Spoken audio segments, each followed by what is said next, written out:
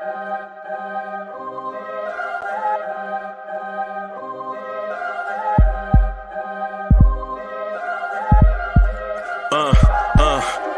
rank where the view is nothing less than phenomenal. For how I express and project from my abdominal. The only view better, both my daddy and my mama know. No living parents, my sons give me balance. My wife is my serenity, this mic is my identity. The world is foul enough, that's why I write without obscenities. Provoking danger with broken language and spoken anguish. Begging to get hurt, why would you ask to go through changes? Yes, Lord, life's a chessboard, master the angles. Control the tempo, be the one who holds the info. Acknowledge is just as deadly as machete swings. When spoken, the truth is as potent as that Medellin. While others swear the style is free, I just let it ring. Our time is undervalued, soldiers make us better kings. My fans on my shoulder, reaching after better things. Today I take the shot, for them I'd rather set the screen. My mama told me follow my dreams. My daddy told me get it by any means. Stand tall, make him bow to a king. But I've evolved, you can see the resolve. Look in my eyes when you speaking to God. Life and for those who we caught up in using what I was scarred with the muse. I guess they call it proving I'm more than an artist. Penciling out my darkest while stenciling out a harvest. And storing what gets me from A to B, just like garages. Instrumental with collages. Envision what I've been drawn. Broadway to give you rhythm like the great Lena Horne. So bent on, found comfort in the storm. Find peace and on when you see them others perform. Organized chaos, outcasted like hey ya. Yo, party people in the place to be. What's good? It's your man, Uncle Freezy. Welcome to the Knicks Morning Drive. Welcome. So let's start off with this. Thank you. Blue tears. Orange tears. Orange tears. Yo. What's up with this energy this morning? Get that energy up. Let's go. Let's go. What's good? How about throw your hands in the air and wave them like you just don't care? And if you got some loot and a stick of juicy fruit, somebody say, oh, yeah. What's good? What's good? How y'all this morning? How y'all feeling out there?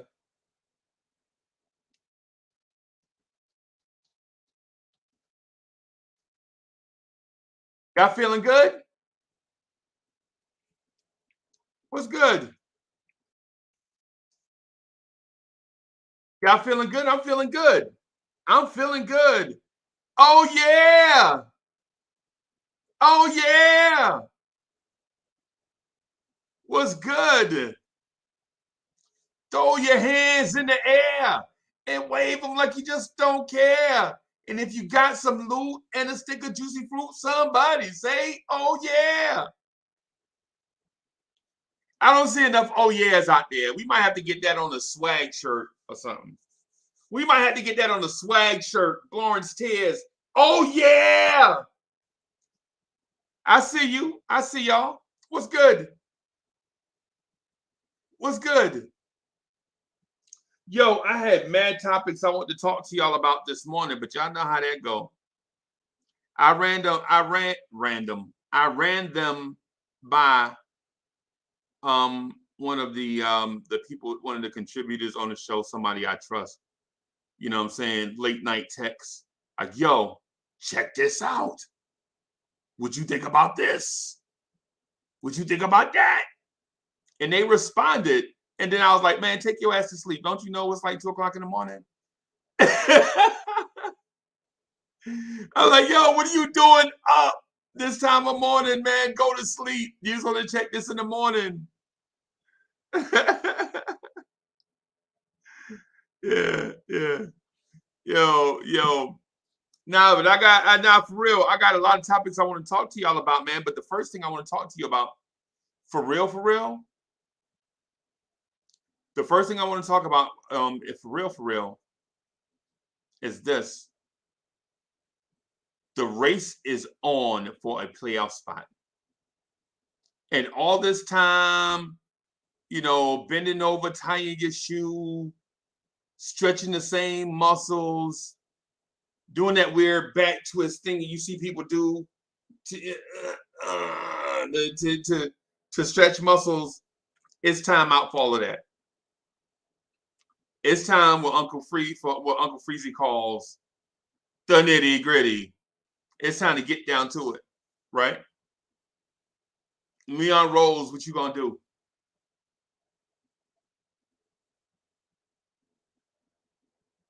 Leon Rose, what are you gonna do? Tom Thibodeau.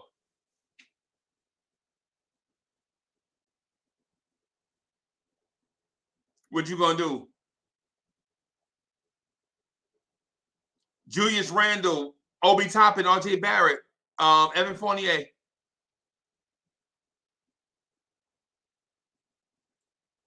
What you gonna do? Yo, and so Katz was like, yo, you legit, Uncle Freezy, you legit get on and do the joint every day? You know what I'm saying? It must be easy. You know what I'm saying? It must be easy to do, man, if you get on and do this joint every day. And I'm like, yep, every day. Every day. The weekdays, some weeknights, Friday nights, most Saturday nights, Sunday mornings, we rock. It's Lawrence Tears, baby. We always on. We always on. But how I describe it to them and other people that want to potentially get in the game is summed up by the great American poet Grand Poobah. And Grand Poobah says, and this is a quote from the great American poet Grand Poobah. He says, now a lot of people think this is as easy as it looks. Books and books of rhyme concepts and hooks, session to session, to get thoughts manifested, stressing and stressing to hit the world with a blessing. That's what we do here at Lawrence Tears, baby. That's what we do here at Lawrence Tears. That's what we do here. Try to bring you real quality content. But I have a second quote from another great American poet. I want to share this with y'all today for those that love poetry. And this is dedicated to the former Knicks that play for one specific team that are visiting the Garden tonight. I want to share this with them. So you left the Knicks, go join a team, another team, right? And you think you're going to come home, this is going to be your revenge game, right? You know who they are. The Reggie Bullocks, the Trey Burks, the Frank Ntilikinas, the Tim Hardaway Jr.'s, the Kristaps Porzingis's. God, there's a lot of these jokers play for the Mavericks, bro. A lot of these dudes play for the Mavericks. But listen, I'm going to quote to you a verse or a partial verse from the great American poet Prodigy. There is a war going on outside no man is safe from.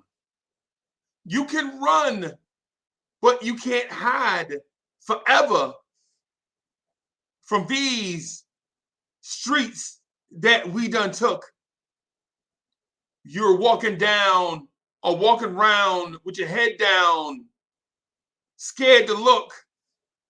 You shook because there's no such things as halfway crooks.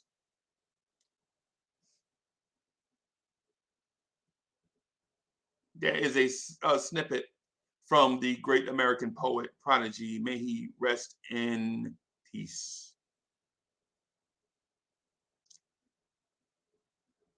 Okay.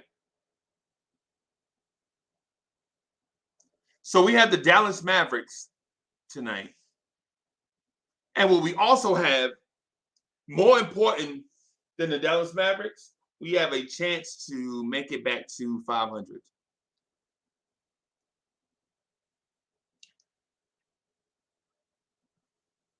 Right? And while making it back to 500 may seem like a small thing, why are you excited to be 500, Uncle Freezy? Knicks fans cheer for anything. No, we don't. We boo for anything. We will let you know our displeasure, right? If something is distasteful to us, we will let you know it, right? At the same time, this time last year, let me remind you about the celebration in the streets this time last year when the Knicks made it to 500. Anybody remember that? Short-term memory Knicks fans, allow me to jog your memory. The Knicks win a game, make it to 500 for the first time in forever during a regular season, and impromptu Mardi Gras breaks out in front of MSG all the way down to, I forget what street, but whatever. It's like 6 blocks. People are celebrating in the streets.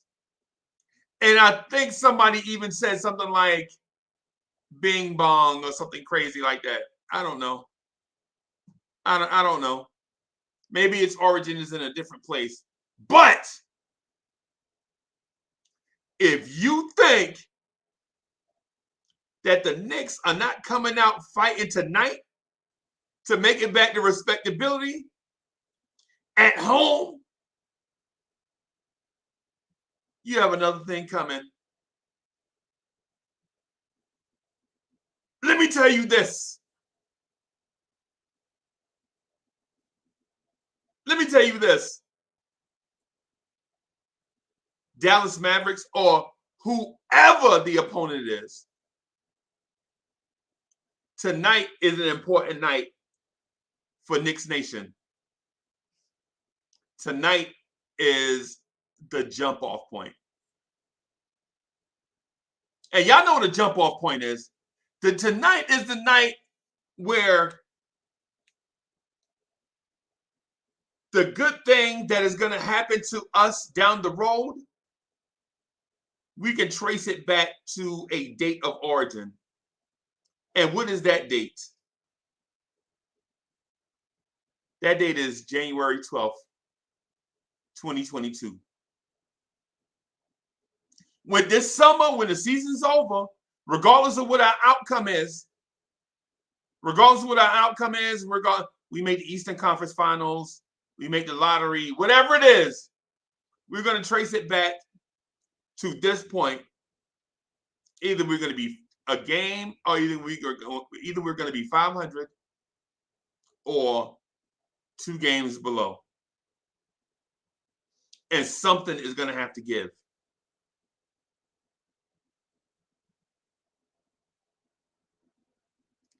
Tonight, in my opinion,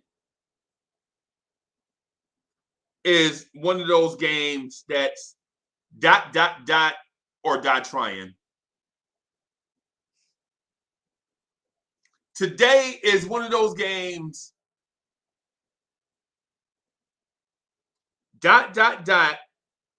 or die trying. Give you an example. I'm going to put the fake parentheses, the fake quotes in place. I always get parentheses and quotes mixed up. I've been doing that for years, man. I need to be an adult, right? But anyway, a 4th member of the Knicks steps up and has a huge game and becomes a consistent, dependable player or dies trying. The Knicks, and another example, air quotes. The Knicks make it to 500 tonight or die trying. Julius Randle, and this is air quotes again now, Julius Randle gets the fans back on his side tonight or dies trying.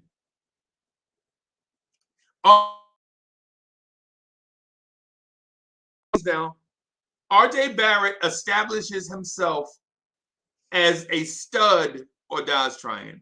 And dies trying means not, I'm talking about the poetic death, not the, because nobody wants the real stuff. Nobody wants that real, you know what I'm saying?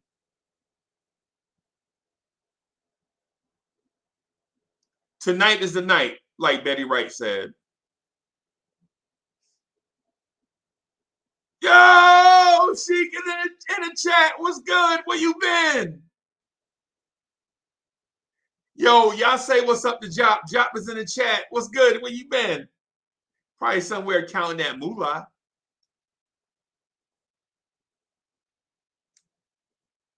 What's good with you? Yo, I'm going to shout out some people in the chat, then I'm going to throw the link in the chat. I got something I want to talk about, man. I got something I want to talk about, and I want to get your opinion on it. Karen Fung, Jermaine Royster, White Falcon. Where our trade scenarios at White Falcon is trade season.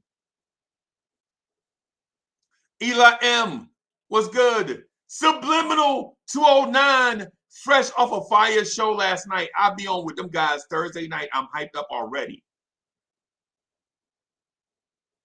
What's good? Pudge Nice is in the building. Rich Boy, what's happening? Trini, Free Keith. Oh, I'm sorry. I said it the wrong way. Free Keith. What's good? I see y'all, man. What's goody? Hard Will is in the building. D is balling. D is balling. What's good? What's good? I see y'all. Fabian Williams is in the building. George Jones. Vince Bowers is in the building. Vince, was good? I like Vince. Vince say stuff, and I'll be like, yo, I remember that. Like, Vince will legit say something, and I'll be like, I remember that. What's good? Man, I see y'all. Hey, Ron from Still Knicks Fans is in the building. What's good? I saw y'all on Sim Joint. You and John, that was dope. What's good with you? Robert Pie is in the building. What's good? IQJ is in the building. JJ, what's good?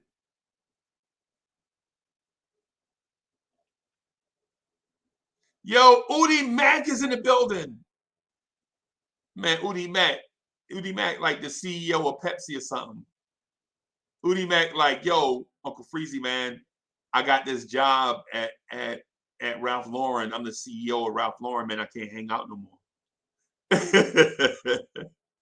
Yo, what's good? What's good, man? What's good with you? Ambiguous Slime, what's good? Jop is in the building. Bim! Eric Scott, what's good? Hewlett Samuels in the building. Young Income, what's good? Quarter Water, BX, what's good? Shout out to the Bronx. Shout out to the South Bronx, man. Yo, oh yeah, yo. Y'all continue to help the channel grow. Smash the like button. Subscribe to the channel. Jump in the comment section, whether you watch it live or on replay. Comment, man. Get that interest up for Lawrence Tears, man. This is the People's Show. It's for the people, by the people. Legit. None of us went to school for this or have like technology and all that stuff to rock. It's just a bunch of regular Joes Janes and Joes that's rocking the spot. Who's good? Sam Granderson. He's not Anderson. He's Granderson. I got you. Moneybag, what's good? Yo, Aussie Creative is in the building. Aussie Creative working 19 job. He probably editing something right now and got people blowing up his phone and got scripts and all kinds of stuff on his desk. What's good?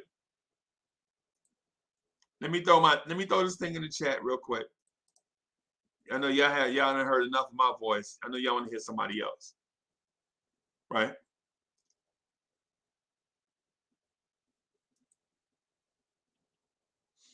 All right. Smash the like button. Subscribe to the channel.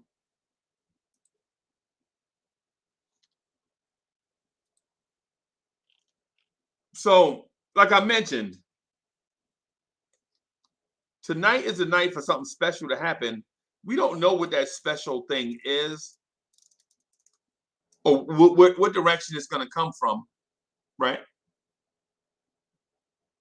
But we have a feeling tonight is going to be something special. Yo, somebody DM'd me. I'm going to share this with y'all. And this is kudos to y'all, right? This is kudos to y'all. So y'all spread the word. Somebody DM'd me about the channel. They came across it. And I should put it up on a thing. I got to figure out a way to blur out their name because I don't want to put their name out there. But somebody DM'd me and said, yo, I came across the channel twice and I couldn't figure out what it was. It was so much stuff going on. It was like so much stuff. My mind is not used to the pace of this. And I was like, yo, I'm reading. I'm like, okay, so. And they're like, I'm not a sports fan. I just thought this was interesting that when people come on, you have intros for them. And sometimes y'all be talking all over each other. The pace is so hectic and whatever. And I'm like, yo, hey, look at that. Vince Bowers is a member. Shout out to Vince. Mama, I made it. I convinced Vince Bowers. Vince, hey, congrats, bro. Thank you, Vince. But what I was saying though is they were like, yo, there's so much stuff going on, man. You have intros and all of that stuff. Did you go to school for this or whatever? I was like, nah, man. These people, a lot of the people that I rock with are from the New York tri-state area, and they enjoy a fast pace. That's what they like. When things get slow and that's what I'm looking for. At a slower pace, I can't keep their attention. That's what they prefer, basically. And so it was one of them deals where it was odd getting kudos for somebody that don't even like sports. They just like the channel. And so you know what? That's kudos to y'all because this is what y'all built.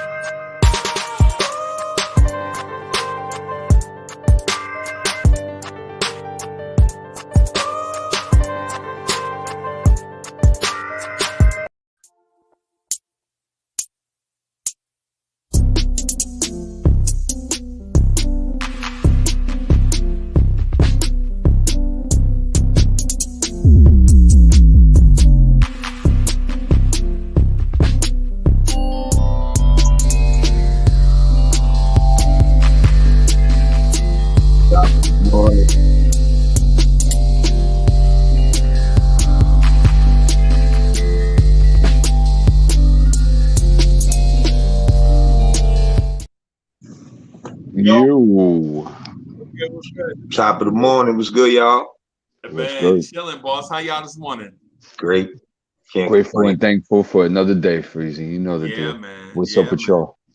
Bro, yo, you know you popping when somebody DM you about your channel, like they DM you on Twitter, not even related. It's not like they left a message, like they left a comment on YouTube after you saw the video. They find you on Twitter and they comment about what you do on YouTube, and it's like, yo, whatever this is that y'all doing, I feel like I can't turn away from it. It's different than I'm watching than what I usually watch. It's not like, you know what I'm saying? It's not like church. Nothing against church, I guess, is what, you know. It's not, it's, you know, it's something totally different. People busting in a spot with intros, people arguing back and forth, and then they disappear. And then people, and so I was like, yo, this is a very long message, but okay. You know? So shout out to everybody that contribute, man. Shout out to everybody that make a dope product. Freezy, just real quick. Karen wants to get into the chat here. She's gonna need a link. I put the link in there already. Yeah, she said she doesn't see it for some. Yeah, Karen, it's right here. I see it. He's got to go up a little bit on the chat. Okay, no problem. I think they like Will, they said you got a spa day today. For me? Yeah. Nah, it's early morning. I'm in the crib, you know what I'm saying? So it's Philly in the house today. I had to let the heat turn up, so I grabbed my robe, bro. Yeah, man. That's all. I ain't got a spa day today. I wish I did. Yeah, man. Yeah, I'll be nice. I'll take a spa day. Why not? Word, I wish I did. But what I was gonna say was in reference to the email freeze, you know, they ain't really saying nothing negative. They just saying that, you know, they like, it's just interesting what's going on because they see people going back and forth, and it is very interesting. Right? You think the chat is always here, people in the chat go at it. Yeah. Yo, it's like morning coffee. Yeah. It's a wake up. And people look forward to it. Yeah. Yo, and we legit, man, like with me, listen, man, I will argue with y'all. Yo, and sometimes I get into it too, boy. And then, but the thing is I don't have no ill will or nothing. I just argue that point. It's just that point that I argue. In terms of everything else, yo, I'm like, I don't remember nothing. Right. You know what I'm saying? It's like, you know what I'm saying? Like D is balling, want us to tank. I'm like, nah, we ain't tanking, bro. It's like how we used to argue in the lobbies, Freezy, about who was better, Biggie or Jay or not. You know what I'm saying? Yeah. Never was a fight. It just was so passionate, loud. Nah, what you talking about? Nah, son. Yeah, exactly. Same thing.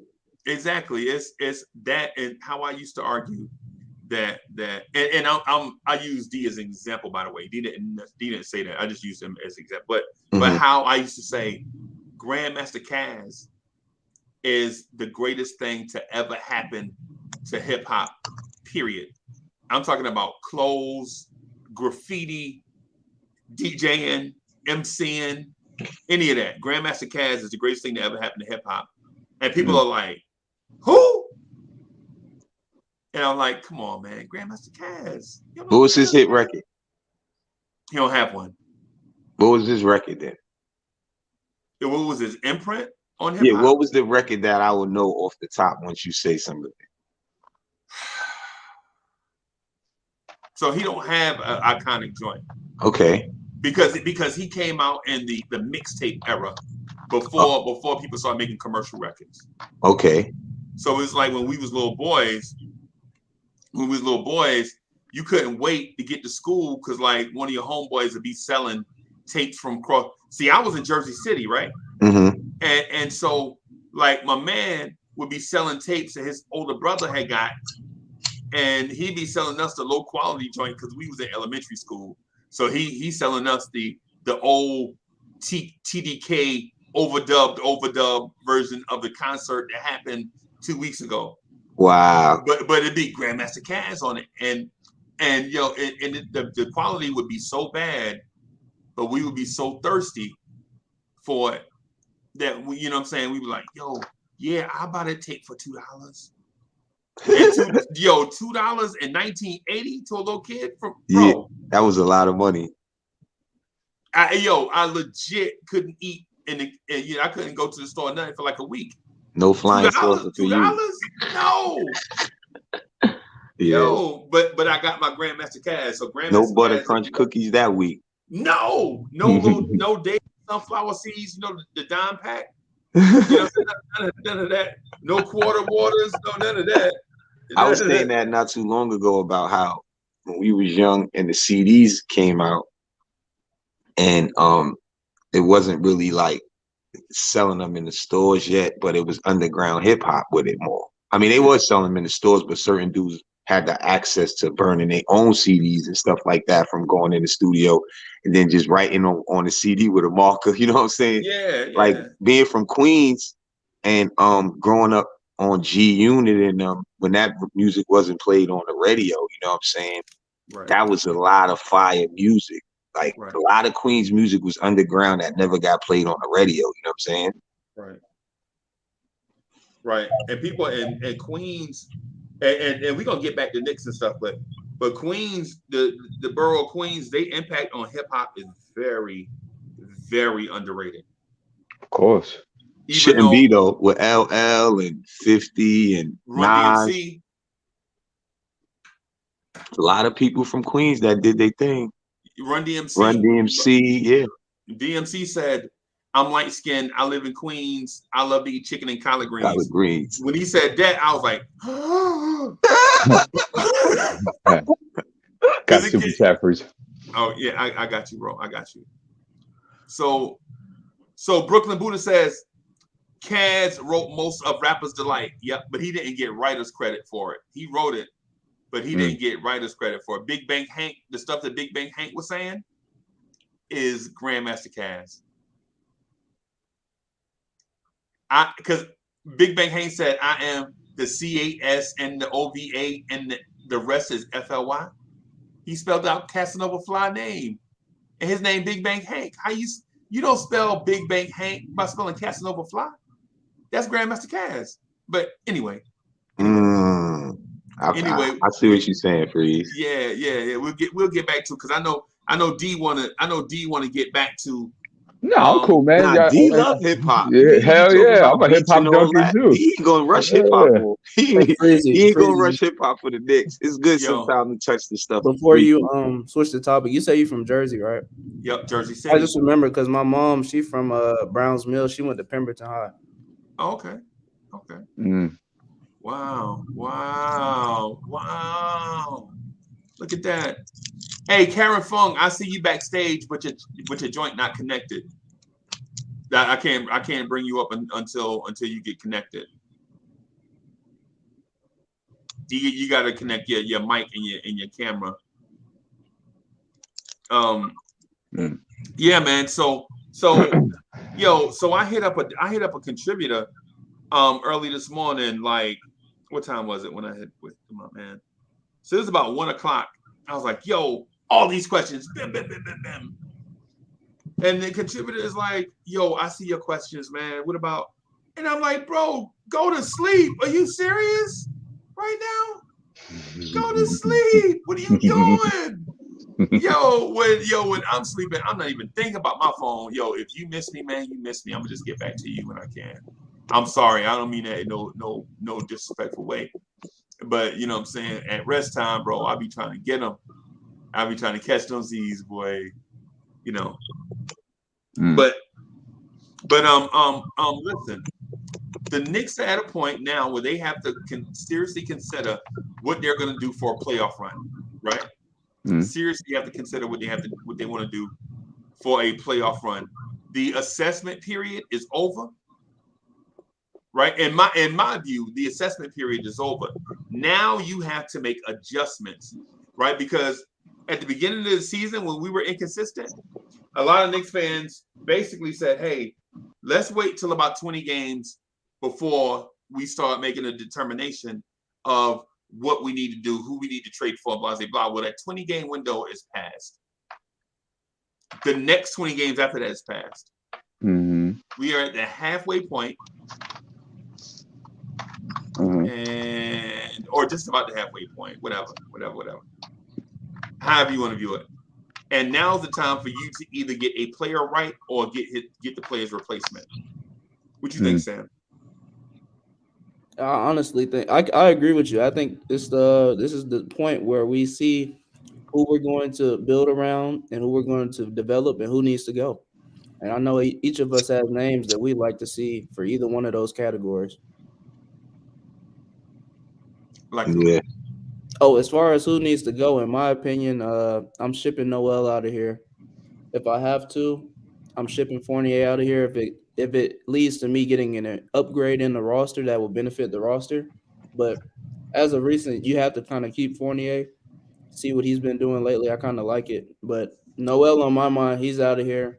If you have to ship Kimba, add him in there, get him out of here. But I think we need to develop with RJ. And I still believe in Randle. Even though he's in a funk, I believe in Randle long term for this season at least. And I think that we should look more into those guys, like Jericho Sims and McBride. They're doing good in the G League. Just let them develop in there. Because we see Tibbs is not going to really give them the accurate minutes that we would like. So I say keep those guys down there, let them work. Because we saw McBride, he went off, I think he had 39 last night. Sims had a big double-double. So, I'm okay with them working down there as long as they're getting some type of playing time. Okay, let me do my thing real quick.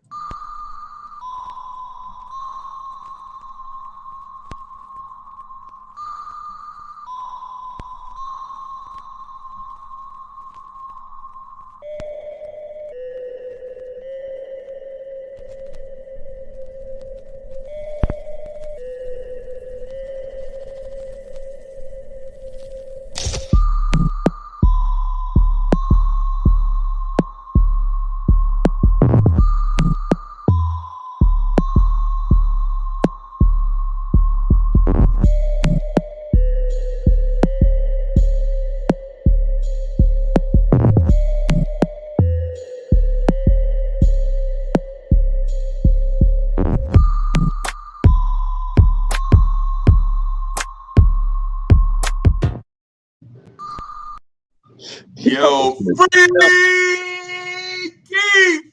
Good morning, beloved. Good morning, beloved brethren. What up? Good morning, chat. I hope everyone is well and healthy this AM. We made it to this day. Somebody with more didn't. Yeah. This is the win. Yeah, man. Yeah, man. Hey, you gonna jump on this? Yo, I got a health special coming on, fitness and health, mental, physical, and emotional health. I got a joint coming on, vibes and stuff, man. I want you to jump on there with me. Cool. As I light up this cigarette. Yeah, man. Well, you can't be just role models. We got to be soul models, bro. Don't do what I do. Do what I tell you to do, man. Do what I tell you to do. Yeah. So yeah, we had a point though, man, where the Knicks have to make some type of move. It doesn't have to be a transaction, but they definitely have to do something to kickstart a positive turn for the rest of the season. But right now we don't know what that move is, right? I feel like we got to give it a couple games. We got to give it a few games. We got to get some of these dudes to get their trade values up. Like, you know what I'm saying? Like, we got until February 10th. February 10th is the trade deadline, right? That's the end of the trade period, whatever. Let some of these cats ramp up their trade value, man. Give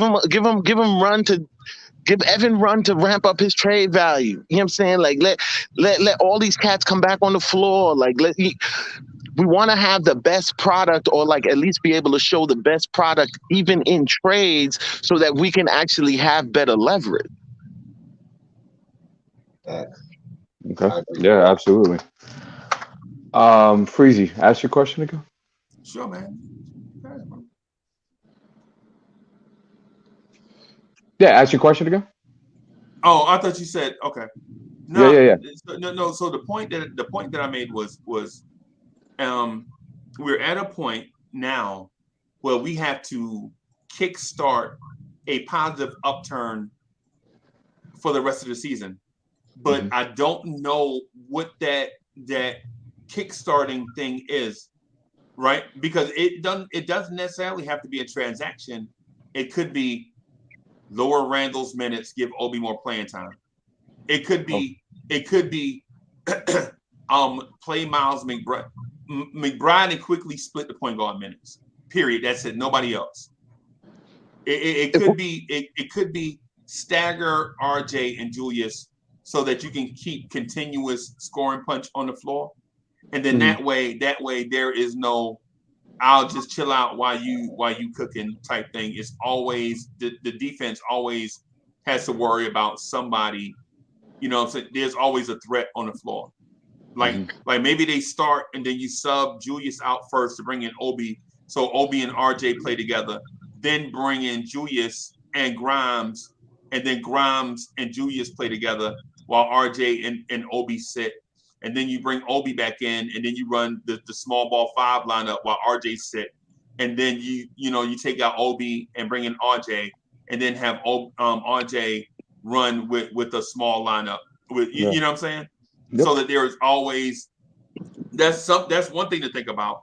Another thing too is to try different guys that we haven't seen yet, like Luca Dončić. We hadn't seen him on the big boy roster yet, and he a two-way player. So go ahead, bro. You think it's the time? You think really it's the time? I was just waiting to answer the question. Oh, my fault. Go ahead, D. Go ahead, D. Yeah. So Freezy, so go ahead, brother. So I can get it to answer the question. So that's what I'm saying. I think it's time to do that, but I don't know which is the route to go. Is it recycle the old blood or bring in new, fresh blood? Is what I'm getting at. I got you. Okay. I think that's going to be determined by how we play up to the trading deadline and what direction that we go in. Now, in theory, and I think we know this, it would be a fantastic idea to go ahead if we have certain trade prospects in mind, right? We want to get them playing time, right?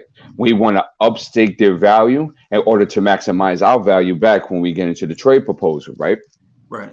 But I'm a little concerned about that because we haven't had like a real tough schedule, especially in the last couple of weeks. And you notice Tom Thibodeau's rotation has gotten tighter. Yep. You see? So now what in the heck is going to happen when we start our grueling schedule starting the 20th? Right. So that's the point that I'm getting at. Right. Because what happens is, ideally, if you bring in fresh blood, say if you trade for Cam Reddish, you don't want to trade for Cam Reddish at the 20th and then try to incorporate him into a rotation with the toughest part of your schedule. Right. I agree. Right.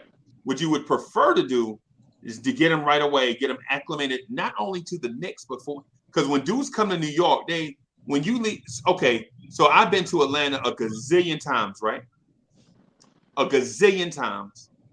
But Atlanta, Georgia is not Brooklyn, New York. Mm-hmm. Let me just tell you that right now. Atlanta's the spot now, but it ain't Brooklyn. Atlanta is super busy, easy going. Mm-hmm. Super busy, easy going. Bro, you ever been to Brooklyn? You ever been to Manchester? You ever been to Manhattan? You ever been to the city? Mm-hmm. You know what I'm saying? Nah, bro. Ain't too many places on earth like the city, bro. You know what I'm saying? Right. You know what I'm saying? Like when you just being at MSG and look around, bro. It's like the only places comparable on the planet are places like Dubai, Tokyo, Japan, Mexico City. You're talking about one of the busiest cities on earth. You know what I'm saying? Atlanta, Georgia ain't that. You know what I'm saying? So when you go from, say if we get somebody from a Memphis, Tennessee. Memphis is a nice country town, right? It's bigger than what people think, right? But it's not the city. So you got to so whoever you trade for, you got to get them used to the city and the team, and then you got to play basketball, and then you got to worry about the press and all the stuff. Knicks PR is the MVP of the league, bro. You got to get used to all these different things. So what I'm getting at is when you come to New York, it's a lot of stuff to get adjusted to, right? I heard. So get him right away, get him adjusted, and then by the time his schedule come around, he should be semi-acclimated to what it's like to play for the Knicks. And you're talking of Cam Reddish. Anybody, Okay. whoever it is. So to lay down the question that you put forth is that it determines on what our win-loss looks like, because as we already agreed, we're in a win now, and I think Tom Thibodeau is going to do everything to win now up until the trading deadline, because I think we're well aware of this, and we know how this goes. If he suffers a loss slide of about like 5 to 7 games, he's going to be on the hot seat. So, and whether he does or not, but that pressure will be applied. Right. So now Tom, if that does happen, Tom Thibodeau will have to make a decision. A decision will be like, will he do what he's doing now, which is tightening a rotation, playing these guys 30 minutes in order to get out of this rut, right? Or is he going to use different parts of his rotation and his bench in order for them to try to get some solutions and answers? Now, I would like to think he would go to the latter, but in knowing his history, he's going to keep the rotation nice and tight. Guys are going to play long, extended minutes, and it could get ugly, especially if we're not getting the W's that we need to get, like this week, for example. Like tonight is an important game because, as I stated before, this week is very important before the brutal schedule starts. If we can get 6-2, 5-2, 7-1, or something of that nature, that puts us in a nice spot for this grueling schedule to take some losses, and we will still be around 500, and we won't be 5 or 6 games below 500. So there's a lot of parts that go into it. So their moves will be predicated on what happens during that time span.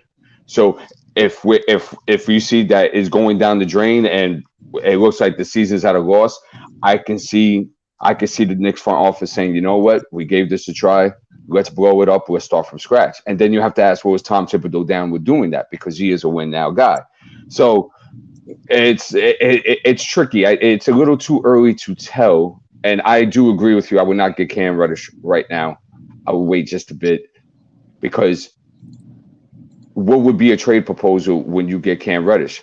I feel you don't have to give up too much to get him. I think the back. Come on, you know I know. I got you. I think a bag of chips and guacamole dip, and I got you. I got you. I think a bag of chips, guacamole dip, and a first-round pick can do the trick. I'm not giving up a first. See that? Hey, I'm gonna just Why say not? The problem is with Cam Reddish. I hope that they don't overvalue him, because y'all see what they want for Gallinari, and that actually blew my mind when I found that out. Right.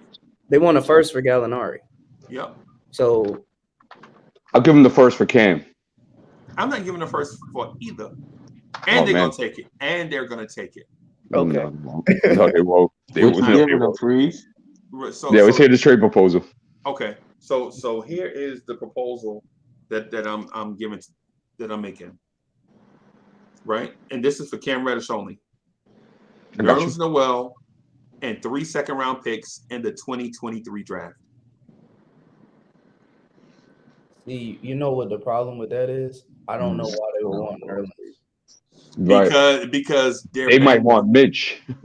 No, well, you do Yo, Nerlens. somebody you traded Mitch for Cam? No, I'm saying what they might want. I'm not saying I would do that. I'm saying that's what they might want. Gotcha. Here is why. Here is You why might give accountable. Here is why the trade on face value sounds like it's not enough, but here is the reason why it's too much. What I offered was way too much for Cam Reddish. So for one, the 2023 draft is the year that high schoolers are able to get in the draft. So it's a double draft. So it's the first year college kids and the first year that the high school kids can get in the draft. So the draft pool is going to be deeper just off the fact that you have more quality talent available to be selected, right?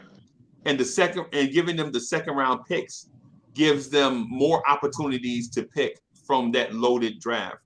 Like 2021 was loaded, right? But it was just loaded with upside. 2023 is loaded with depth because of the number of bodies available to play, right? So you give them 3 second round picks. Plus, the Knicks have a surplus in that year anyway. They're not drafting 8 players out of one draft, right?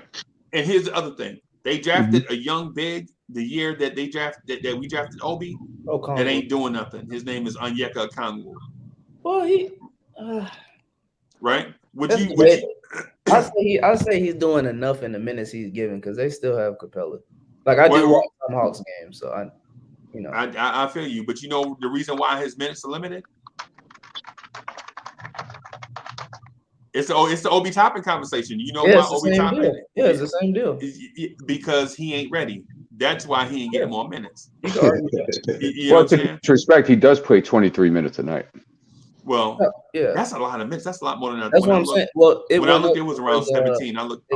It went up because Capella got hurt recently. Okay. And then Capella's on the way back, so he'll probably see his minutes go down a little bit, but he's been all right. It's about. I thought it was around like 16, 17. But when I looked, that was like early December. So I don't know.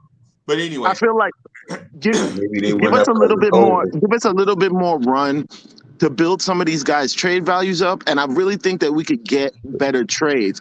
Like, and if they don't, then you still got that same trade. Then, like, you know what I'm saying, like, I don't think that they should. The COVID to Brooklyn because you waited.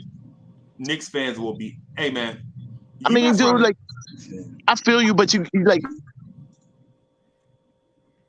You going in and out? Oh, yeah, you're breaking up. Yeah, I can't hear you. Yeah, the question we have to ask ourselves, Freezy, is that what is it that the Hawks need? Because the Hawks have underperformed this year, right?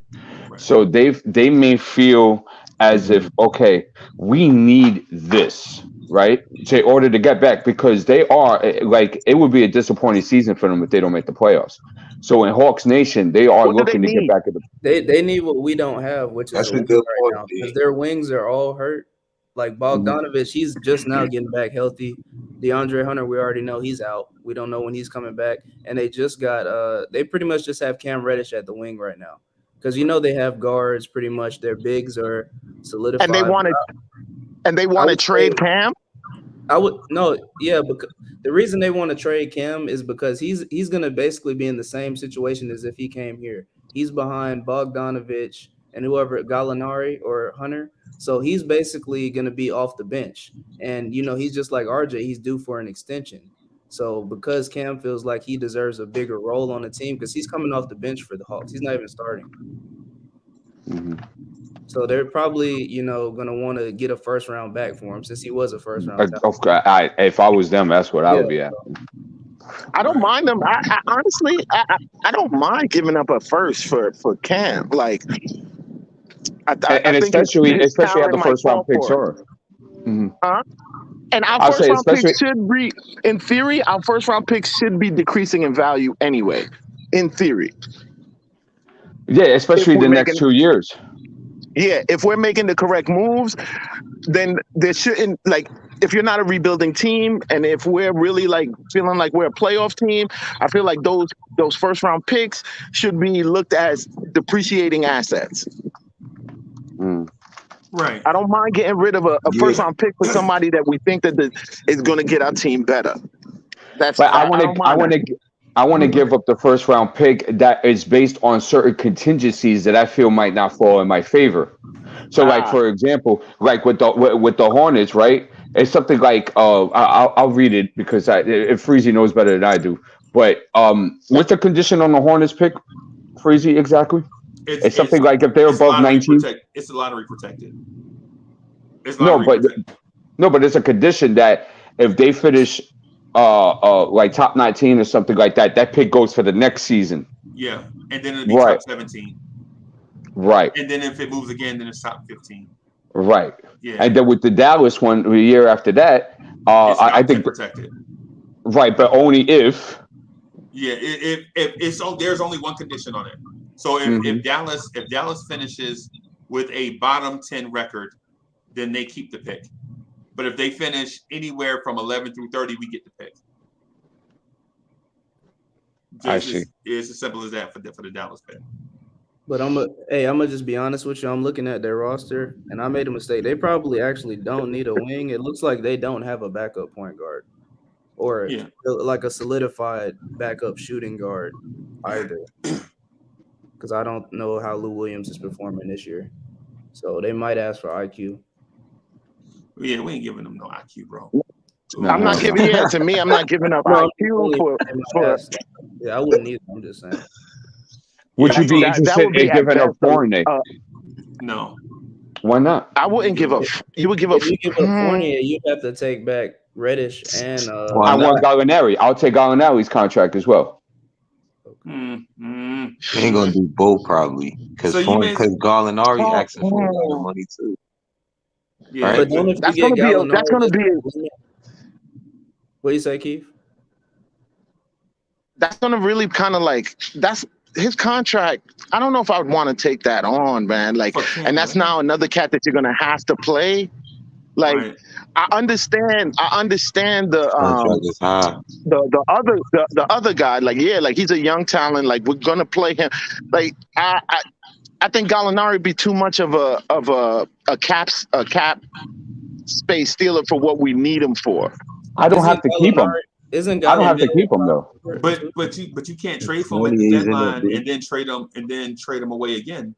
If you trade, you can't. You can't trade players. You can't trade players for 60 days. So once you get them, you know what I'm saying.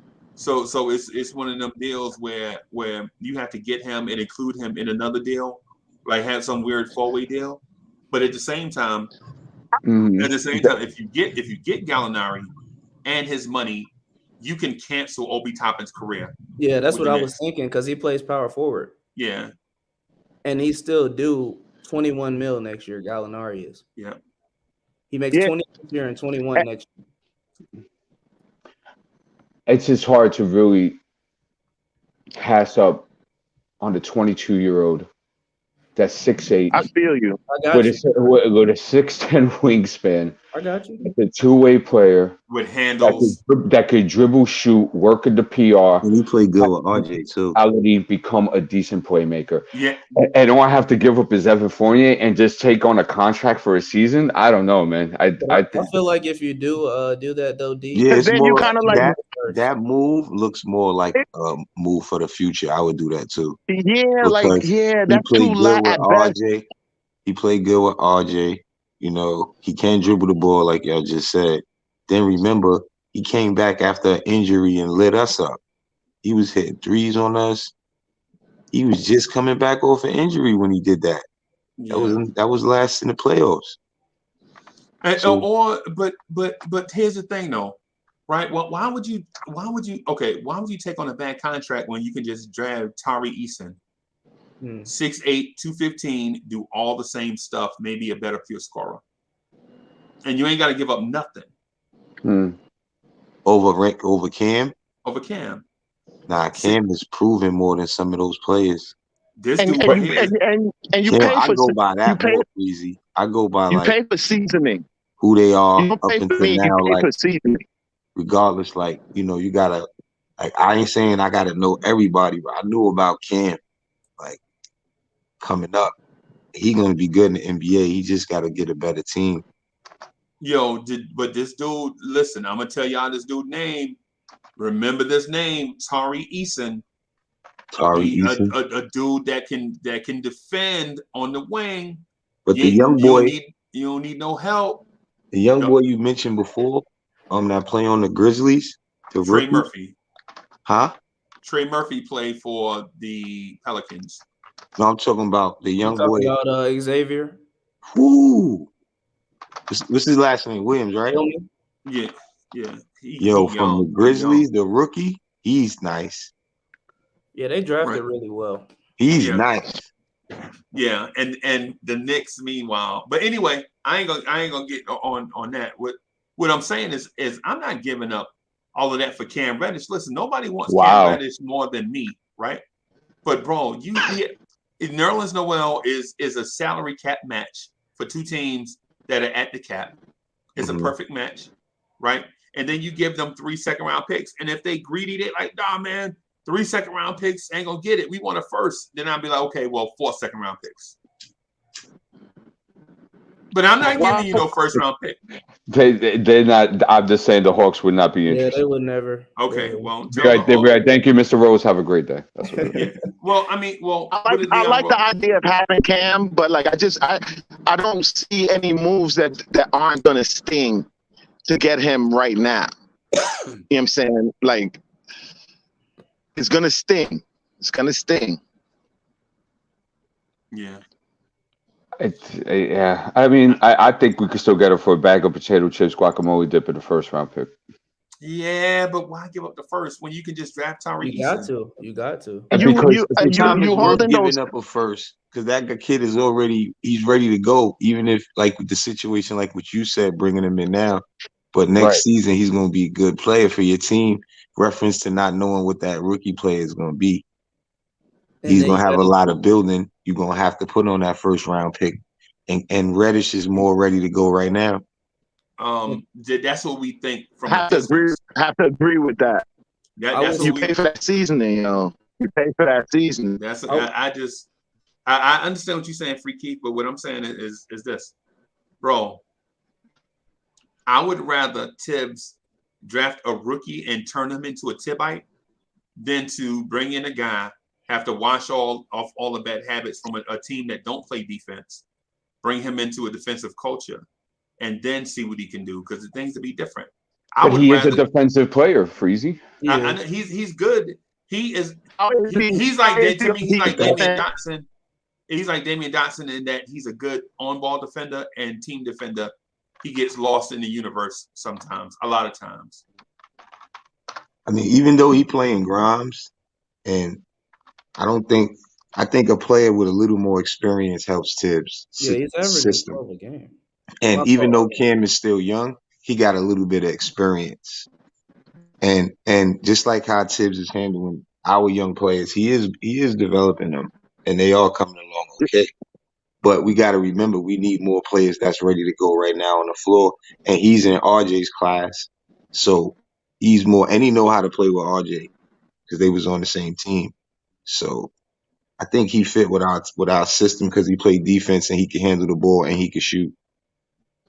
Look, he's averaging 12 points a game, 38% from three, 90% from the free throw line, 40 from the two.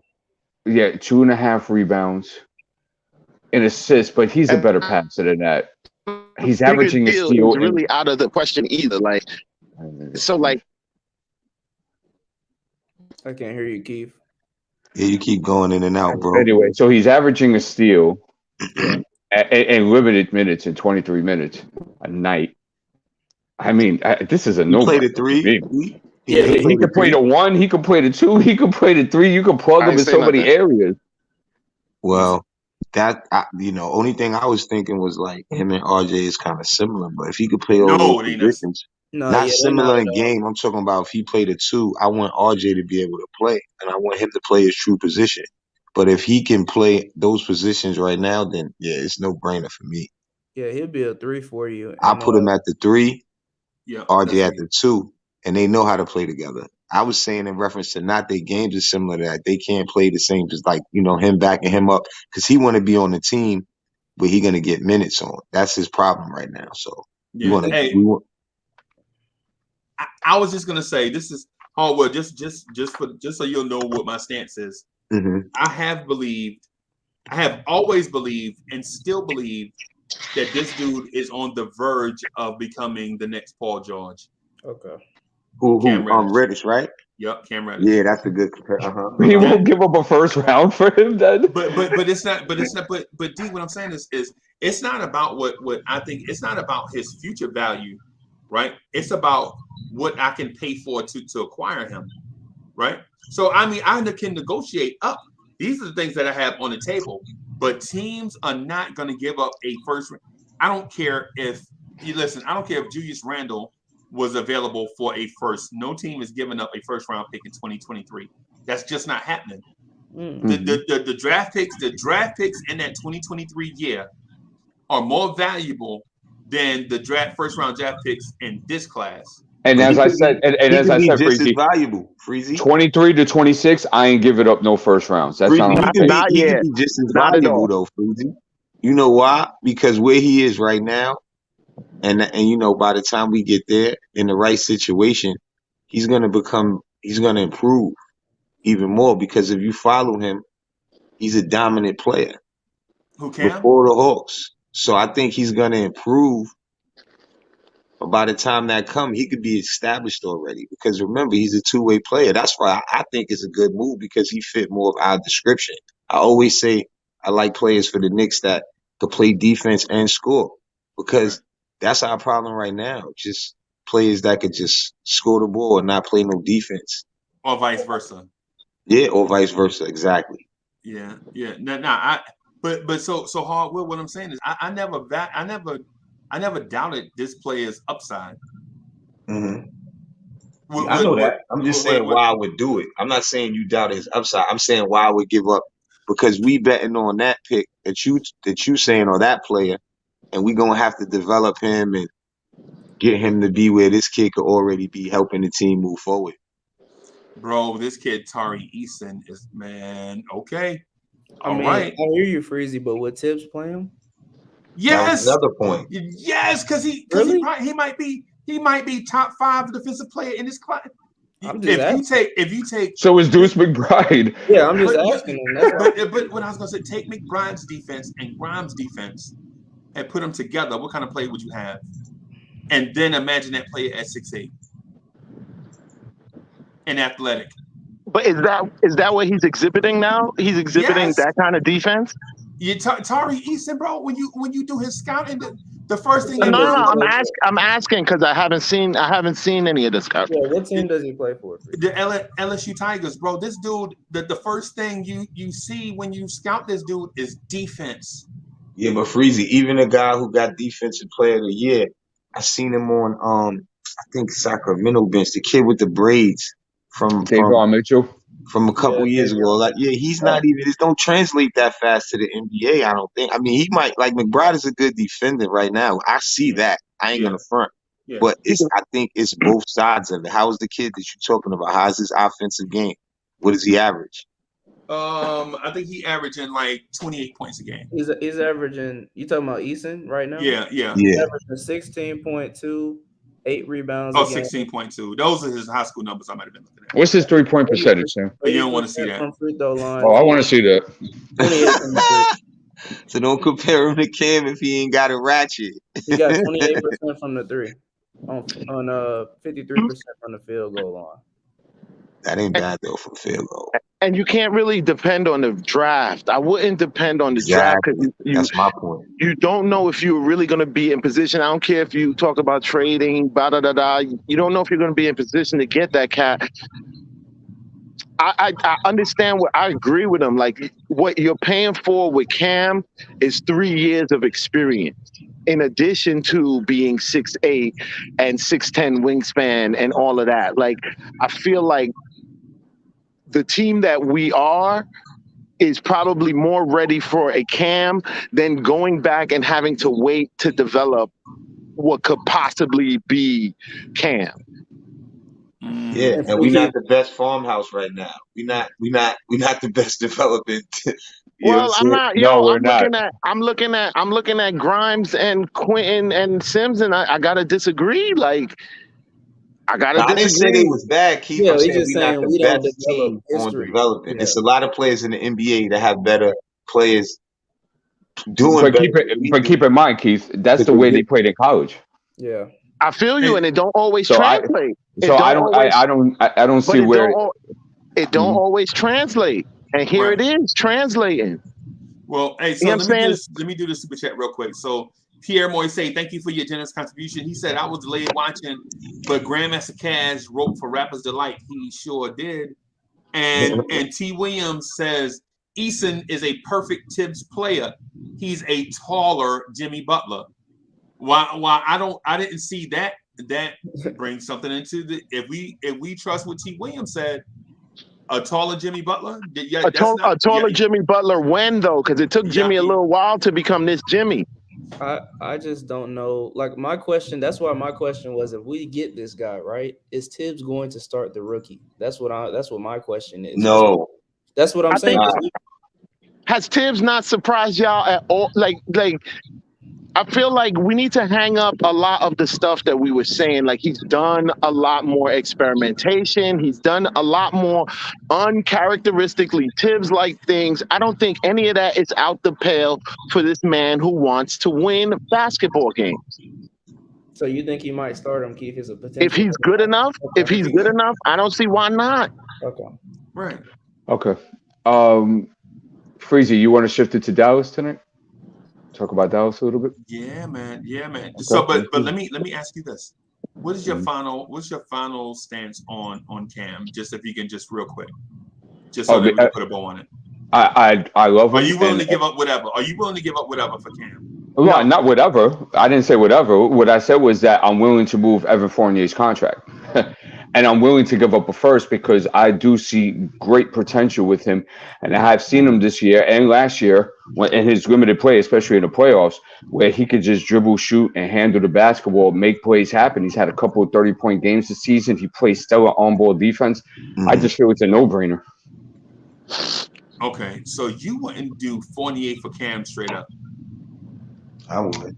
No, I would, but I'm saying that I know Atlanta will want that first, and I have no problem giving it to them. With Fournier, nah, like that. I'm not giving you Fournier and a first like that.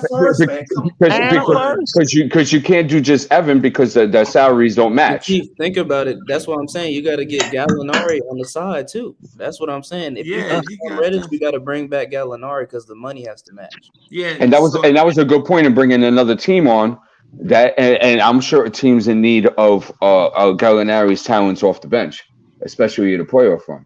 So I'm pretty sure I could find a suitor for that. I don't know if I'm willing to take on all that money for Cam Reddish, bro. All of that bread just to get on Cam? Just to get Cam Reddish. And Keith, think about it too. Think about it. He's the same draft class as RJ. They both need extension. So you no. Yeah, and it's so like it's so on top of the extra bread you're taking is extra bread that's about to you're about to have to cut a check. Like that's what I think. Yeah. I think that's a little bit too much on it, man. Like that's a little bit too much on it. No problem. Yeah, he just have to pop, D. He'd have to pop if we got him. I want Cam though, but like I just don't want to put ourselves in a super negative position to get Cam. Right, and then the money. Well, all our draft picks that we have, we'll put ourselves in a super negative position by just giving up a first-round draft pick next year. No, wow. I don't mind. I don't mind giving up the first-round draft pick, but I'm not giving up the first-round draft pick. Having to trade Fournier and having to take back Gallinari, like all that bread and Cam is about to get his check next season too. Like, and that means you're throwing Obi away. If you bring Gallinari, you throw Obi away. That's fact. That's definitely. Gallinari gonna have to play because if you want to trade him now, you got to get his trade value up. Yep. You know what I'm saying? Like it's. I like the idea of having Cam. I just don't want to put us. I don't want to be able to not make a bigger move later on just because we did that.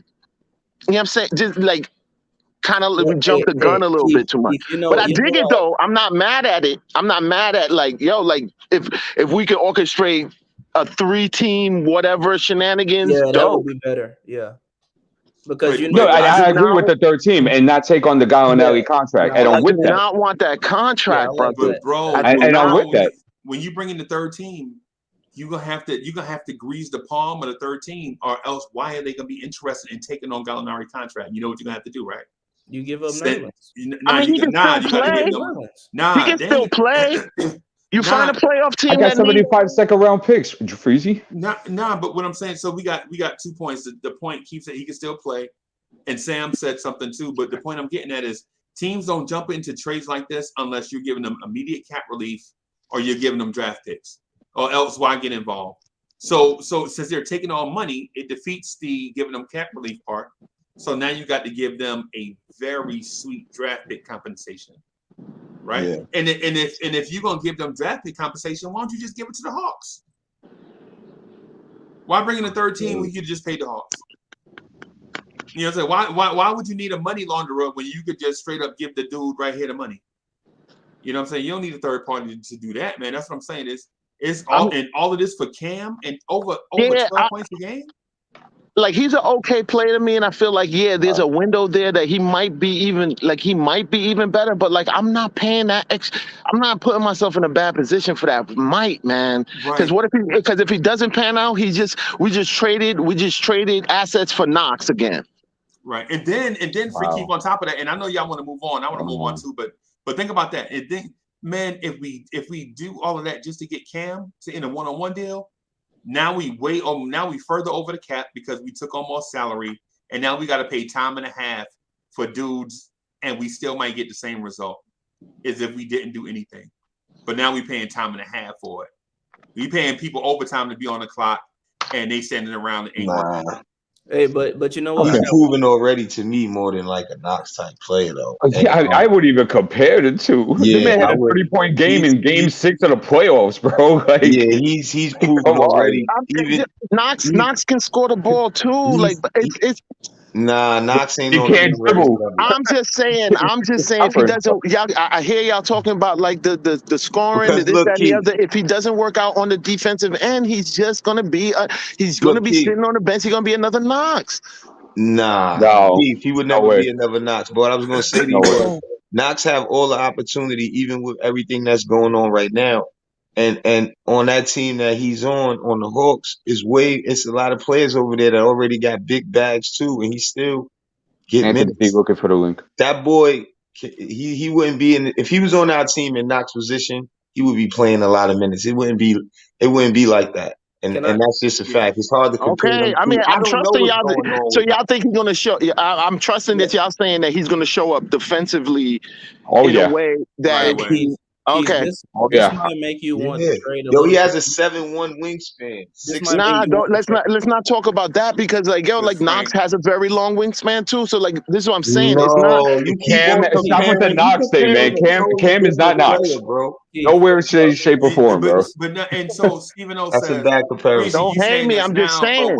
But when he pops, you're gonna be crying that you should have got Cam, bro. That's not what I'm saying. That's what I'm saying. Listening is fundamental, Stephen O. I never said I didn't want Cam.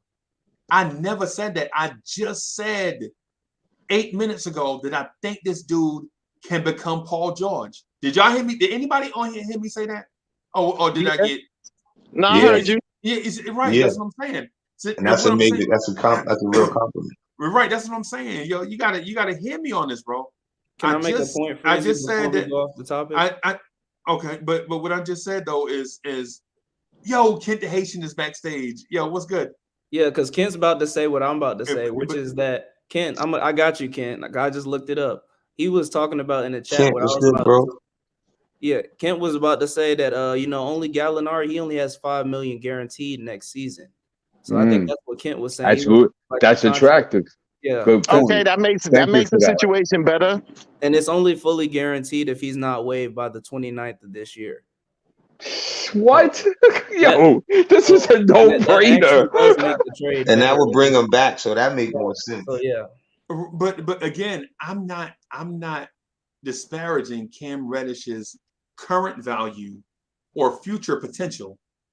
What I'm saying is his asking price is not exactly what y'all think it is, because if it were, he would have already been traded. Right? Because this is the same thing that was going on last year this time. It went all through the summer, all through the draft and free agency, all the way through the start of the season, all the way up to right now. The Hawks said first round pick and they still hadn't gotten it. I wonder why. Because teams aren't offering it. So that's their business. We need to offer it. Oh, okay. We ain't produced nothing. They need to get somebody. That's a good pickup. You know what, Freezy? We could pick this up at another time, especially going towards more the traded deadline. Yeah. Let's get into Dallas real quick. Um, Hold on. Before we get into Dallas, let me just say. Oh, wait a minute. No, don't say nothing. Hold on. Wait a minute. I forgot. AD, hold on.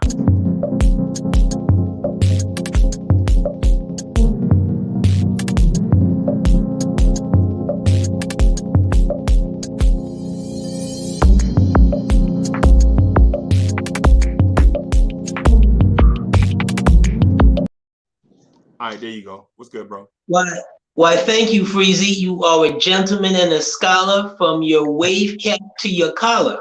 I really appreciate it. What's going on, dude? Good morning to everybody. I see my man Hardwell sitting there with the robe on, with the fur-lined slippers. What is really good here this morning? What's good? We like to call them smoking jackets. You know what I'm saying? The room with your smoking jacket on. He got the Fred Sanford smoking jacket on. Let me say something. And I'm not picking at you, Freezy, but I'm picking at you. Okay, hold on.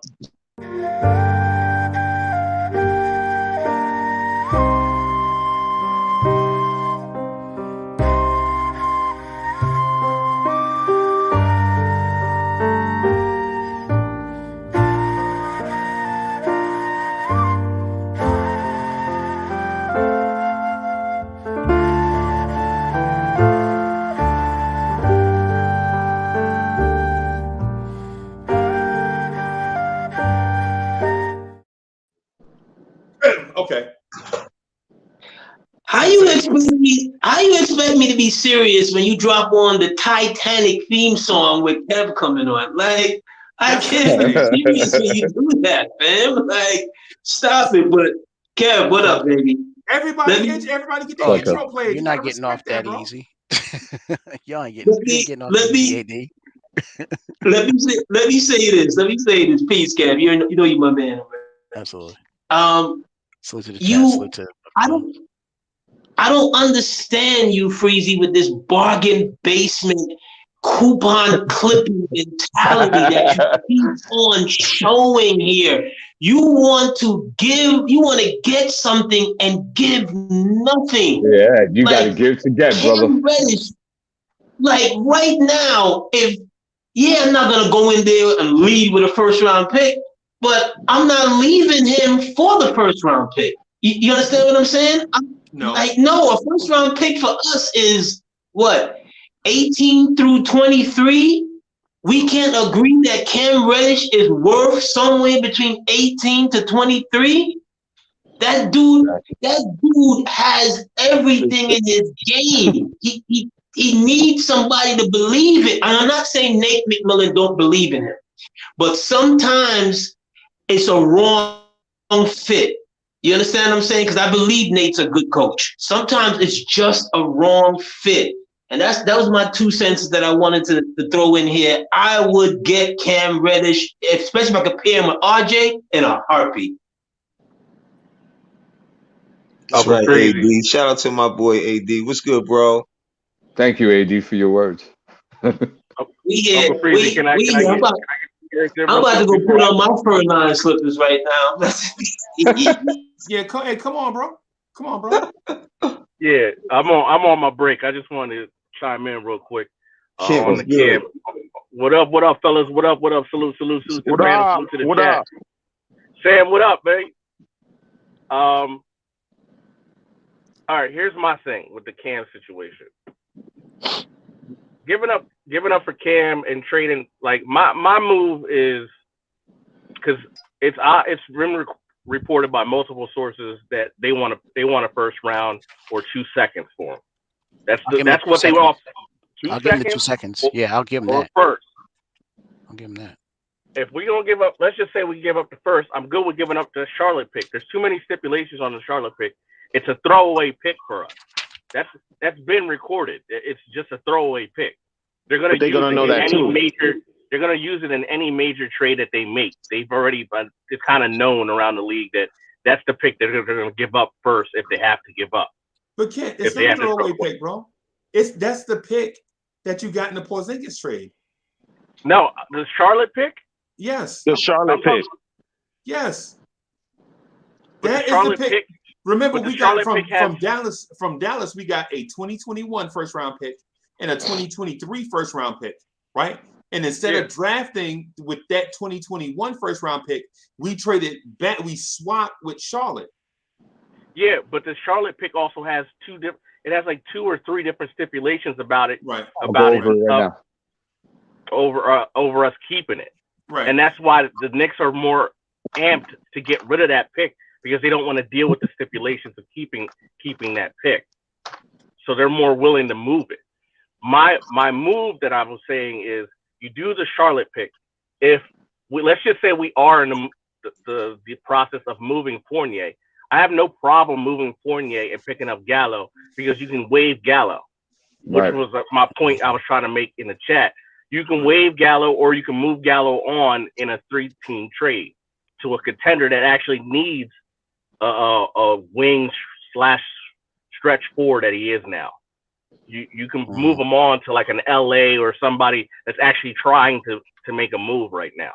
Because there's a couple contenders that are looking for a bigger stretch forward.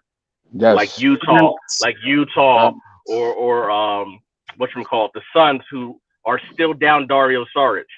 So you can move him, or you can keep him and then cut him. Like I said, you can keep him and cut him, or you keep him till next year. Let's just say something happens, and we can at spurts play him at the 4, play him at the 3 at backup, because right now he's playing a backup role anyway. So if let's just say you keep Gallo for next year he's only worth $5 million at max. Like, if you don't want to keep him, you keep that $5 million and he's gone. So for me, it's a win-win, because I no longer have to pay that 3 to 4 year of Evan Fournier, when I can keep Gallo for maybe 2 years or a year and a half. So it's a win-win for us, because everyone's so obsessed with this. Oh, we got Evan. We're stuck with Evan for 3 to 4 years. So now you ain't stuck with Evan. No, we ain't. No. But I'm saying now you ain't. Now you ain't stuck with Gallo. So, and the way Tibbs is, we already know Tibbs got Obi in his radar, gunning at him. So if you bring in a guy like Gallo, it might hurt. You're gonna hurt Obi, but at least Tibbs is gonna get a guy that he's gonna actually play, and Gallo's gonna be that guy if we keep him. If we don't keep him, now that's an open window for Obi still to be able to play his normal minutes. So either way, for me, it's a win-win. You either get a veteran that you can rely on, even though he has an injury history. He's a vet that you can rely on. He's had playoff history. He's also had, at times, been the number 1 on certain teams. So if you need a bucket, he can get you one. And let's not forget, he did roast us for 1 game during the playoffs. So Gallo can have his moments if you do have to keep him. And I think he's a more reliable offensive guy than Evan is at this current moment. Yeah, Evan's doing the uptick, but who's to say Evan's not going to disappear again? Right. So you get Cam, to me, he's a young stud. I always liked Cam. I just think the problem with Atlanta is, and it's like to AD's point, their coach is a good coach, but the problem is he's got too many of the same guys. Because they got Cam, they got Herder, they got Bogdan, they got Herder. They got a bunch of guys who are the same guy. Guys who shoot threes. Some of them play defense, some don't play defense. Cam to me is the more complete, but I can also say Hunter is a better version of Cam right now. But Hunter's hurt, so I can understand why they're more willing to get rid of Cam, because it feels like, hey, we got a guy. We already have 2 shooters, and we already have a guy who's Cam, but better at this current moment. We're just waiting for him to come back. And I think that's the problem. They don't want to pay for 3 Cam. Facts. They already have them. Yeah. They don't want to pay for 3 Cam. Gotcha. And you're saying, Cam's going to be up for his money, but you can also delay that. You can delay that. You don't have to pay Cam this year. You can let's just say you can do the same thing with RJ. You wait another year. You got 4 years of them. You wait another year and see what you got. Right. See what you got, and you say, hey, all right, Cam's progressing, but here you have early talks with Cam. Like, listen, Cam, we got you, we like you, but we ain't seen enough yet. We can offer you this or not, and then you flip Cam. You got a young asset you can flip. Yes. You market him. You put him on the court with RJ. If he looks good, you sign him up. If he doesn't look good, then you say, all right, I got a trade asset, a young trade asset that I can actually get something for. I got a first, but now I can get a first without conditions on because I've been actually using him compared to Atlanta, who hasn't been using him. And let's not also forget, Atlanta's in a situation where they need to make a move because they're trying to move up. Yes. And there's already grumblings between their second best player, who's grumbling about their first player they're not playing team ball. Great point. And that's the same grumbling. And that's not the first time that's come up. Yeah, that's the same grumblings that he got before they gave him his bag. Because remember, he didn't want to come back. Collins didn't want to come back. Fact. They gave Collins the bag and they forced him to come back because no one wanted to pay him as much. So now the team's already grumbling. Yeah. So Cam's a distressed asset that you can swoop in, and you probably have the best bid out of anybody to get him. Let's be honest. So let's go over that pick. Better option than Grant to me. Okay, so let's go over that pick. Thank you for that, Ken. Let's go over the pick real quick. Good right? point, that we're Ken. talking Great about. points, Ken.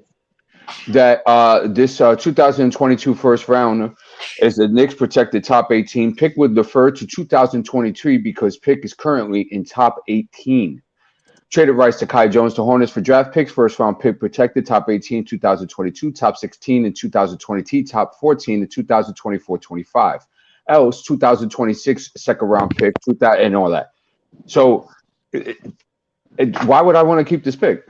So basically, it never goes. They make the pick never goes to top 10. Yeah. It never makes it to top 10. Yeah. So he's just a guy. So you're telling me Cam's not better than a top 20. anything under anything below 18? Yeah. You're telling me Cam's not better than that? No brainer.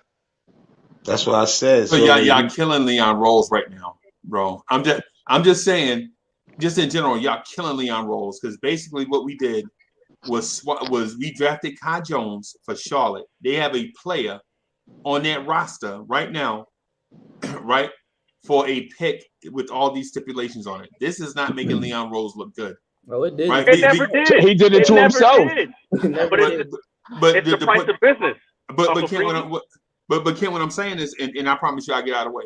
Like on the one side, y'all are saying, yo, do this for Cam, and Cam is going up the hill, and you're betting on this guy is going to be better. But at the same time, Charlotte did that to us, and we don't say anything about Leon Rose. They got Kai Jones. They're like, yo, we're going to get this kid, and, the arrow's pointing up.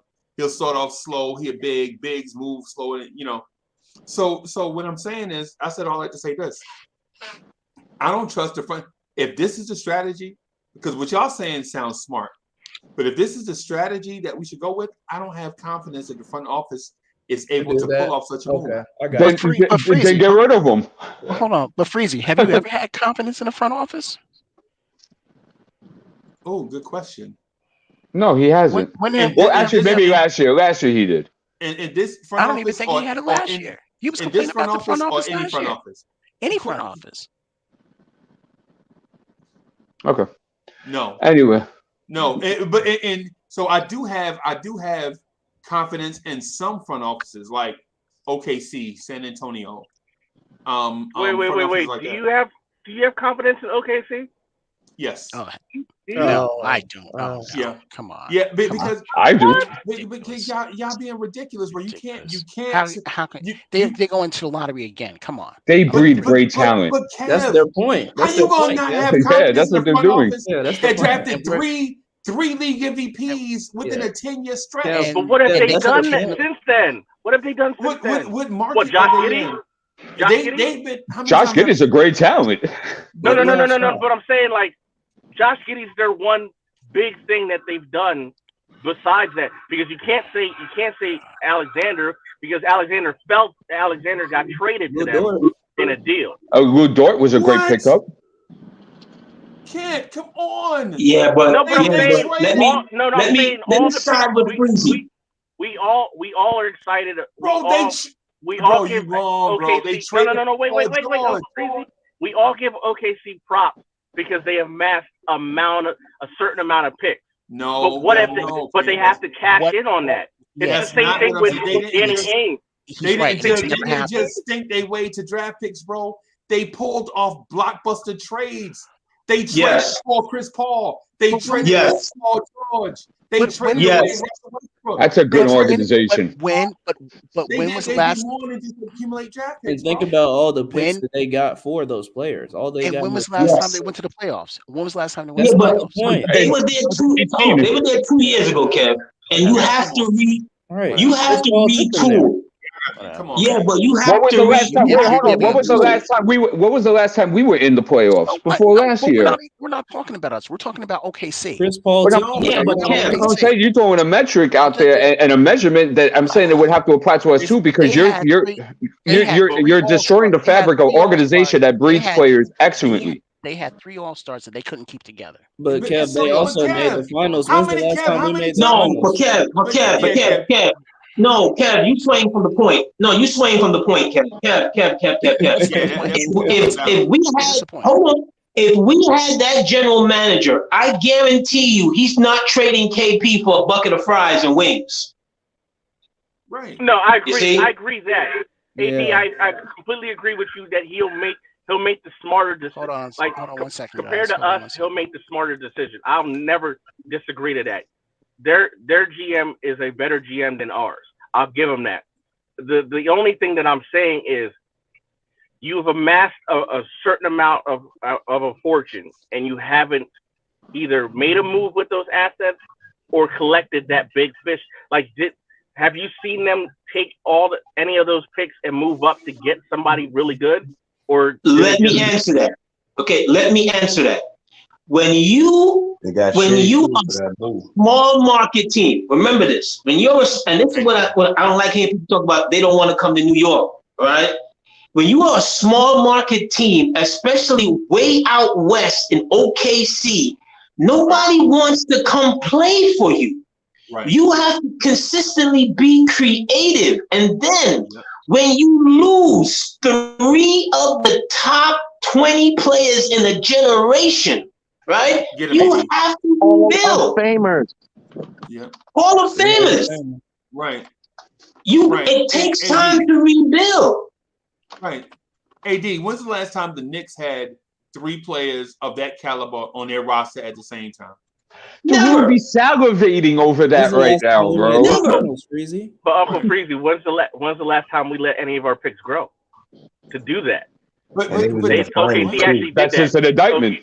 Yeah, that's an indictment. OKC actually did that, though. That's the point. I'll give them that. They actually let their young guys grow. No, all 3 of those dudes was top 5 picks, man. Facts. All 3 of those dudes was top 5 picks. They don't get time to grow. They was bucket getters. They came in. Yeah, they came in bucket getters. They came in ripping.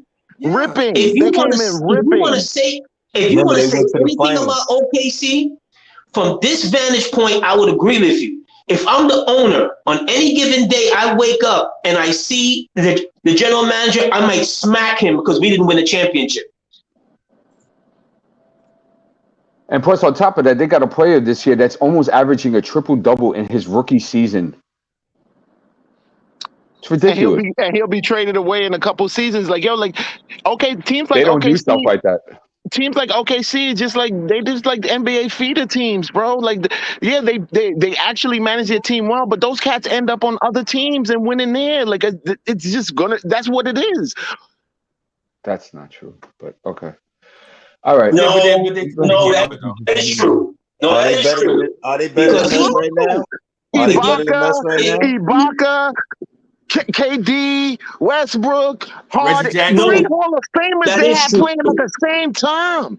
3 Hall of Famers. I don't know. You know what would happen here if all them cats had left and we see their careers right now? We'd be outside MSG with pitchforks. We would burn the garden to the floor. We would burn the garden to the floor. Yes. We wouldn't be calling them no good organization, no good administration. 3 Hall of Famers. They gotta be sick watching these guys' careers. Gotta be sick. That's why I said on any particular day, I'm the owner. I wake up and I see this dude. It's like a chick I don't like anymore, but I liked her yesterday. But I woke up today and I don't like her anymore. I may smack this dude silly because I'm gonna blame him when it's not his fault. But he got the best for what he could get because they wanted out. And in a city like that, once you lose that kind of talent, didn't they have Karis? Didn't they have Karis LeVert? I mean, not Karis. What's the African cat? Serge Ibaka. No, it was they got rid of Serge. They got rid of Westbrook. They got rid of KD. I blame they got rid of Harden and what's his name? KD broke up that whole situation. Yeah, KD left. Remember, he didn't get traded. He just left. I mean, well, they got rid of him. You know what I'm saying? Like, obviously, the situation wasn't enough for him to stay there. They didn't want to pay Harden, so he didn't. I don't respect it because I feel like they was up 3 games over Harden, and they came back. Oh, and Victor, what you call it? What's his name? Oladipo. Dude, like they had mad hits. And Sabonis. And that's Sabonis. What y'all missing, they had a championship. Literally, we just called out a championship squad. If KD don't go to the Warriors and they win that, do he leave or do he leave right away? It changes the whole scenario because look, the Warriors. Hold on, let me talk. The Warriors came back. I never respected the move the way they lost because remember, OKC was up in the series. Why would you join that team? If you want to leave, cool. That's your you don't join the team that just beat you, bro. And I think that played a major part in breaking up that team, bro. They was all on the same team to that point. Yeah, I think it was a click. It was a Harden, KD, Reggie Jackson click, and it was a Westbrook, Serge Ibaka click. And if that happened here, we would not be having this much discussion. We'd be blaming Leon for not holding the team together. We'd be blaming Tibbs for not holding the squad together. We'd be blaming the administration for us losing 3 Hall of Famers playing at the same time. Yeah, okay, facts. Right. Facts. Okay. So let's transition. Let's transition. Yes, please. Hold on. For you to do that. Let me. Yeah. Cool. All right. Y'all know that's true. Okay. Dallas is in a very important game tonight. Dallas is on a 6-game win streak. They have won 7 of their last 8. On this win streak, they have beaten teams like Denver. They've beaten Golden State, and they beat Chicago on Sunday. Things to look forward to is that they are ranked number 3 in the league in opponents per game at 103. They do not play around defensively. Opponents' field goals made, they are 5th. Opponents' 3 points made, they are 3rd. And don't forget, we live and die by the 3. So something to look out for tonight. They are 9th in the league in average score margin, meaning that their points per game to how much they give up. They're 9th in the league. So they play defense and they're efficient on offense, especially that they have Luca. They are 10th in the league in 3-point makes, which we have a problem guarding, and they're 9th in the league in 3-point attempts. Right. So we got a task tonight, ladies and gentlemen. So that means we have them exactly where we want them. Yeah. How are they guarding the paint? They're not. Points in the paint, they're 29th in the league.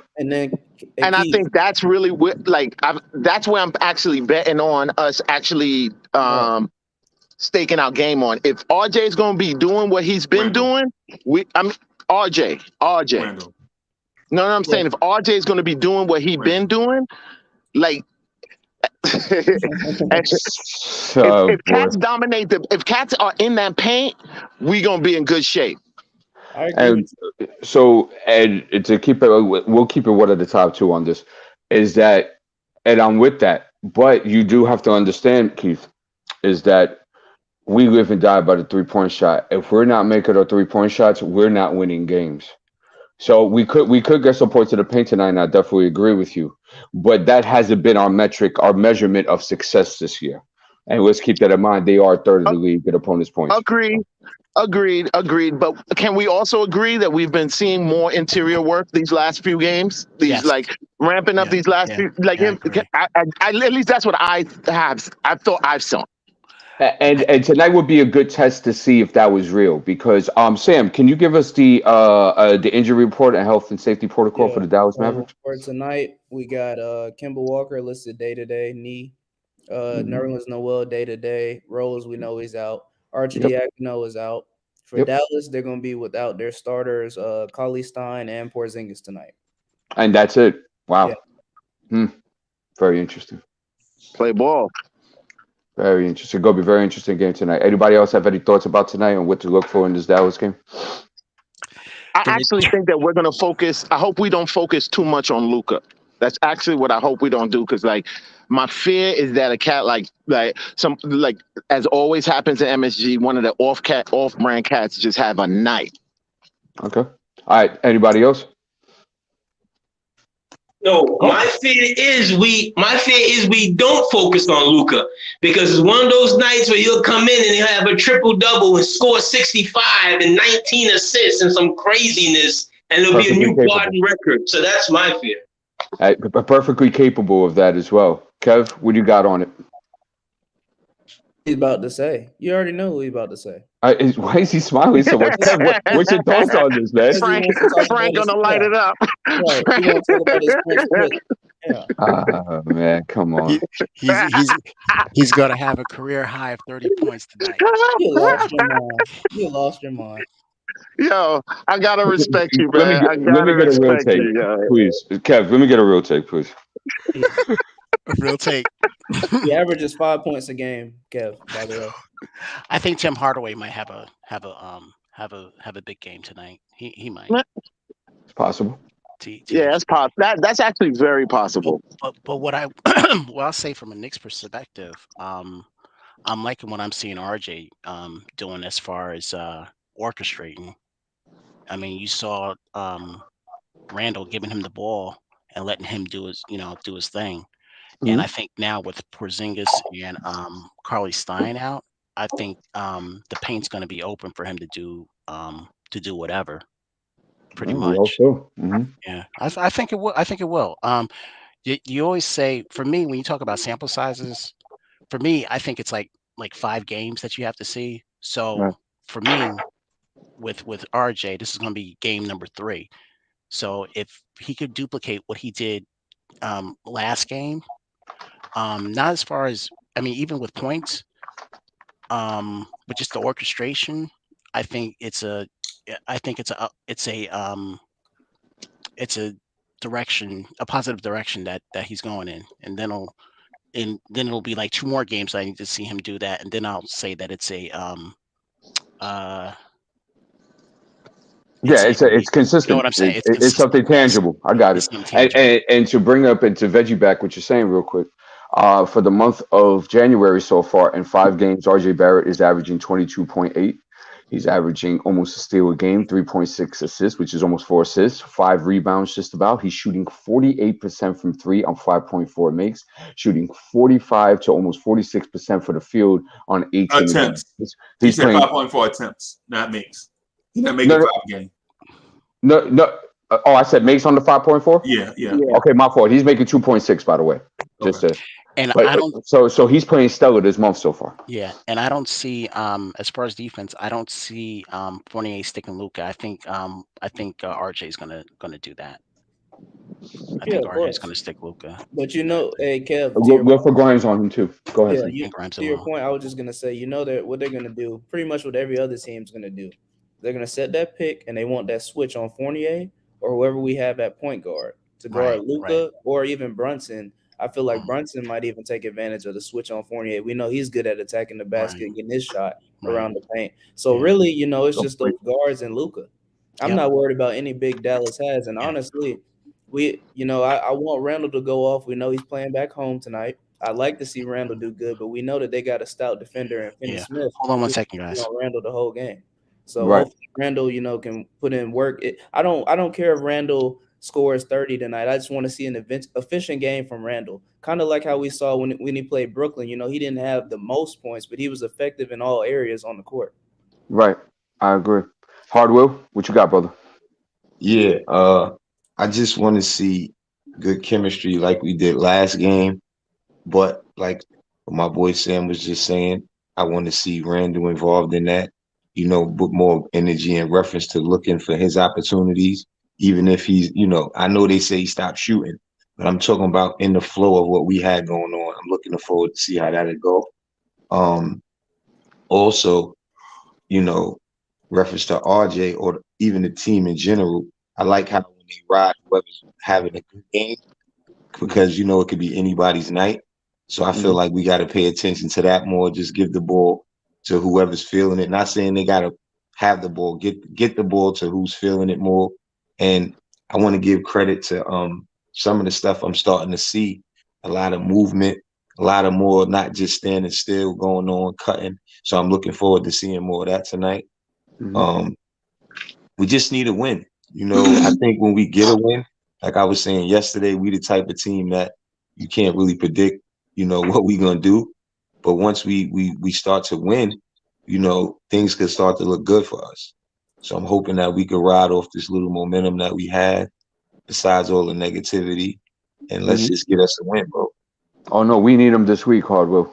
Yeah. Anybody else got anything? For the Knicks. That's right. Anybody else got anything to say? Freezy, you got anything for tonight's game?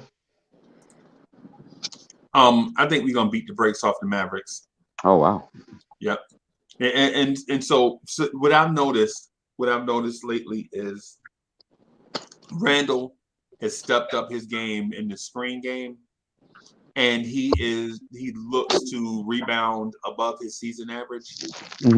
And if there is a thing where, like for instance, I don't know who on that team can guard Julius Randle, right? If the game plan is take it to the basket, then I think RJ Barrett and Julius Randle are going to eat. What I would like to see Randle do, Randle, your shot's not going, bro. I know you watching. I know you're a big time supporter of the channel. Listen, man, Julius Randle, take that thing to the basket, bro. Because whether you hit a 3-pointer or 3 free throws, guess what? It's still 3 points, right? Take that thing to the basket. I don't see a power forward in this league that one-on-one can stop Randle except Giannis. That has been my belief since day one when I saw him. Okay. When Randle and so if the Mavericks have great rim protection, then that may be a struggle. But if they're at average rim protection, then Randle will feast tonight, right? And if they're anything below that, bro. I heard you. Now, my concern for you with Randle is that he can't come out tonight like he did against the Spurs. So he's going to have to turn on that on switch tonight. Right. Because I have a feeling this is going to be a dogfight tonight. We've had big problems containing dribble penetration the whole year. Jalen Brunson gets in the lanes very well, especially off the PNR. And then also you got to deal with Luca. And Jason Kidd and Luca, you can see they've been doing real well in dissecting their defenses this year. Okay, they are going to target Evan. They are going to target Randle. I think it's very important that Evan gets off to a good start tonight, because if he doesn't, he will not be playing much today, because he will be the target defensively. I guarantee it. And also, we have to keep an eye that our closeouts on the three-point line has been terrible this year. Luca is a master at the swing pass to the corners off dribble penetration. So that's something we have to keep an eye on as well. So do we have good backcourt defenders? Suspect. You're either going to have one or the other. Overall, I would give our backcourt defense a C+, B-. And it's not because everybody is a B- defender. It's because some of the guys are D+, and then some of the guys are A+, in my opinion. Like, who's A+ in our rotation? Miles McBride. I like Miles. But he's not in our rotation. Oh yeah, good point. What about Grimes? I think Grimes is a better on-ball defender. Him and Yeah. RJ would be the better ones. Right. So Burke started off strong, but his on-ball defense and his closeouts has gradually decreased as the year has gone. yeah. So so Fournier, in my opinion, started out the season as a terrible defender. But I watched the Spurs game. He had lapses, but he also had games where he split screens to get that contact back with the player, with the ball handler. That was impressive. That means that there's effort there. You know what I'm saying? Because splitting two men to get back to your man, it takes want to. You know what I'm saying? I hear you. So while he's up and down, if you look at the downs, you have to look at the ups also. Is basically. No, I hear you. You're 100% right. I'd like to see Randle bring back one thing from last game though is the hard picks that he was saying. Yeah. I definitely would like to see more if other guys could follow suit, that would be awesome. So since you're setting towards Randle, right? Let's talk about it. What production and what Julius Randle are we seeing tonight? And let's give an idea on stats. Let's give an idea what his impact may be. I just if his scoring isn't going, I'm hoping to see good gameplay, good defense, and high rebounds and assists. But to me, a stat line of like it got to be perfect. It could be an estimate of 2010 and like 5. I'm good. Okay. RJ or Randle? No, we're talking about Randle right now. Randle, even Randle. Okay. I'd like to see more, but like I'd be satisfied with that plus good gameplay. Like, okay. How about you, Hartwell? What are you looking at? I'm sorry, Freezy. Go ahead. Hold on for a split second. Let me. What time is it? I would like to introduce. We need a beat.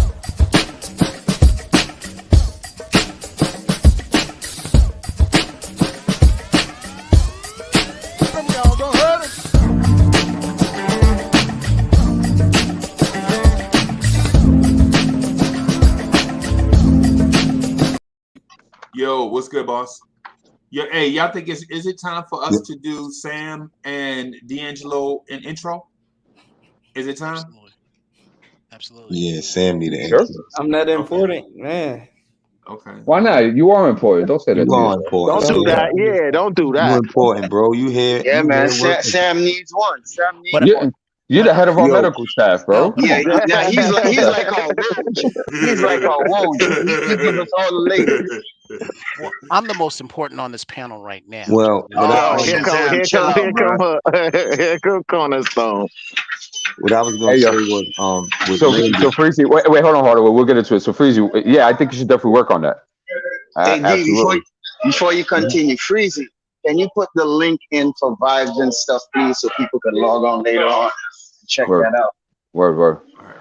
Okay, Hardaway, what are you looking at for Randle's production tonight, and what stat line are you estimating? Well, like I said, I just want to see him be aggressive. It don't have to be just to score. Stay aggressive though. Whatever you get, I'm looking at around maybe he should be able to get at least 15 to 20. He always get his rebounds though. As far as points, he should get 15 to 20. Hopefully, I want him to be back fully so we can go on our run. We got a tough schedule coming up, but the main point, like I said before, I want to see continuing ball movement because it seemed like with that Fournier can get off, and we 18 and something. We lost 2 games with him scoring more than 18, 11 and 2 with him averaging 18. Right. So ball movement is going to help us. We need consistency, so that's what we need to build off. And Randle's going to get his regardless. I feel like he should just automatically know how to get his. Tibbs leave him in to get his points at the end of the game sometime as well. He just got to stay aggressive. Yeah. So that's my prediction on points. Rebounds, you know what he do already. Hopefully he cut down on the turnovers a little bit by just basically moving the ball like he was. But like I said, staying aggressive. Okay, Sam. Thank you for that, Harbaugh. Sam, what's your thoughts for Randle production tonight? What Randle are you expecting tonight? And what's the estimate on the stat line for you? Oh, I said I'm pretty much expecting like a Brooklyn game type Randle performance where he's being efficient from the field, he's getting his teammates involved, and he's not doing too much. He's pretty much just letting the game come to him. I don't see Randle really forcing it tonight. I see that he's become more passive in these other games. He's feeding the hot hand. So I think we'll see around the stat line. I'd say 15 to 20 points from Randle. We know he's going to get at least 10 boards, and I'd say probably around 5 to 6 assists tonight. Okay, thank you for that, Sam. Kev, go ahead. Randall's production. What type of Randall we're looking at tonight, and estimate on the stat line. Yeah, I think he's gonna fill up the stat line. But the thing about it is, it doesn't matter to me because the last game, I didn't care that he just scored 2 points. He didn't force anything, and he was letting the other guys be the other guys. Mhm. And now, with that being said, that if we're like in trouble, like if we're like down like 15 or 20 points, I would expect him to impose his will and Right. try and take the We game. would love to see that a lot more. Ain't that right? We would. Mhm. But what I enjoy, see, everyone made a big deal about last game that him scoring 2 points. I don't care. I'm not gonna bash the guy, for that because again, he let RJ and everybody else, You can make that as they say, argument. eat. He let You can make that him argument. eat. And what I'm Help and them eat, in fact. yeah, exactly. And when you draw the opposing players, to you, it lets everyone else, be themselves. So again, if he only scores 2 points and is effective, Right. I'm good. So what I'm gathering is that you're looking more for a positive impact on both sides of the floor, more than Yes. points per game. Got it. Right, Okay. right. I mean, and I can honestly say, I mean, we've seen what it is when he's out, when he's not in the game completely. We need him. We need him I heard you. because he gets our rebounds and he's a threat. I mean, he's still Julius Randle. He is a threat. So I heard you. that's I what I heard looked at it with that. you. Okay, Kev. Thanks for sharing. Okay, Stephadon, what Randall are we looking at tonight? What do you think his production will be? An estimate on the stat line. Julius Randle, I just want him, as other people say, make the game come to him, make it easy, ball movement, make the right decisions, low on the turnovers, you know what I mean, and just be mentally strong, play a game. Once we win, that makes all that negativity go away. So I'm looking near triple double. Triple double for Randall tonight. Listen, Near we need a triple-double. board. Near We need a triple-double. board. We're like we let me keep get these all right. So predictions. let's say 15 points, 10 rebounds, and about 6 assists. Near triple double. Okay, I'm gonna remember you said that. The panel, and the chat's gonna remember that. Okay, thank you for sharing, Stafford. And Okay, celebrate you if you get it. yeah, right. We'll give him a pie of pizza or something. All right. So, okay, D'Angelo. Hey, what's up, Randall's- guys? Look, Hey, D'Angelo. How you doing? D'Angelo, it's good Thank to you for see you, coming. bro. Thank you for coming, man. no problem. What Randall are you looking at tonight? What will be his production and the estimate of his stats? Well, being that he's not mentally tough in my mind, but that's whatever. But 8 points, 4 turnovers, 7 rebounds. Dang, I'm not confident what he's going to do tonight, as usual. Okay. So That's cool. You're crazy. That's cool. All right, D'Angelo. Thank you for sharing. I don't feel kind of. He's just gonna. He's a Debbie Downer right now, man. And they're gonna boo him tonight again. You'll see it. Unfortunately, they will boo him. It's a possibility, D'Angelo. What's poppin', everybody? Yeah. Absolutely. What's All right. What's up, CWC? Thank you for coming. Okay. You ready to answer the question, CWC? Let's do it. Let's do it. Okay, let's go. What Randall are we looking at tonight? Right. What is production looking like? And what is an estimate of his stat line? So I was hearing y'all say they ain't had no center in the paint. So they ain't have no blocking skills at the paint. So I need Randle take it to the hole and RJ Barrett take it to the hole like they were doing on the Spurs. Well, RJ was doing it on the Spurs. So I believe he doesn't even play bully ball, Randle. And I believe Not Randle this year, will but get you 20 points and 10 rebounds and 5 assists. And RJ gonna give you 25 points or more and 7 assists and 3 steals. okay. All right, I hear you. Where I'm going to sit, thank you for sharing. Where I'm going to sit on that is that it depends what Julius Randle comes out tonight. If it's a decisive, quick, head in the game, ready to work inside his mid range, inside the paint area, I'm looking at 25, 13, and 5 tonight. If it's going to be the Julius Randle we saw last game, where his body language is off, looks disinterested, looks like something's inside his head, I'm looking at a 12 to 14 point, 12 rebound, 3 assists, 4 turnovers tonight. Is that what you saw in his demeanor? And in the Spurs game? Yes. Oh, absolutely. Yeah. Big time. Clear as day to me. Hey, remember guys, Frank and Bullock gonna have something to prove. They're gonna be like, okay, the Knicks let me go. We're gonna do this. They're gonna start play that hard defense. I agree. And it's at the Garden. Is going to play the best defense of the season tonight. Yeah. We'll see. We'll see. Okay. And Tim's gonna get Bullock a handshake at the end of the game. So let's shift over to RJ Barrett. As I explained his numbers, I'll go over it one more time just to put it into perspective here. For this month, RJ's averaged 22.8 a game, which is 23 points a game. He's averaged about a steal, about 4 assists, about 5 rebounds, shooting 48% from 3, 45% for the field, in 35 minutes. Does that continue tonight, gentlemen? Yes. Let's go into it. Yeah. Yes. Let's go. So one at a time. Go ahead and bring your points. I'll be last. Okay, so I'll just start off with Sam because he's on the pecking order. Go ahead, Sam. Yeah, so I see RJ continuing his brilliance that he's shown the last couple of games. And as we already mentioned, with the paint being just so lackluster for Dallas, I see RJ attacking the rack, which by him penetrating and scoring as he will early, I predict, he'll get his other teammates involved because they'll have to crash and help and close out. And that's where I see RJ getting more of those assists for him. And I believe that RJ is going to lead the team tonight in assists. That's just me. Okay, thank you for sharing. Harwell, you up?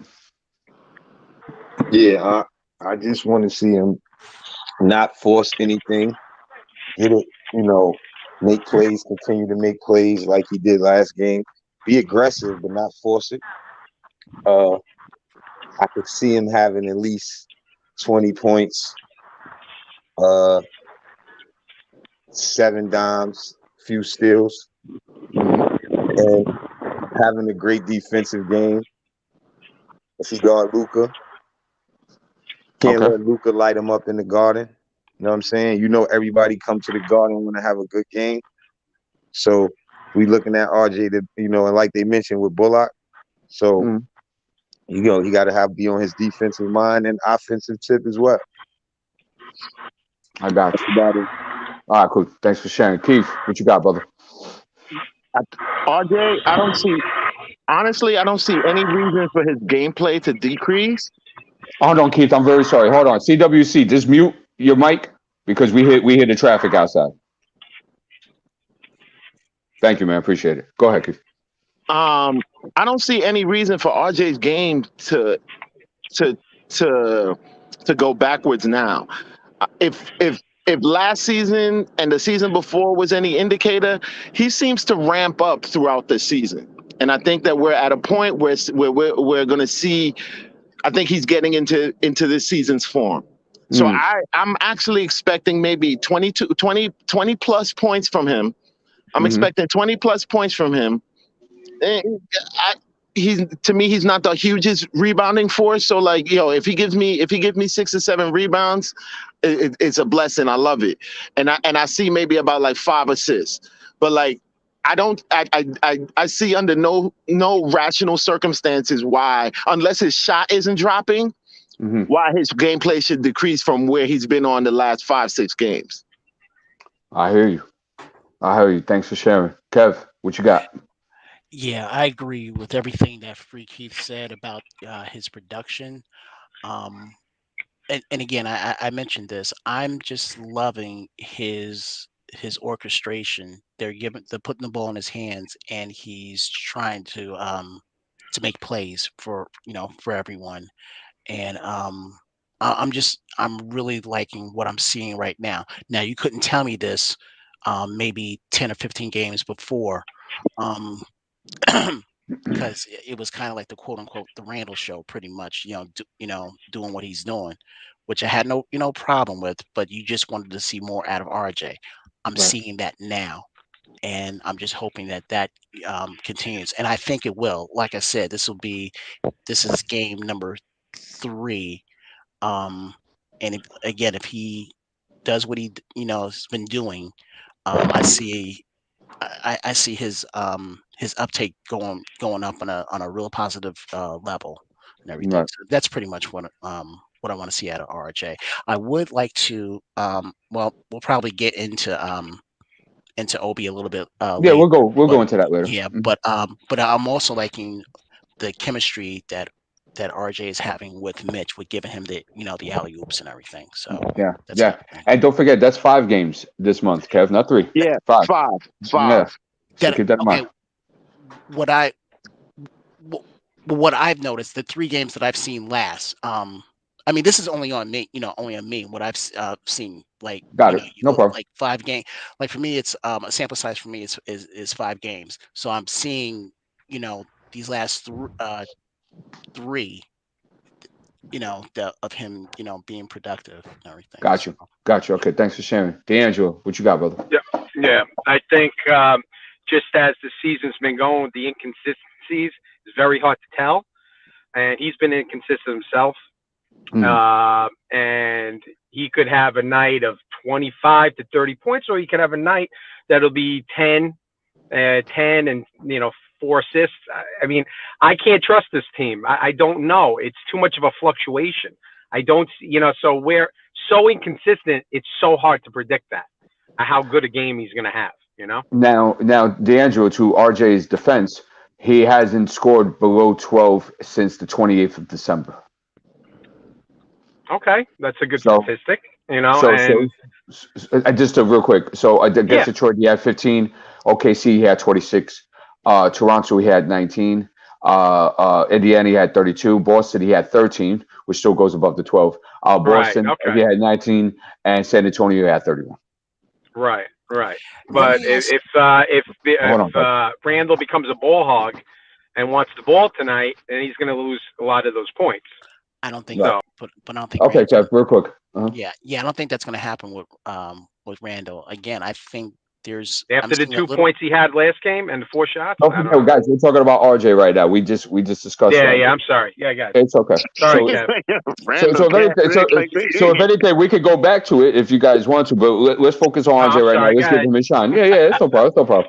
I think with RJ, I think we're seeing a little bit of a I'll call it a metamorphosis of him, being an orchestrator. I think that's going to continue. What's the saying? If it ain't broke, don't fix it.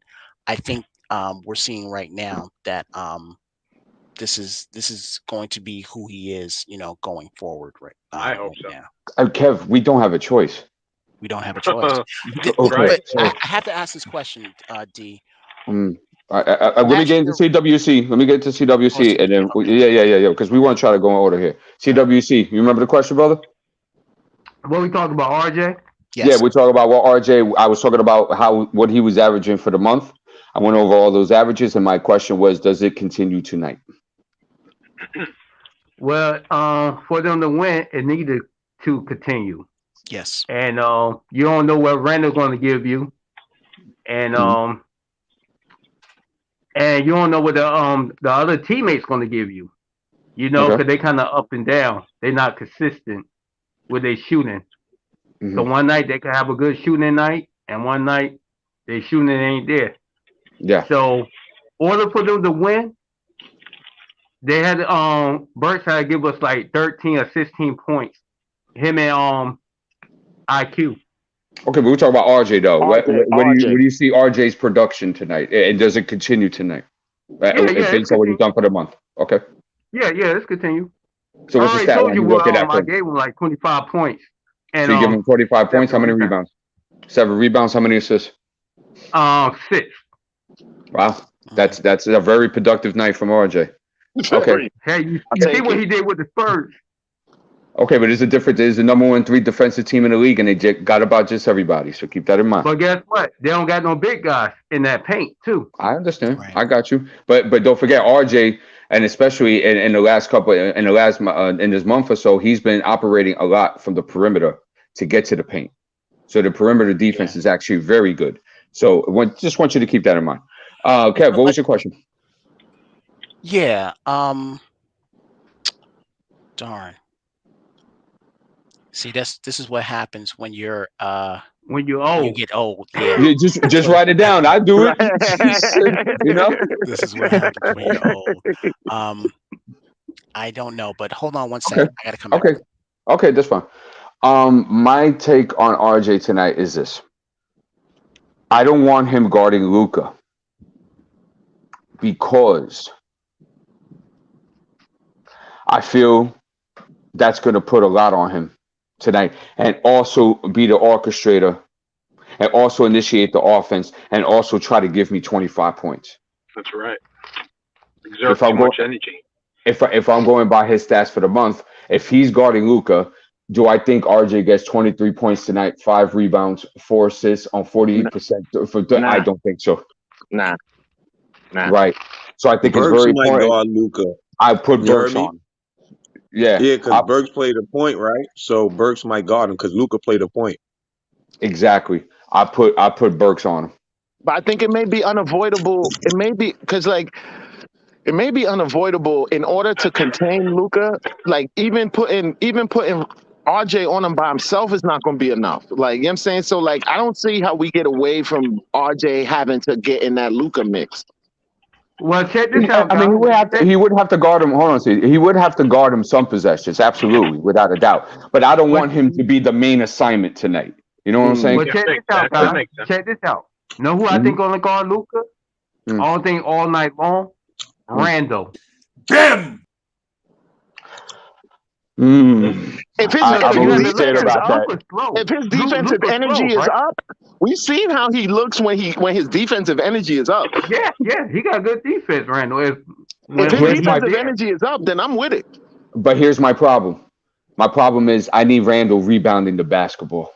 I don't need him worked out on the perimeter guarding Luca. I would prefer him in the paint. Wait, but you got Mitch and RJ, and you got Grimes. Grimes rebound. I was just going to say that. Well, no, what I was going to say, CWC, is that I expect Grimes to play another close to 30 minutes tonight, and I will expect to see him on Luca tonight. I think Burks would be decent on him too because Burks is a good defender. He just looked like because he's been guarding point guards, but Luca's not that fast. Yeah, that would actually help Burks because Luca isn't that fast. Right. And Burks should be able to stay with Luca because they was trying to say Burks can't guard. Burks is a decent defender. He just was. They put him at the point guard, and point guard is not an easy task. But Luca, I think he'll do okay on it. Okay, I agree, and Luca will look to bully him, but that's fine because we rather have that Luca than Luca orchestrating the offense, and that's where he gets really dangerous. And I'll tell you why. Let's go into the next segment here. Let's talk about Luca Dončić for tonight.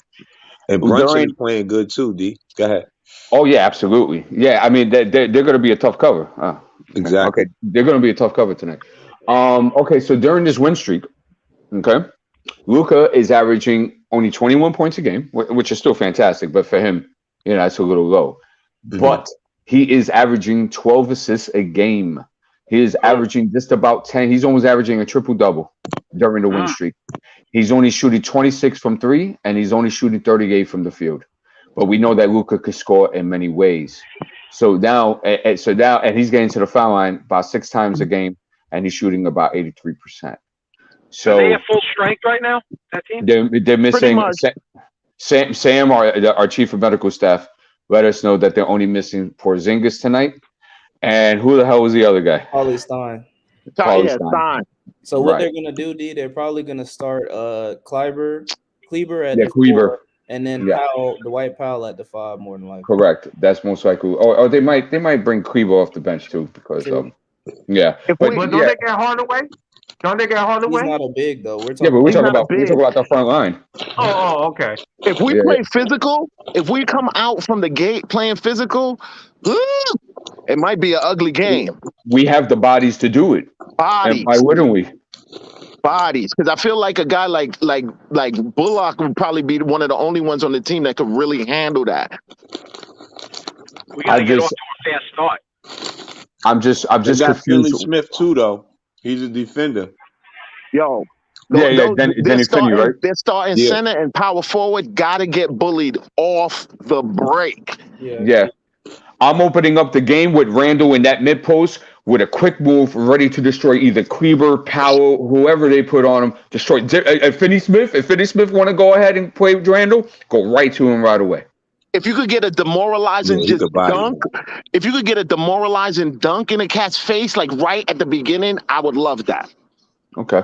So let's move to Luca real quick. So do we contain Luca tonight? Is Luca going to get a triple-double tonight? Because he's had a couple. He had one against Chicago and a win against Chicago. At Chicago. Let me add to that. And he almost had one. He almost had a couple against Denver OKC. Do we contain Luca tonight? Or does he get this triple-double? If he hot, Yeah, and if he hot, sometime in the game we could double team him too. Okay, let's go. Hey, y'all, let's go one at a time. Let's go one at a time so that everybody gets their thoughts out.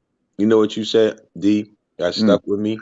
If he's just shooting the ball like you meant, like if he was chucking instead of getting his teammates involved, that's better for us, which is true.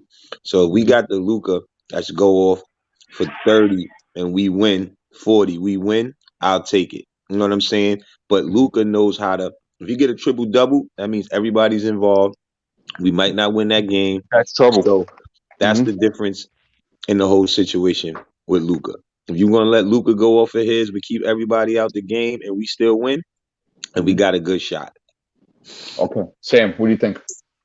I'm gonna be honest with you. As long as we're able to contain Luca on these switches, which I'm expecting them to do, like I said, I think that we're gonna have a strong defender on Luca. But I feel like as long as we can contain him off of those pick and switch plays, which I think they'll try to get somebody like Fournier or Burks on him off the switch. If they can somehow contain him, I think he's gonna get a triple-double regardless. If I'm being honest, but I think it depends on the type of triple-double it is. Is it a 30-point triple-double or is it like a 12 to 15-point triple-double? That's what we're gonna have to, balance on. Gotcha. Good point, Sam. Okay, thank you, Sam. Keith, what do you got? Contain him or does he go off? To me, I think that all depends, like situationally, how the game is going. Because like the brother was saying earlier, I don't mind. I don't look at it so much as do we let him get a triple-double or not. It's like, okay, cool. Did he get a triple-double? But did we lock everybody else down?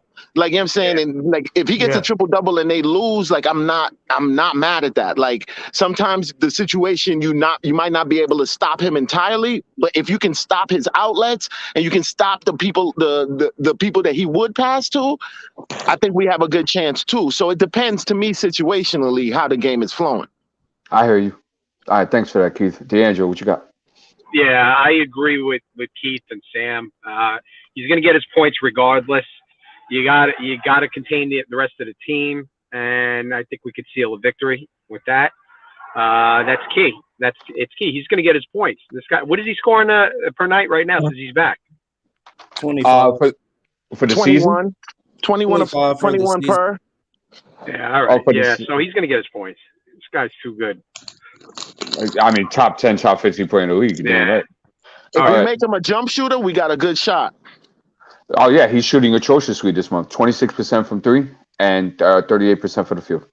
CWC, contained, or does he go off? I think you have to contain him because I think the key is going to be with the Knicks to contain him, Burt and Mitchell Robinson. Because order for Luke to come in the middle, Mitch Robinson had to be there. So Mitch Robinson really don't have to worry about no big people like that. So Burt's going to be an important guy on the defensive side. So I think Luke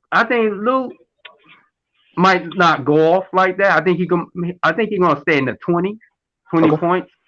And I think it's going to be an unknown guy with him that might go off that we not talking about on the Dallas. Not Hardaway, but probably somebody else. That's why I was saying CWC, probably somebody like Kleber. If they don't guard him, he's going to be a knockdown shooter. He's a stretch 4. They could play him at the small ball 5. So that's a guy who I think could give us trouble. Yeah. This team has to play a gritty defense tonight too. They got We got to play better at home. Yeah. But the good side to that is that if we do play this team, they can't handle the physicality. If we really get our physical gumption up, I think that's our best shot. We just got to play together. I think Luca is a top 10, 15 player. I think he's a generational talent. And I think he lives to be on primetime television at Madison Square Garden. Got to add the MSG markup. Oh, of course.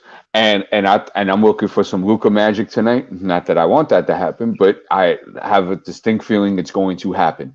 Now, I think our best bet in guarding Luca is that we want to turn Luca into a scorer tonight. People say, well, D, you're crazy. Why the hell would you think that? Well, it's because he's shooting 38% so far for the month and 27% from 3. And he's averaging 12 assists.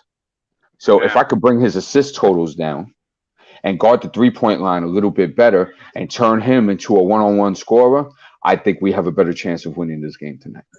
Yeah. Tibbs Because doesn't the do other a lot guys of have to double get in rhythm. He ain't going to get them other guys in rhythm to shoot. Shout out to Pudge Nice. He said J Kidd got them defending. That's true. Talking about the Mavs. They're a top defensive team. Yeah, they're top 3. They're top 3 in the defensive league. team.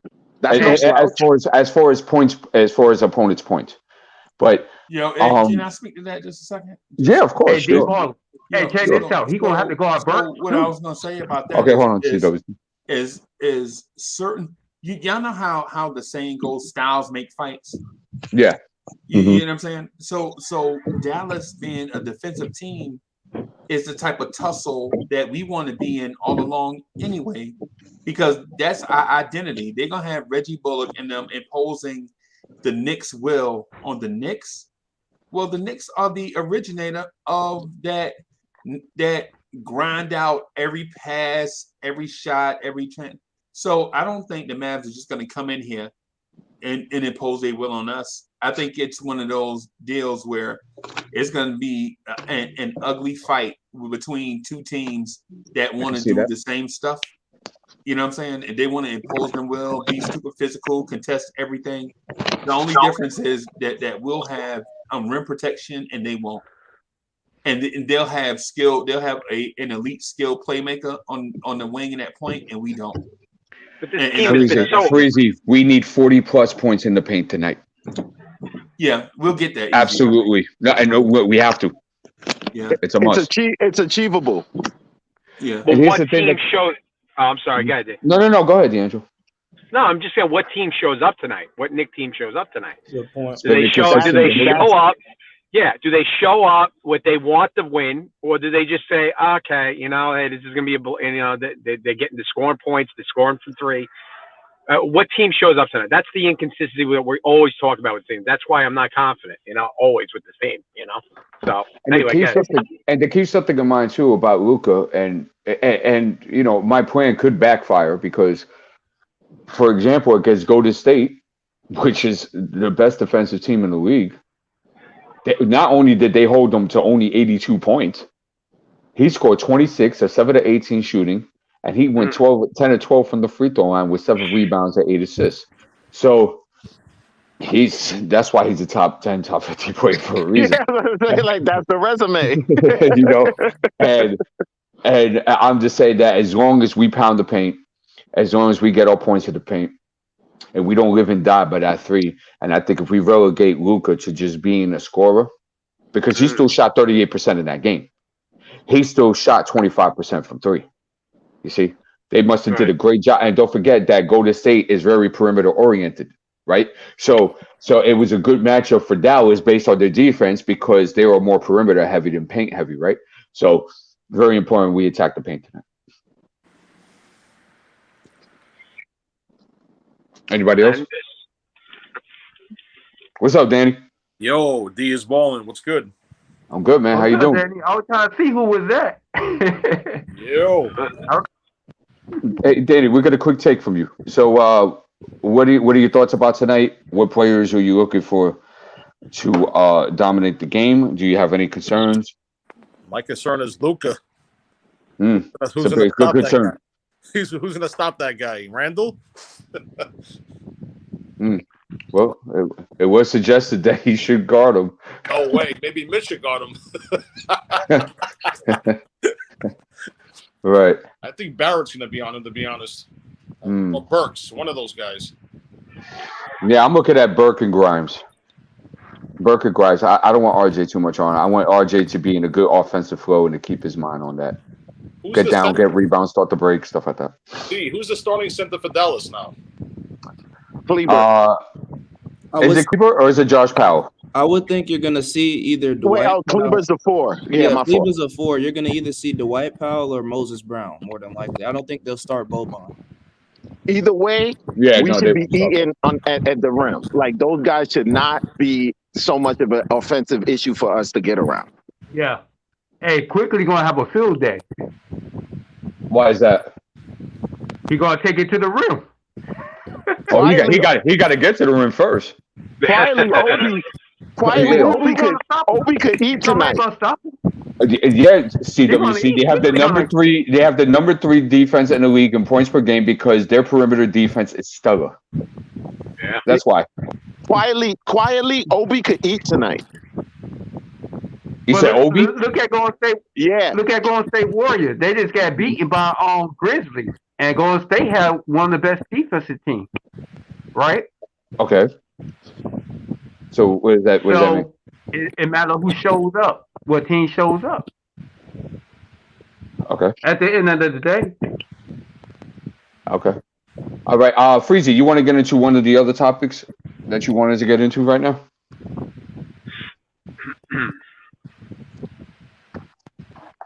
What's up, Uncle Freezy? Hey, my bad. I'm going making me a sandwich.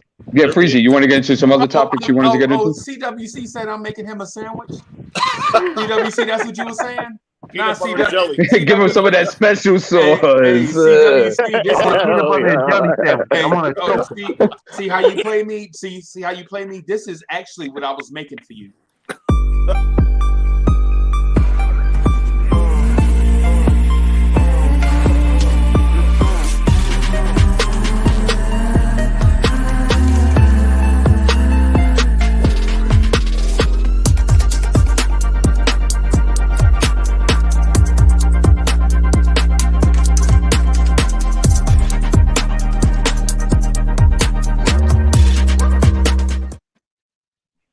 But you said sandwich, so you said sandwich. Forget that. Scrap it. You said sandwich, so I'm gonna tear this mess up and fix you a sandwich. Nah, there you go. Don't do that. You said you want a sandwich. I appreciate that. Hey, you want some sandwich? How about some Miracle Whip?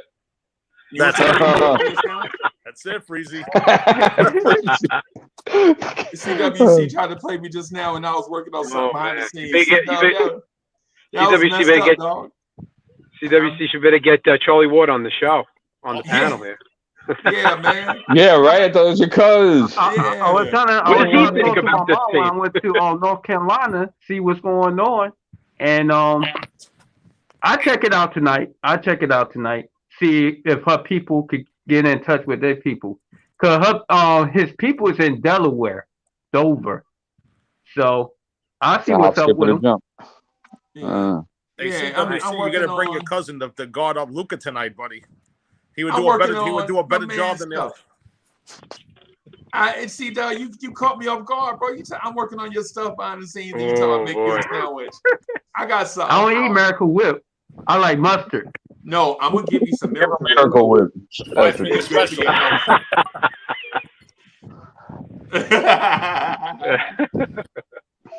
Yeah, man. Yeah, man. So, Freezy, we talked about some interesting topics last night, when you hit me up during my grandpa's sleep time. Yeah, So, man. yeah, that's okay. It's all right. It's no problem. So, any of those that you want to go over, or you want to No, punch off for the head? go ahead and introduce them, bro, because I'm rocking till Okay. about 3:00. So I'm staying here. okay. I'm staying here till hey man, I'm rocking till about 3. I'm gonna take a short nap, get up for the game, go I got back. you. I'm gonna go live for the game, hang out, probably do some post game. So I'm here all day. So that's why I hadn't been in a rush to do. So whatever topic you want to talk about, let's do it. Yeah. But let me finish D'Angelo intro. I'm working on Sam and D'Angelo Are you intros. kidding? Oh, You gotta do some pizza pie stuff for him, like. Jake, by the last name, you didn't know it was Italian, huh? I was gonna, what gave it away? I was working on Super Mario 5. There you go. No, I'm just get me good. I'm twirling my pasta right now as we speak. Hey, Freezy, you got to put the Rocky theme for him. Yeah, maybe some. There you go. Yeah, man. All right, I'm back. I'm backstage, bro. Okay, so Free, before you go back, damn it. All right. Real quick, because this is an interesting topic. The one that is the defense over the last 3 weeks. Is it real? My question to you is that do you have stats over the last 3 weeks of defensive categories? No. Damn. No, I didn't get a chance to do it, man, because I was actually building up to this day. I have a day off, so I'm spending the whole day. Oh wow, good for you, man. Yeah, I'm spending the day with the Lawrence Tears family, man. So I hadn't got a chance to do it because I ramped up to this day. Right. So working on some side stuff. Do you want to do a watch tonight since you're off? Or, I don't like calling the game, bro. I think I'm just not. I hear you. I'll get together. We could do a hangout. Yeah, that's what I mean. Yeah, that's what I mean. I mean, like we chill, we just talk about the game and. Yeah. I mean, I don't. Yeah, that'd be good. Yeah, but I don't like doing the play-by-play, bro. Not at all. No, man. Yeah, not me. I don't like that. But plus everybody can see the game, so. Yeah, exactly. Yeah. So anyway, okay. So let me answer your question though about the defense. The question that you posed about the Knicks defense. So you did, brother. But go ahead. So here's the thing about. So I don't have stats to back it up. Not animations and all that stuff that you can see on the screen, right? But listen, Knicks family.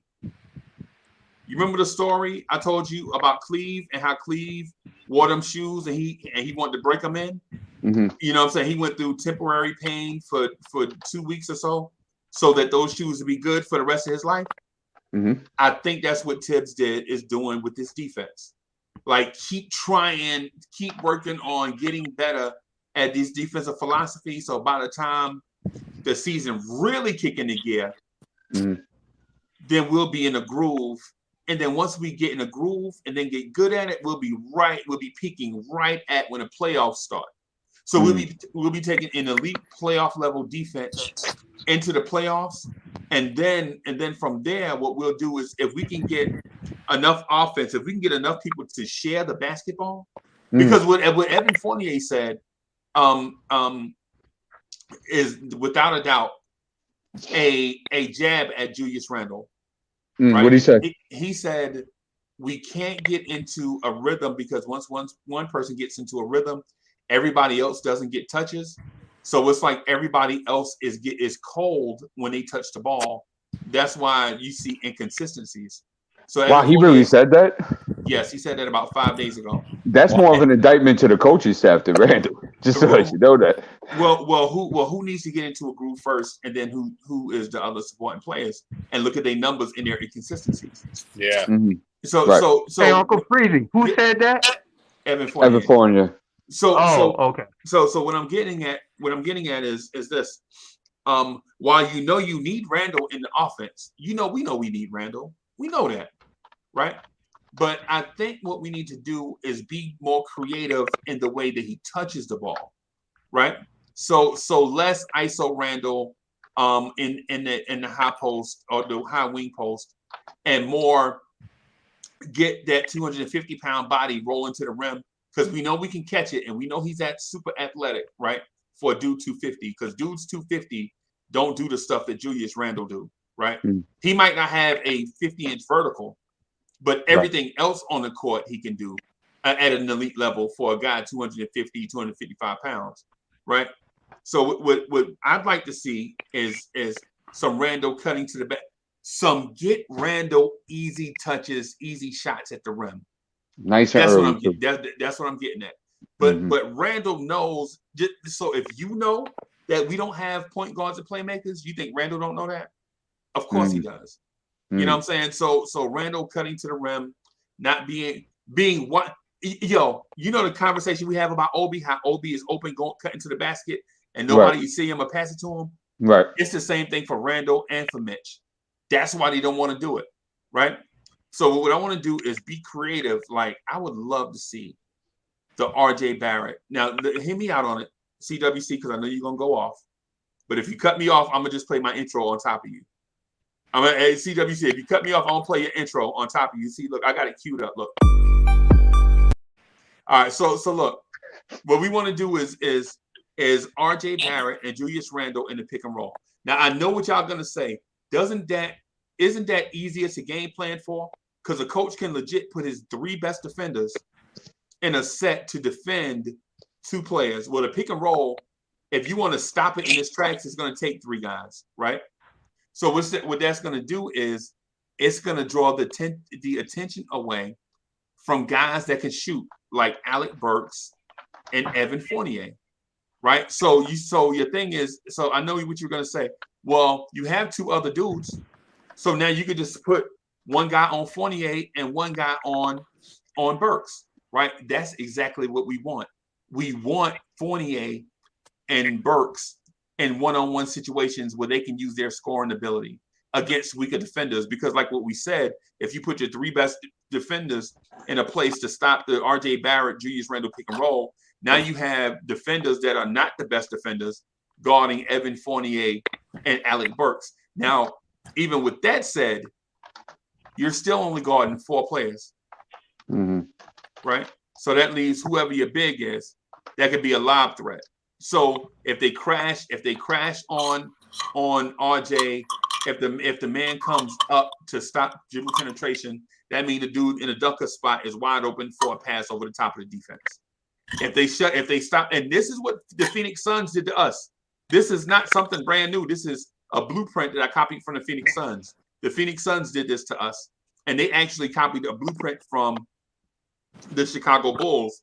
The Chicago Bulls did it to us first. They just didn't have the personnel to execute it. Last year, what happened was Lauri Markkanen killed us in this scenario, right? I don't know if y'all remember Lauri Markkanen knocking down the 25-foot threes last year, and we like, why are we not guarding Lauri Markkanen? Actually, we were, but the defense was late to it. I like Evan Fournier in those situations, wide open 3-pointers, or dribble penetration and such like that. So, said all that to say this: I think Julius Randle is going to eat tonight. I think RJ is in a good place as a player. I think he's in a good place as a player. So I think RJ may not score 30 tonight, but I think you see his assist totals go up, because when you get hot in the NBA, you get on team scouting report, and teams look to defend you to stop you. It's the same thing we're going to do to Luca tonight. Luca has been playing good. You can best believe Luca is going to be highlighted the number 1 on the Knicks scouting report. So look for Julius Randle to get some inside touches and murder Dallas inside, and look for Alec Burks to be the step-up guy against the Dallas Mavericks. Should. All right. Yeah, I hope so. So let's just go into Freeze's question real quick. We have played some stellar defense in the last couple of weeks. I could make the argument that teams weren't always assembled full strength when we did so, but nonetheless, we have held quite a few teams to under 100 points. If I could go through the list real quick, I could show that. Y'all could go ahead and build on that. Is this defense real in the last couple of weeks, and do we see it moving forward, especially throughout this, especially coming to this brutal schedule? Nah, I think I'm not gonna say it's not like fake, but it need a lot of work on like the closeouts. You see Tatum, Brown, certain good players. We gonna play them coming up too, and it seems like everybody get off on us. So like somebody mentioned earlier about Mitch helping with Luca, it got to be a team effort to stop. You know what I'm saying? We gotta close out. Like only certain players do it, and I see certain players don't. So it's little things they gotta, do together as a team on defense too. They gotta know, like we see RJ even sometime, just because he's guarding the man, if it's a switch, then you gotta stay with whoever is on the role guy maybe, and then your teammate will have your man for that play. It's like they just be losing a lot of focus on defense a lot. I want to see that change before I say that the defense is all of that. Now, we know Tibbs is the defensive coach, so he got good strategies. And I could say that a lot of our players are buying in more to it. They starting to understand things better now. And I could see that. I see Fournier getting a lot of steals, honestly. Even though he gets beat off the dribble a lot, he does get steals. And that starts breaks. If we don't get steals, we don't have fast breaks. Think about that.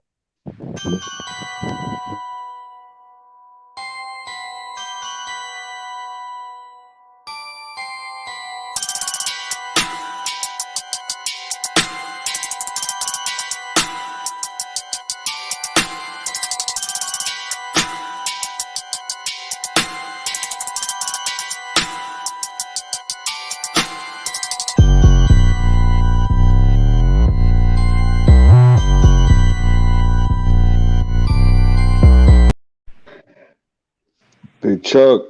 What's up, Chuck? Oh, he just dropped the intro. Okay. Chuck didn't come. Oh, there he is. There you go. What's up, Chuck? No, I'm here. Salute, gentlemen.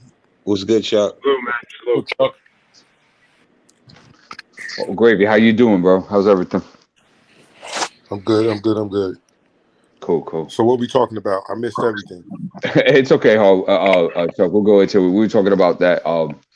Knicks have held a couple of teams under 100 points over the last couple of weeks, and we were asking the question: is that something tangible and real moving forward, and can that translate to tonight as well? So go ahead, Howard. You had to finish up. You want to finish?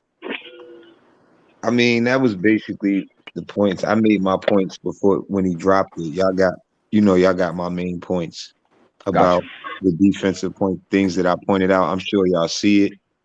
And that's basically it. D'Angelo, shout out D'Angelo. I don't know if y'all shouted him out. I see D'Angelo up there. What's up, brother? Hey, with the camera. Hey, Paisan, how you doing, huh? Hey. I ain't recognize me. So Hardwell, so you're buying in. You're buying into the fact that this could continue this trend.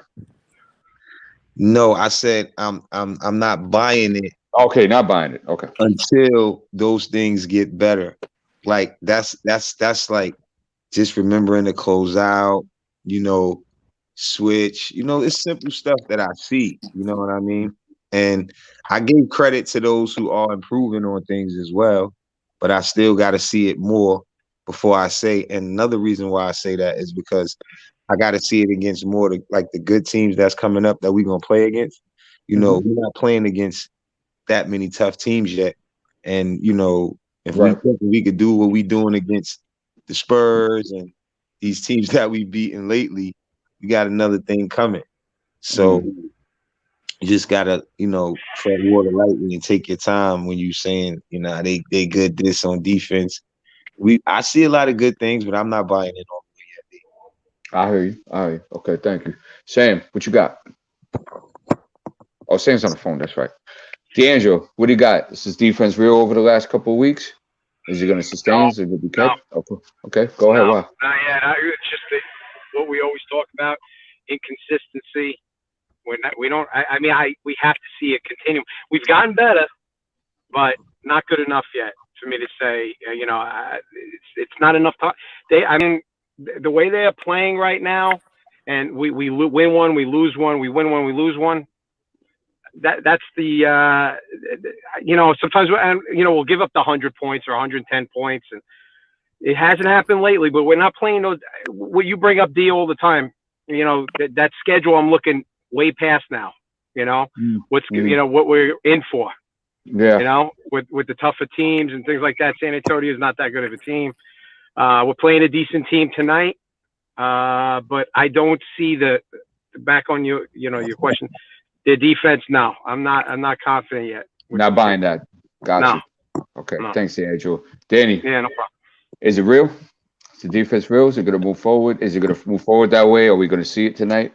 What you got? I think it's improving, to be honest. I think it's real because Tibbs is a defensive coach.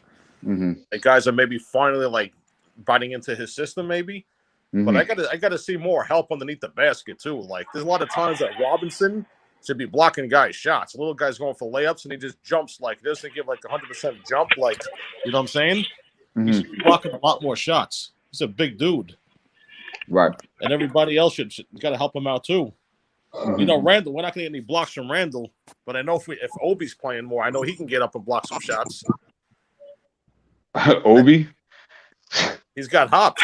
Going to need a rocket launcher, but okay. What's your prediction on his minutes tonight? You think Obi's going to play more than 10 minutes? Well, we'll get into that. Don't worry about it. We're talking about is this defense real right now? So you're buying it? I'm starting to buy it a little bit, to be honest. Yeah, I got you. Okay. All right. Thanks for sharing. No problem. All right, thanks. CWC, what you got? Now you say who defense is real? Obi or the team? No, the team. The team. Oh, okay. Because we've held some teams to under 100 points in the last couple of weeks and stuff like that. So the question is that a trend that continues to go as the season moves forward, and does it translate to tonight as well? Well, you know about the Knicks, if they do good for one thing, they'll go back to the old Knicks and start playing crazy. You know what I mean? So I think it might be real. Oh, so you buying? They just have to put it together and play defense together, play team ball. That's the only way they're going to stop anybody because we really don't have no defensive presence like that besides Mitch. You know what I mean? So I guess tonight will tell it all. You think tonight's going to tell whether the defense is real or not? Okay. So you're buying it, though? Yeah, I'm buying it. Okay. Because you're going to have to stop. We're going to see how they do Luca, how they're going to stop Luca. I know you ain't going to stop Luca, but you can maintain him. You know what I mean? Right. So we have to look at that. I hear you. So, okay. And one thing. Is Hardaway playing? Yes. Oh, okay. So averaging 15 a game this year, almost shooting 40% from three. So we going to have to stop him too or maintain him too. No problem. Okay, cool. Thank you. All right, Chuck Allen. You got the question? Ready to go? Yeah, I got the question. I personally think it's a little loaded because it's when it comes to the defense that we've seen, it's a little nuanced from the perspective that guys were missing shots from the opposite team. Granted, our defense was really good in spots. I think it comes down to the competition because sometimes we might that I've seen this year we'll lose to a team with a subpar roster and a subpar team. Yeah, but then we'll come back against a competing team and we'll play them like it's a playoff game. So I think we kind of get up for competition. So I think tonight we should play decent defense, and it's probably going to look really good at times because, like I said, guys give better effort for the most part when it's against better competition. But I don't think it's I don't think it's going to be a sustainable trend just because of the combination of guys that you have on the floor. Because Danny Landis said something a few minutes ago about Mitchell Robinson not blocking shots when guys come to the rim, and it's like, but there's no slowing them down from the point of attack from the wings. So Mitchell Robinson has to always cover up for other people's mistakes. You know what I mean? Right. And so he doesn't necessarily get there on time. He's maybe a little bit late or something of that nature. But I think tonight we're going to play pretty good defense, just because of the level of competition. Got you.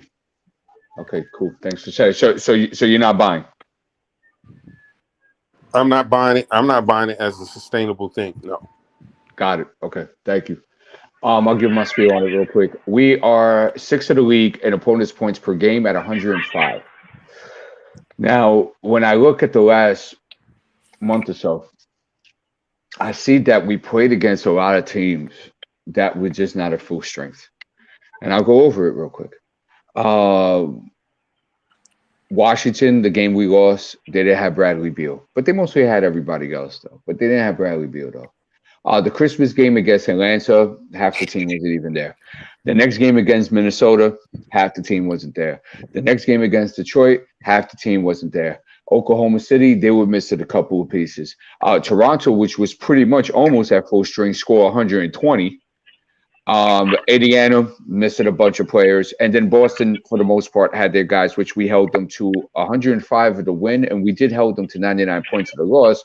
But we did only score 75 points. And then we held San Antonio, which was missing half the roster, at 96. So my point is that I think the jury is still out. This next couple of weeks is going to tell me whether this defense is real or not.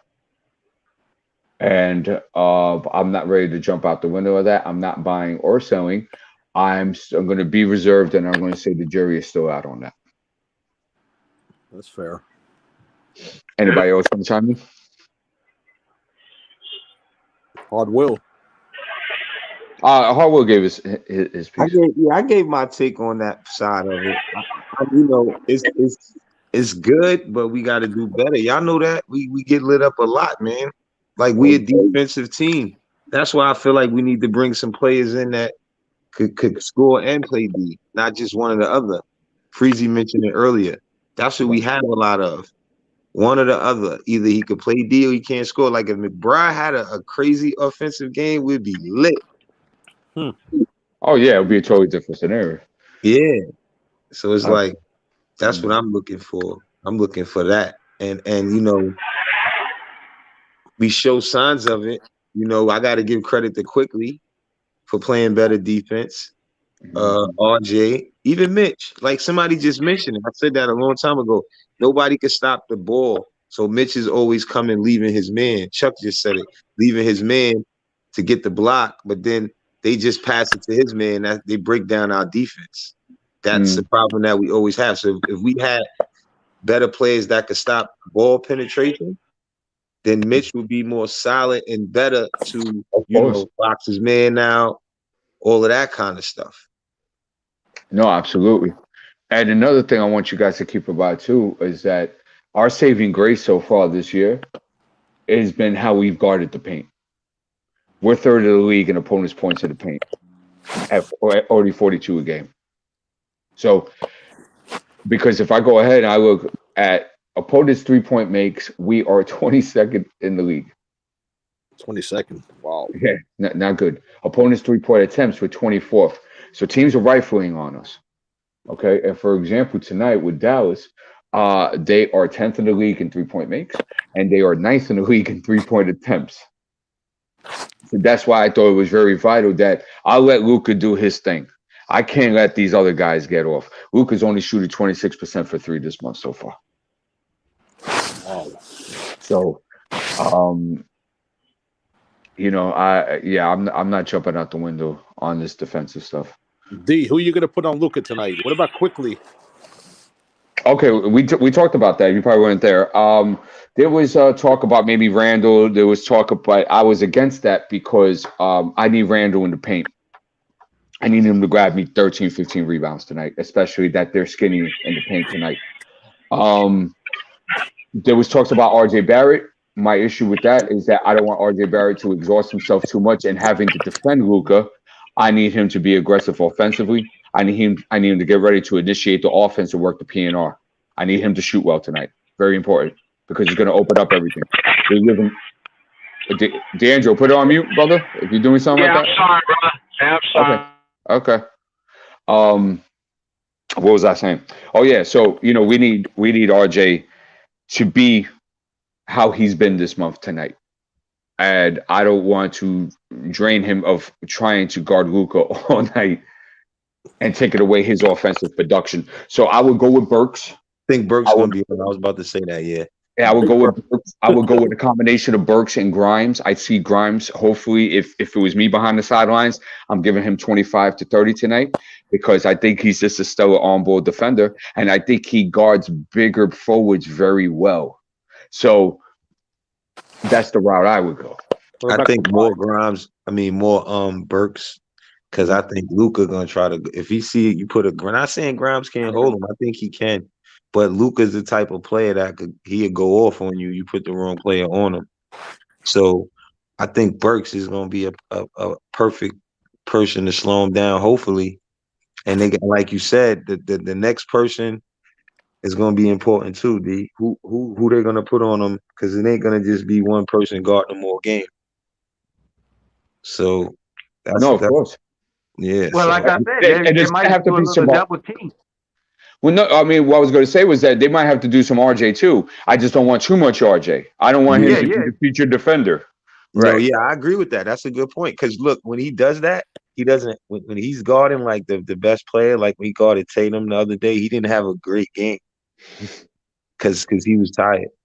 So you gotta understand, like the boy can't. This is his first year guarding the best player on the team. Talking about RJ, right? Yeah. Then you want him to pick up and have 30 points, 20 points, 20 plus points. He can't do both. So you notice when you're watching other teams, right? They don't do that to that player like that. They'll let a defensive guy guard the best player, and you'll be like, yo, why he's not guarding such and such and such? Because he needs to get his offensive going and not waste his energy on defense. And that's why that's a perfect point that D made, because we don't need RJ. And that's why I didn't like the whole RJ is going to be a stopper thing. How can you force him to do that so young in his career, but you want him to average 20-some points? That's crazy. Like you putting that job on him and just saying, "Oh, that's what he's going to be good for." No. And a great comparison of that, right? And this is why I talk about where you have to have guys master certain things first before you bring them to the next level. And I'll show you a perfect example. Kawhi Leonard, when he came into the league, right, and he was a part of that San Antonio Spurs run that year, right? He was known as their best on-ball defender, and then he was sprinkling in some points, and that was an extra added bonus. You see, but he established himself with that. Then he developed into a magnificent perimeter player, as we know of him today. You see where I'm getting at? Because they allowed him to. That too. What's up, Freeze? Freeze. Yo. Okay, you pop in. It's like, what's up? Yeah, we thought you was coming. Guys, pull it out, Freezy. Sometimes your eyes be wide when you come in like. Like bam. Yeah. I'm thinking like you might have heard something crazy or something. You want to come in? Nah, man. Nah, so I have beef with y'all, man. Oh, you do? Uh-oh. We love beef. I have beef with y'all, man. Yeah, and so it's weird. It's beef in a weird way. Oh, I think weird beef. Yeah, and so it's like that strange beef. You know how it's like. Well, let me just get right to it. There you go. I think y'all capping, bro, for the other team. What you mean? How so? How y'all gonna make a clear double standard? What is it? Y'all getting soft today or something? What's today? Give me an example, Vince McMahon. Yeah, what you mean? Nah, man. Nah, I just think y'all going to the hole like Obi Toppin, bro. Instead of going to the hole like Mitch. Yes. What? Oh boy. Shot at Obi. He just wanted to take a shot at Obi. No. Yeah. My bad. I think Toppin going to eat tonight. Yo, I think Yo, y'all. whenever you take a while to tell you what you did, it really ain't nothing, man. It ain't a big deal, man. You know what, Frizzy? We're having a nice, a very nice, sophisticated conversation, and here we go. He about to come in and troll us, man. He about to get us riled up. He about to get us riled up. Bro, all I'm saying is I think y'all legit turned this conversation into snooze fest for the legit sake of capping for the Mavericks. Don't nobody care nothing about no Dallas Mavericks. Here he goes, ladies and gentlemen. Why you think Freezy Jerry Springer. Y'all Hit him. y'all capping for the Mavericks for no reason. You don't care nothing about them. So what's the cap? I'm ready to hear the first evidence of cap. Welcome to we the talk Mavericks about Luca Dončić too long. We talk about Luca Dončić too long. Welcome to the Mavericks morning drive, bro. Wow. You know what I'm saying? Because y'all are like, oh my God, the defense ain't real. It's only been a month. It's only been a month of great defense, and oh my God, Luca is made out of steel and diesel fuel. Oh my God, this dude Luca is so great. Unreal. Unreal. What I'm here to tell you, bro, is this, right? This is what I'm here to tell you. We played them, right? And our record in the last 10 games is 6-4. And we're talking about a team playing 600 basketball the last 10 games as if we were 2-8 the last 10 games and our defense has been atrocious. Here we go. How can you not buy into a team that is playing 600 basketball the last 10 games? That's 3 weeks, right? That's 3 weeks of basketball, right? With a defense that's ranked 3rd over that stretch, right? Yeah. And then say the reason why is because, oh my God, Trey DeBarge didn't show up on Christmas. So Derrick Rose has been out a month already. Kemba Walker has been hurt. The same teams that we play against have injuries. We have had injuries too.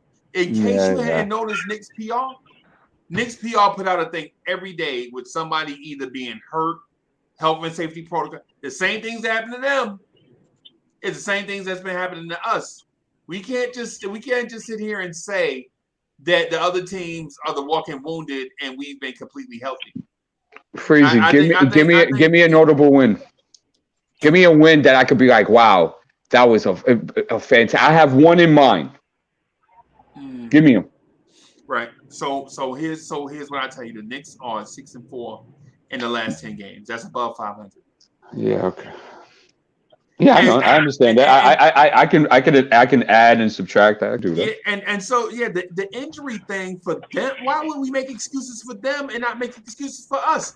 I could sit up here and make excuses that the Knicks are not 10-0 in those 10 games because we had injuries. I mean, I don't know. Maybe it's a thing. Maybe this is the Mavericks morning drive. I don't know. Chuck these a week, Freezy. Yeah, and I didn't expect Hard Will to come to the hole so. I thought Hard Will would yam it on somebody. Hard Will ain't trying to yam it on Hard Will coming in all nice and political.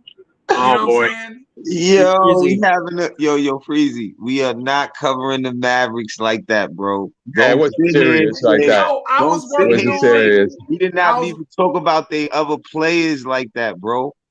And if anything, we just talked about Luca and how we were going to contain him tonight. You know what it was, D? Yeah, we said Burks.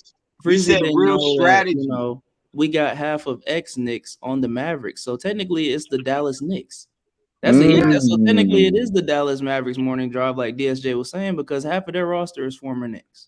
Yeah, you see, my man Cav came on here. He said Nikita gonna have 31. He lost his mind, bro. So what's gonna happen is when we can't come back on during the game, everybody is gonna be like, "No, I never said that. I never said that the Knicks don't have a chance. I always say the Knicks have." And I'm listening to y'all right now. Y'all are like, yo, we should just lay down for the Mavericks. Nah. Lies, cap. That's cap, yo. Nah, bro, that's what I hear. And You never Chuck, said that the Mavericks was gonna win. I You never thought I'd said see that. the day when Chuck Allen to lay down for another team. Dang, Well, Chuck. Wow. Yo, Chuck. Yo. Oh boy. Wow. Yo, Yo, it shocked me too. I'm shocked too. I didn't know. Yo, I legit went in the living room and start counting up coins. I got a little coin container in there. I'll be putting change in because I was gonna drive to Chuck house, but I ain't got no money, so I was trying to scrape some change together to ride up there to see Chuck to check, make sure he was all right, bro. You know what I'm saying? I'm Chuck. Come on, bro. I said tonight we're going to get up for the competition, and we're going to play well because we usually play well against teams. What was the opposite side of that, though? What was the opposite side of that? I said that I don't think it's going to be sustainable because we played down to competition too. Exactly. That's the point I was getting. How dare us be objective? Jeez, bro. How dare us be like, yeah, the Knicks my team sometimes. Nah, man, cut that out, man. Wait a minute. Cut that out. Look at that starting controversy. Look at that smirk on his face. Freezy, I've been through too much as a Knicks fan for you to accuse me of that. Hey, Hardwell, listen, man. You know you're my dog, man. Listen, and listen, and for those of y'all watching, yo, for those of y'all watching, I have been accused of coddling Hardwell, like legit going over the top. Nah, for real, I get accused of going over the top to prove to everybody that Hardwell is my favorite. Wow, like Randle. And you know what I say? You know what I say? Super Randle, right? Super hard will. Yeah, you know what I said to that, right? People be mad now. People mad. They like, yo, why don't you let such and such talk? You always cut such and such off. And you know what I say to that? So what? Yo, Freezy, maybe that's why I just be quiet and listen sometime now. Nah, bro. I need for you and D Poetic to talk and everybody else. You know what I'm saying? Welcome to the Mavs Morning Drive. But the thing about it is, Dirk Nowitzki will be our guest star later on the show. Yeah. Nah, but the thing I'm saying is so what? Everybody else had injuries. We had injuries too. Our backup point guard is out for the season, basically. Freezy. And our starting point guard is Cap. on bone. Freezy, cap. I'm going to tell you how it's capped. I'm going to tell you how it's capped. I'm going to tell you how it's capped because when we were at full strength, we were still playing 500 basketball. It is capped. Freezy, we bleed. Freezy, we cry orange tears, bro. Stop it. Don't even try it, bro. Stop it. We Knicks fans, bro. You can't say ever we repping the Mavericks, but you got to remember we give honest opinions on things. That's the good part about it. We keep it honest and real. You know what I'm saying? That's not what I'm arguing. I'm arguing the fact that I feel like y'all holding back for the sake of not offending somebody. Nah. Freezy, what should it be? Freezy. We were just having, you know what it was? Yo, D. You know what it was, D? Today, right, D? The way you was doing the show, D, it was more like next. So it was more formatted. Normally we yelling, we everybody talking over each other. So maybe that's what you talking about, Freezy. I don't know. But the energy's always here, bro. It was just he asked a question and then we went around the room. I want to keep in mind today. I want to keep. That's right. I want to keep in mind something. Hold on a second, Freezy. I want to put a hole in your argument. You made an argument, okay, that we're going ahead and saying, wow, look at these teams we played. Wow, they weren't there. This defense ain't real, yada, yada, yada, right? And then you're saying, well, look, we didn't have guys either. And if we did, we would have gone 10-0. And what I'm telling you is that when we were at full strength and we did have guys, we were still playing 500 basketball. Right. So when we got injured, but when we got injured, we were below 500, bro. That's what I'm saying. That's my point to you. So now your point, now your point is mute now because we actually played better without guys there. What? Yeah. No. We're 6-4, right? Yeah. That means we're getting with no Rose, no Kemba. Right. I got you. Didn't have Randle, right? Just came back. Don't know well. And this is how. And so I'm gonna say checkmate right here because this is how you know what I'm saying, you put your queen out there for the opponent to go head over heels for a big piece, and then you get him in checkmate. So I just told D Poetic, who Listen, D Poetic is one of the smartest. Listen, don't be fooled by his niceness because he's cordial. This dude is real sharp. He's sharp as a tack, right? So here's the thing. You just said that the team got better recently. And I mentioned before you went on all that stuff that the team got better, was better in the last 10 games, and it coincided with their defense getting better. So what you're telling me is Uncle Freezy is right, and you want to drive all the way down here and pat me on the back for me. Yes, that's what I'm saying. Oh my God. That's what you're saying, bro. No, Freezy. So the defense getting better is I don't know where you learned these tactics. Whoa, somebody put that on mute. Wow, Enzo Somebody vibing this morning. Yeah, that was shut. That was probably his phone going off. Oh, okay. No, I think he Oh was my doing it on God. purpose for you, But John, Freezy. thank you, John, from Still Knicks. Great conversation today. Lawrence Sears panel. I choose you over the powerful JRE. Knicks have to get this win tonight to get back to 500. John, we feel like you part of the family, bro. You know what I'm saying? As a matter of fact, we miss you today. Where you at? Yeah, thank you, sir. Yeah, John. Yeah, man. Much love to John for Still Knicks fans. That's part of the fan, man. That's my man. So what I was saying is, bro, listen. Changing the goalpost, version. No, I'm not moving the goal. I'm not moving the goalpost, bro. What I'm saying is we can't make excuses for other teams and then not look internally and see that we don't have the same thing going on. We do. Yeah, that's true. We do. CWC, stop. It's not true. They have injuries and we have injuries. They have health and safety protocols. We have health and safety protocols. Right. So that's not a true measurement to say whether our defense is real or it's not.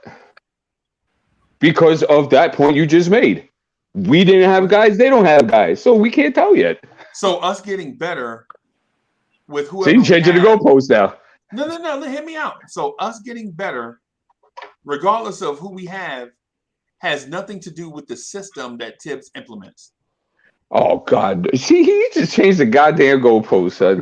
What are you doing? So Freezy, is it possible that we're just giving the guys that are actually good at defense more opportunities? I mean, Grimes is getting more shots at playing because of the fact that Evan Fournier wasn't in there. McBride getting opportunities quickly, showing that he has the ability to defend because he's getting more opportunities to start and stuff like that. I mean, it could be. I mean, you could be right, but I'm just offering an alternative to that point. You know. Well, here's an alternative to your alternative. Could it be that the rookies are getting better as the season goes along? Yeah, I like that. Grimes. Yeah, Grimes. We haven't seen enough McBride to make that Grimes assessment. is the only one really getting the opportunity like that. Exactly. McBride really doesn't play anything but garbage time. Sims has been out, so we don't know whether or not there's any improvement. But we know what he can bring to the table when he does play. Energy and defense has been something we've seen, from Summer League. So DSJ, let me ask you this: could it be also, and this is an alternative to the alternative that I offered? Right. Could it be that these guys that are new to each other are developing chemistry as they get minutes playing with each other? Yeah, I mean that very much could be the case as well. Like I said, all I'm doing is offering the alternative because at the end of the day, we're still looking at, essentially the same issues we've had from last year coming into this season in regards to some of the defensive inefficiencies on the perimeter. And I think that with guys that are coming in, again, the Grimes, the McBrides, quickly again just showing a lot of improvement on the defensive end. Burks showing the capability with the more consistency and more playing time at the starting position. Again, just their capabilities of playing defense individually. So again, it's there. And the guys that finally have the opportunity because of the fact that, again, that's kind of their calling card. You know, So Brooks see, has been. so DSJ, let me ask you one more question. Right, I just want to play this to amuse myself. I just want to see Super Randle one more time, but let me ask you this. This is for you, DSJ. Let me ask you this, and maybe this question is a tough question. Is it out of the realm of respectability for a Knicks fan just to be positive about positive things they've seen in the last 10 games? No, it's not out the realm of it. I mean, again, you know, we cheer a team when they do good, and we critique a team when they do bad, and we do the same thing with individual players. So there's nothing out the realm of positivity when they do something positive. You know what I'm saying? We'll highlight it. You know, look at the fact that we talk about Fournier when he had his career game against Boston. We talk about RJ when he played well, you know, in those, stretches of games. Right. We give credit to, Grimes when he does, as far as scoring the points that he scores, setting the rookie record with 7 threes. So it's not like we don't give credit when credit is due. We showcase that, we're appreciative of the efforts when they make them. So, okay. The reason why I asked is because I don't want to just have it be, and this is just me speaking from Uncle Freezy's perspective. I don't want to have it be every time you hear me as a Knicks fan speak, I'm bashing our first round picks because they don't contribute. And then when the Knicks do something good, I'm talking about me now. I'm not talking about everybody because everybody has their own stance and perspective and opinion. But I don't want to seem like that I see something positive and just skip it, even though I feel in my heart that is something that we should talk about. You know what I'm saying? Like we're 6-4 in the last 10 games. That's 600 basketball, and the defense is ranked third since defensive rating since December. Right? It's January 10th. You know what I'm saying? If it was one game, I could see it. If it was a week, I could see it. If it was 2 weeks, I could see it. But when you're talking about 3+ weeks, that means we're trending in a different direction. And of course, some team, no matter what type of defense you play, some teams' pace and players are going to get off against great defense regardless. Because I don't care how great your defense is, you're not stopping Kevin Durant. Right? And I don't care how great your defense is, you're not going to stop the Sacramento Kings from running up and down the floor as fast as they can. Right? You can try to make them more inefficient, but you ain't going to stop them. You know what I'm saying? But the Knicks consistently over this last 3+ weeks have shown that they're playing elite defense consistently every night. Getting better. And so what I'm saying is instead of saying, instead of being like Chuck Allen and running from it, you know what I'm saying? I ain't never seen Chuck Allen. I ain't never seen Chuck Allen put on disco shoes like that before, bro. Wow. I ain't never. Because Chuck Allen isn't Mr. Cleveland. Man. Crazy. I'll put it to you like this. I think you jump it out the window. Me? And I think it's irresponsible because you're jumping out the window without a parachute. Dang it. And you're trying to land on your feet, but the problem is that you're on the 10th floor. I think that's the issue.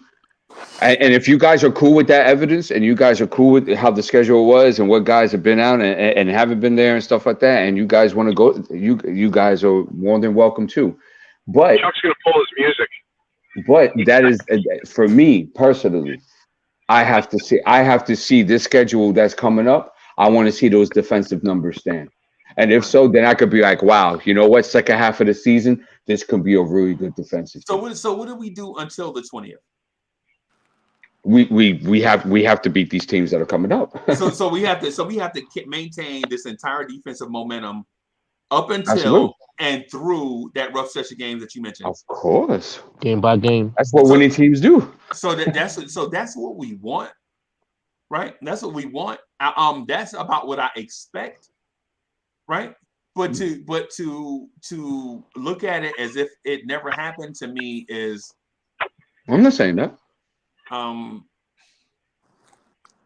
not discounting it. I'm saying I need to see more. Tonight's a good test. Tonight's a good test. I just want to give them credit for the stuff that they did already. No problem. You could do that. Yeah, you know what I'm saying? I just want to, because there's data that supports the stuff that I'm saying, and I'm not saying that I created this.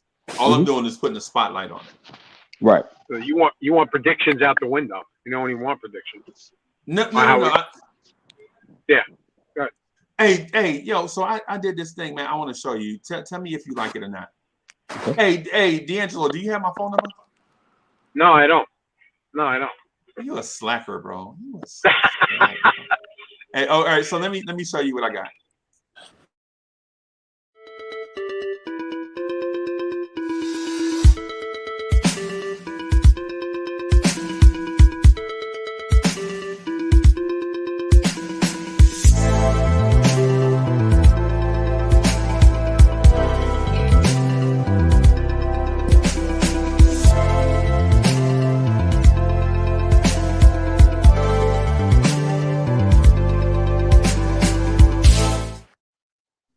Whoa. Yeah, nice. Wow, that was nice, man. Hey, I like that. Fire.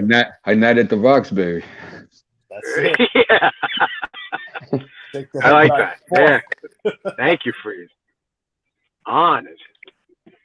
Very nice. Now, Freezy Bill. Yeah, where you go? So what do we? I don't know. Freezy took off because they're having the Keith Hernandez retirement jersey. AD. So You did a great There's job. a typo. I spelled warning wrong. God dog it. I said warning. Yeah, I was going to say that, but I appreciate it for you. My bad. Give me that number sometime. Nice. Yeah. Hey, man. Thank you. I love it. Yeah, I'll put it in the chat, okay? All right, cool, brother. All right. So you want to transition, Freezy? You want to transition to the next? It's been boring in your book, right, Freezy? Whatever we've been talking about here. I get that. You were falling asleep, and I'm sorry, I dozed off, man. Wait a minute. No. Now, what it is this. I don't feel like so. I'm thinking that the guys have been doing an admirable job based on the circumstances, right? Just think about this. What if LeBron James fell into a Julius Randle type slump, and Anthony Davis fell into a Julius Randle type slump? What would the Lakers be doing right now? what they're doing right now. Yeah, I'm saying. Right. Yeah.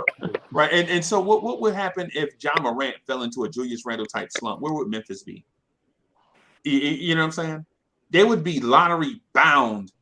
Right. What if Joel Embiid fell into a Julius Randle type slump? That's not true for Memphis, Freezy. They were like 11-2 without him. Okay. So. Okay. Yeah, my bad. I'm just saying. I think the team, despite the injuries, inconsistent point guard play, health and safety protocols, all these different things, a slump from your two best players, RJ and Julius, we're still one game under 500 within striking distance of the playoffs, bro. I think we got to give credit to Tibbs and this defense that has resurrected itself. And we got to give credit to the Knicks for that. I don't think this is just. You got to look at it as a positive. Yeah. I mean, we're in a position. We're in the same position we were last year, basically. Right? So. Right. Well, I mean, that's what we bought in Tibbs for, right, Freezy? We bought him in, right? For to improve on a defensive principles, which he's done, right? And he's winning. Right. That's what I'm getting at. That's why I'm saying. The last few weeks, I don't think it's a flash in the pan. I think it's a I think it is proof that if you're tough and you have stick-to-itiveness, then you can get better over time, right? And if you incorporate that mindset with the fact that our rookies may have started off a little slower than other rookies and are getting better as the season goes along, and the fact that we fight through a slump, but the system defensively is a good defensive system, I think the Knicks are in a pretty good place. Not the best, not the ideal place, not in the ideal place, but you know what I'm saying, a place of respectability. I heard. Yeah, that's just, you know. Yeah, the whole argument becomes, you know, is that, and this is being truthful and honest, do we stay there? And I think that's the concern from the fan base, and that's something that causes the divide. You see, the question is, and of course, right, it's the unknowable, right? But do we stay there? Because and if so, do we want to stay there for a couple of years? And if we do stay there, do we get better? Or if we sense that we're not getting better and guys might not evolve, do we just scrap it and just start from the foundation? And that seems to be the divide of the fan base so far. I can dig it. I can dig it. So where we are is I know you want to see more, right? Oh yeah. Because I've been knowing you for now, what, a year? Yeah. About a year, right? And the one thing I noticed about you is this: that you can't just say stuff. And I'm not saying you, but I'm just saying people around you can't just say stuff in general and not have it be based in fact. Yeah. Right. Absolutely. Right. The other thing too is I noticed that you analyze everything. I'm not saying that that's a bad thing. I'm just saying it's a thing. I'm not saying it's good or bad. I'm just saying because I don't judge. Y'all know me. Y'all been around me long enough to know I don't judge people. That's universal. Right.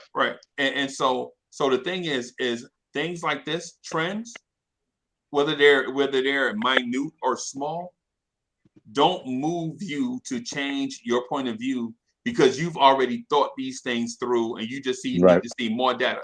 Like say for instance, if Quickly comes out and has a 50-point game, you're not going to immediately say Emmanuel Quickly is a scorer. You're going to say I need to see Emmanuel Quickly do it again. Right. That's what I'm getting at. But the thing with Hard Will though is I felt like Hard Will acquiesced to like this thing. I'm like, yo, that was my dog right there. Yes, I thought Hard Will was gonna be like, no. Compare the Knicks fairly.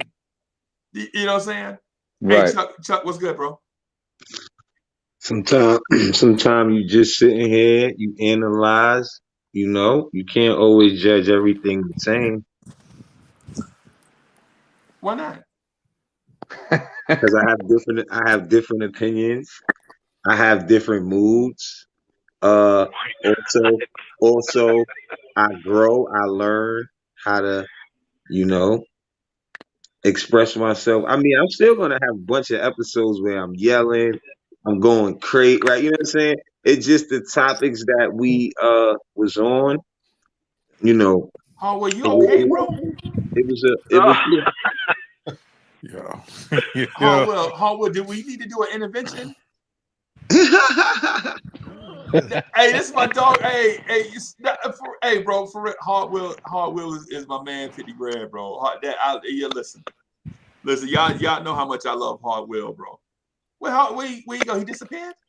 He disappeared. Yeah. He's aggravated. He hurt his feelings. Nah, man. Oh no, man. He's fine, man. He knows he's super good. Trust me. I know. Hardwell is like the man of steel, bro, and he know everything that I say to him come from a place of love and sincerity. You know, I don't him and Chuck. Y'all know everybody really. Everybody that know me know. You know what I'm saying? I might. That's why he left. Sometimes. Oh, there he is. Because Cornerstone Kevin's in the building. Here he come. Oh, the there force is strong. He's got a lot of AKAs. This guy. Cornerstone Kevin. Absolutely. Kev, how are things at Geico? Geico's doing good. Hey, yo, did you see that? Did you see the turtle in the break room? Yes. Okay. Yeah. DSJ, you heard Kev's wild take for tonight? He said Frank getting 30. Frank. What? Oh, whoa. Oh, don't forget, Stafford said that Randall's getting a triple-double tonight. Keep that in mind. Oh, so y'all didn't hear my take on Randall Lynn, right? No, I don't think you were there. No, you weren't. Not yet. Go ahead. Okay, so I think Randall is going for 30 and 20 tonight. Oh no! I gotta write this stuff down, man. Hold on. Yeah. All right. Unless he gets a brain transplant. And 20. Oh my gosh, Dan. Not 30 and 16. No way. Let me get this. Let me write this No down way. here. No 7 way. assists, maybe. Right. Who Stafford. on this? Can somebody tell me who on the Mavericks is gonna keep Julius Randle off the boards? Nobody. Maxi Kleber. I stick to my 8 points and 4 turnovers. Maybe Boban. Freeze. You said 30 and 20. Yes. And how many assists? 8. Boy, that's Ain't a no lot. way. Wow. You going deep? As soon as he Has gets he the ever ball, got he's gonna get 30 and booed. 20? You sure these on Luca Dončić numbers? Oh, random. My fault. Okay. All right. I got you. All right, Frizzy, has he ever got 30 and 20? Good question. You guys. Oh, what is What that? is that? Ooh. Chalkboard. Someone went on the chalkboard. That's That Stafford wasn't hitting me. the brakes. It's Cougar. Do y'all realize that Freezy is just poking the bear? That's what he's doing. He's poking the bear. Stafford dying. That's what we said. It is Stafford. Man's at Stafford the don't want you to carnival, pump ain't the he? brakes on your 20 rebound game. Now What it's was gonna get juicy. What was the other prediction that was made? There was one more prediction that was made. I got Stafford for the triple double. I got Freeze for the 30, 20, and 8. Freeze, why don't you just go with a triple double for that? Because these players got to hit shots, bro. Okay. Oh wow. Okay, all right. And what was the other prediction? Oh, Frank getting 30. Frank getting 30. Right, yeah. I don't know if I should even write that. I don't think I should even write that. But D, Frank is gonna play 3 minutes and get a groin injury. Y'all gotta stop. D, if he did get it, if he did get it, would y'all bow to me? No, I'll just get you a pie of pizza or something. Yeah. If he gets 30, sounds simple. Let me say this real quick. I never said a triple double, but I said near a triple double. So if you don't quote me right, bro. I said 15 points. I could have sworn he said a triple double. 8 assists. Nah, I said remember he went back to what I said. Which was like I can't even 15, hear 12, him. and 6. Yeah, you're in a bad spot, Stafford. What he did was he went back to like 15, 12, What and the 6, hell? which is what I said. So what was that, Sam? I didn't I hear. said he went back to like 15, 12, and 6, well, like I said earlier. That's what he went back to. Okay, all right. That's nothing. I'm a 31. What'd you say? Freezy said 30 points? Nah, no. Yeah, that's why I put down Freeze, and that's why I had put down because those are both predictions, right? So Freeze is 30, 28. I'm gonna keep it right here. I don't know. Against Dallas, that's not that far fetched. Here's something 30, else 20 rebounds on 55% shooting from the floor. Oh wait, and 55% shooting? Yeah. Wow. No way. He's at the Garden tonight. He's gonna no. What's your prediction for Mitch tonight, Breezy? I think we're gonna beat Dallas by 10.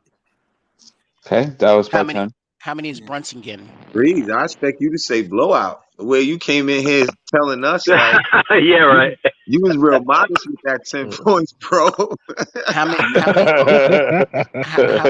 How many is Brunson getting? And then he peeked up like, yo, he gave you that look like, hey. I think Brunson will be 5 for 21, whatever that equates to. 5 for 21? Nah. By the way, no way. Before we go off the rails, hold on. I think we're already there.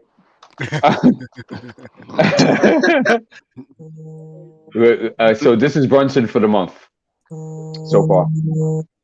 Oh man, 14 and a half, 6 assists, 3 rebounds, 27% from 3, 50% from the field. So he's doing a good job of getting in the lane.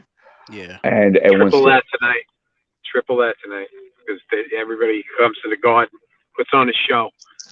So. You know what, Angelo? You've been a negative little nuggy there, man. I am. How much we're losing by tonight? No, don't laugh. What you got? Come on. He said 15 the other game. I said we were gonna lose by 5 the last game, but because they're just saying inconsistent. I've been frustrated with this team, man. That's it. It's just my frustration with them. so So you got the angry. Knicks. I'm Still can't, but you still So you can't got the Knicks persuade losing them. tonight. You So you still got the can't. Knicks losing tonight. Yeah. No, I didn't say that. No, I didn't say that. Oh, Don't hold me to that. okay. No. Okay. I think Put away it'll be my a book. close game. I think Okay. it'll be a close game. You know, honestly, my problem with the team this year is losing to Orlando twice at the Garden. That's my problem with this team this year. When I was seeing that, that's when I was like, yeah, this team doesn't have the same mantra as they did last year. Yeah, but Kev, we're trending now. So as really 6-4, we may be Yeah, but still, trending in a better direction. but at the end of the season, wherever we end up, those two losses are going to bother me. Yeah. Those They two are? losses. Yeah, that for the Orlando team that's at the bottom of the At the Every loss beginning of the is the bottom. season, though. yeah. I mean, we have losses, but then there's some losses that you're like, damn, what the hell? So Those are those two right there. I I feel mean, like every team has those losses, though. yeah, but twice at the guard at your home on your home floor after you just beat them by like how many points did we beat Orlando by the first time? Well, I don't think we beat Orlando this year. Yeah, we did. No, We did? the second game of the season we went down Oh, there okay. and beat the snot out of them, and then came home. We lost Yes, the first correct. game, so I was like, okay, we lost that one. Well, we won't lose to them again, and we did. Yeah, we had won 126-96 in the first one, and then that next game we lost by 6, 110-104. Yeah. So I want to see better body language out of Randle tonight. I definitely do. I want to see that. The young guys look up to him. He's got to be a leader in some way. And Barrett, I want him to have a big game tonight. And let's see what happens. I can't predict anymore. I'm out of the predicting department. We've been on off so far, even though we're 6-4 in the last whatever. So I'll stick to my guns. I'm cranky with them right now. So sorry, Dave. Very, very important for Fournier. Very important for Fournier to have a good start tonight, because as you know, when he doesn't get off to good starts, we don't see him. He barely cracks 20 minutes when that happens. So something to keep an eye on. So do you think that do you think Randall's really the leader of this team? You think so? Yes. Yeah. Why? Who do you think? Who do you think? I'm trying to compare. Well, that's a good question too. I think RJ could grow into that, that leadership role, but taking it from Randall's perspective, what's different about him than about when Carmelo was here? Because I guess we can all say that Carmelo was, the leader when he was here. What was different between the both of them as far as leadership? Who you asking this to? Everybody. Oh, okay. Yeah. Go ahead, Chuck. You want to bite it? Okay. I never saw Carmelo as the leader of the team. Okay. Ever. I just thought he was the best player on the team. I thought the leaders of the teams were guys like Chauncey Billups for the little run that he had with us, and then Jason Kidd. Yeah. I don't think the best offensive or best overall player on the team is necessarily the leader. I know we're looking for that guy to be that, like, yo, you're the best player, so therefore, guys are going to follow your lead, and that doesn't necessarily be the case, especially if there's not a lot of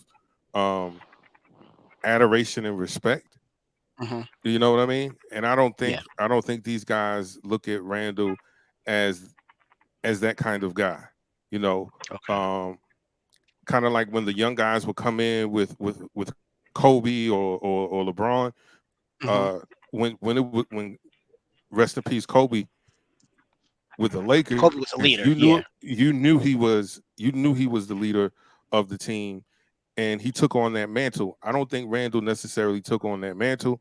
I think we put that on him because he's the highest paid and he's the best player. So therefore, you got to go out there and show us some guys are just, I'm about to work. Because you think that's what Carmelo was, about the work? Right. Like, yo, see what I'm doing? Well, Carmelo's a little different. I don't really want to go down that rabbit hole. Yeah. Because Knicks 100 GM, Carmelo's a loser. Yeah, I mean, we don't need that, I think, I don't know who the leader is, but it's definitely not Randle. It's definitely not Randle, and we have to stop looking at him as the leader because he's the highest paid player or the best overall player on the team. Do we have one, Chuck? I don't think we have one. I don't see one. I think if I honestly do believe if we get a guy that can galvanize, that is the absolute leader of the team, because people are going to follow that person's direction. Randle's not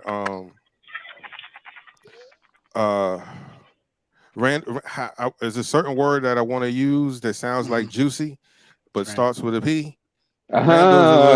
Randle's a little like, he comes off that way to me, like a big soft ass baby. Right. I ain't following that. I don't care how good you are. Like, nah, that guy's kind of he's too don't get it twisted. We're all emotional in our own way. We might show it a little different. But Randle seems like the crybaby. Like, no, you can't have that. And he's on the floor. But I want it. But I need it, ma. There you go. So I don't think guys necessarily gravitate to that. I don't think we have a leader right now.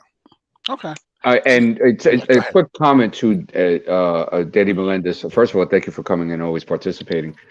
But coaches have a critic. A shout out to Stephen Fox we were discussing this, and he brought this point to attention. This happened to me too during my coaching stints. We've literally had clinics on body language, bro, and how to read body language of players, and how to teach them how to act within the locker room, how to act on the court, so opposing teams don't take advantage of that. So body language is gigantic and it is known through every coaching circle throughout the planet Earth. Just wanted to keep that in mind. Yeah. I don't know if he wants that mantle to be the team leader, Randle, at this point. I don't think he. I don't even know. Does he think he's the team leader? I mean, because he's been here. He's been in the league longer than any of the guys really on outside of Taj and whatever. But I don't know. I've been saying he was the leader. I called it a long time ago. If you listen to the debate between me and Harville, I said he was never the leader. I said exactly the same thing that what Chuck was saying. And because he scored up, and because he get paid the highest doesn't mean he's a leader. And I agree with you, Chuck, 100%. We gotta look to Taj and Kimba as the leaders to rally the team. You know what I mean? Especially Taj, and I think he's a leader. Right. You know what I mean? Yes. So I agree with that. That's my opinion. He comes off more as a leader, than Randle. I think he mentions Taj. Now the argument can be made between Taj and Derrick Rose. Yeah. Kev, where did you go? There he is. Oh, hi. Okay. Long time no see, bud. Yeah, there he is. Shazam. I think that was Freezy saying switch it up. Yeah. No, I was trying to communicate with Steph, but that he had some noise in the background. But you took me out. Because nah. But Freeze. So we don't have a leader. Yeah, so we don't have leader. Freeze. The question is asked. Yeah, he's not even there back. Yeah. So what does that say about the state of this basketball team? I think that's why we're going to always have the inconsistency, because you're not going to have a guy to go out there and be like, hey, yo, this is X, Y, Z. You can't X, Y, Z, then watch me do it. Coach, get him out of here. Whatever. Like, we don't have, until we get a guy like that. Yeah, Taj can be a symbolic leader, because at the end of the day, they're like, yo, Yeah, I hear what you're saying, bro, but like you 400 years old. Like, what are you talking about? Yeah, I agree. Hey, so would you say Marcus Smart is the leader of that Celtics team? The emotional leader, yes. Okay.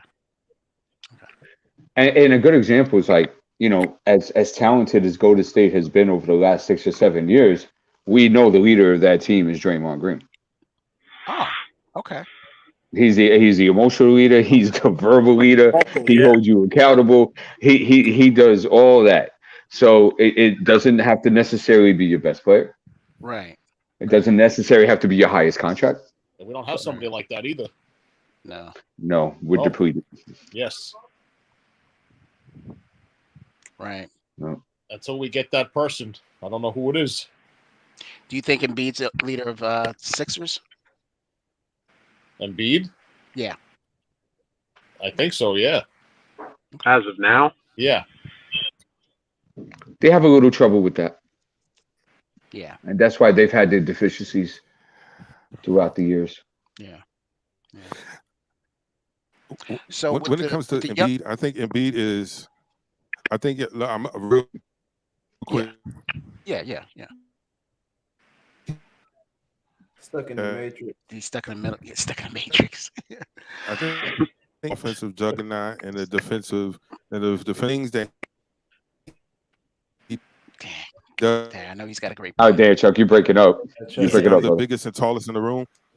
All right. Yeah. All right. So let me ask this question: out of the young players that we have, could you see any of those guys emerging as, you know, a leader of our team? No. I feel like it's too early to even say that. Yeah, it's hard to say. I mean, you want to say quickly, maybe. But anyway, go ahead. I'm sorry. It is kind of early, but I have loved Grimes' defensive communication on the court. I've literally seen him 2 or 3 times this year, literally group the guys together and talk about how they were going to rotate. Really? Oh, wow. Yes. Okay. So there is potential if you want to go there. Yeah, I'm gonna look for that tonight because it seems like he's in the that Tibbs has actually put him in the rotation now. So I'm gonna look at that. Why wouldn't he? No. I mean, well, we know that he hadn't gotten, you know, playing time in the beginning. Now he's getting he's getting the time now. So that's what I'm saying. I'm gonna look to see what you were saying about him. Oh yeah. Getting him together. His That's communication. Yeah. Oh yeah, check it. I literally saw him yell at Julius Randle one time because he wasn't there on a defensive assignment. And there was last game too where he was telling Randle, yo, your man, coming back. And Randle didn't even bother picking him up. And then they had like a little short exchange. He wasn't paying attention to him, yeah. Right. Okay, guys, let's jump into a question here.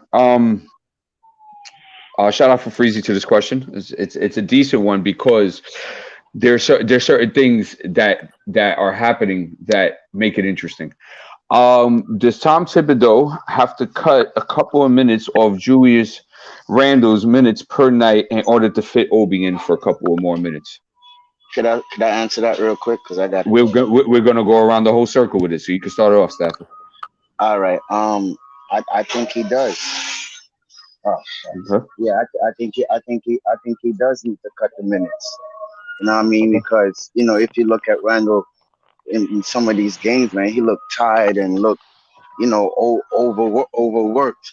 So I definitely into the notion that he does need to cut his minutes and let Obi at least play at least 15 minutes. If not, let Knox get a little burn also too. Put him in some spot minutes, at least 2-3 minutes, and then, you know, bring Randle back in. But Randle definitely needs to play at least 33 minutes. That's fair to me. And let Obi get the rest. Wait to be 15 minutes. 15, yeah, I think about 15 minutes, 20 minutes. It don't matter to me, but you know, he needs to cut the minutes. But God bless everyone. Let's get a win tonight. And we'll keep in touch, fellas. Bless up. Okay, you out here? Take care, okay, bro. Stephanie. All right. Take care. I would say this to Stat. I wish he stayed because I would say that I'm a little concerned about the narrative of Randle being tired when it's been 40 games in the season, and he is averaging 35 minutes a game, and I could see that. But would it that if that is the truth, wouldn't that be a testament to his getting his conditioning better? It's Well, only 40 games in the season, and he literally missed a week. Yeah, so I'll ask that with a question, D, as you say. Towards the first round of playoffs, would you say he was tired last year? Yes. Well, I'm trying to think of that moment in time. Yeah, because we were on. I was on a high. I was on a real high because I thought that we were gonna, sweep or at least, let it be 4-1 against Atlanta. So that was. I would say no, because I remember when we were on that 16-4 run, he wasn't playing as many minutes as he was earlier in the season. And plus, don't forget, there's also the break to the playoffs as well. I believe it's about a 4 to 5 day break in between the last game and the start of playoffs. So I felt he was well rested. Okay. So anyway, back to Danny. Back to the question: does Tom Thibodeau cut Julius Randle's minutes for Obi Toppin to get more? Yes or no, and why? Well, how many minutes is he averaging now? Is it 30, 35? I believe Julius Randle's at 35 and a half minutes. 35 and a half. They can cut him a little bit, but why? My question is, why can't they play them more together? Why can't they cut a little? Talking my language. Mitch's minute a little bit and play, because Randle's a big dude. You could put him at center for a little bit. He's a 250, 260-pound dude. Yes. Why can't you put him at center for a little bit? It's not a center's league anymore. We Or don't being have creative. Patrick Ewing is not here anymore. We don't have Ewing. You could cut Mitch's minutes and play them both together. I've been saying that at the beginning of the season. I want to see that. I think that would work better, to be honest. I would like for this to be explored and just see, because we've seen it in very brief minutes, and Tom seems to have a very short fuse with it. I would advise Tom to exercise a little bit more patience with that. And I'll get into why in a second. Okay, Danny, is that your take, brother? I think they like I said, try it out. Why not? Unless Tibbs has got something with Obi, maybe he's not giving it 100% of practice. Something's not right that he gives him minutes, and then the next game 9-10 minutes, next game 20-something minutes. Yeah, that's a problem. There's something going on behind the scenes. Yeah. What do you think, D? And just real quick to Danny's point, D, you talk about body language. Obi's body language is, at least in that game, the last one, you could tell he was frustrated. He's looked defeated the last couple of games. Absolutely. Okay, so what was your question, Danny? Sorry.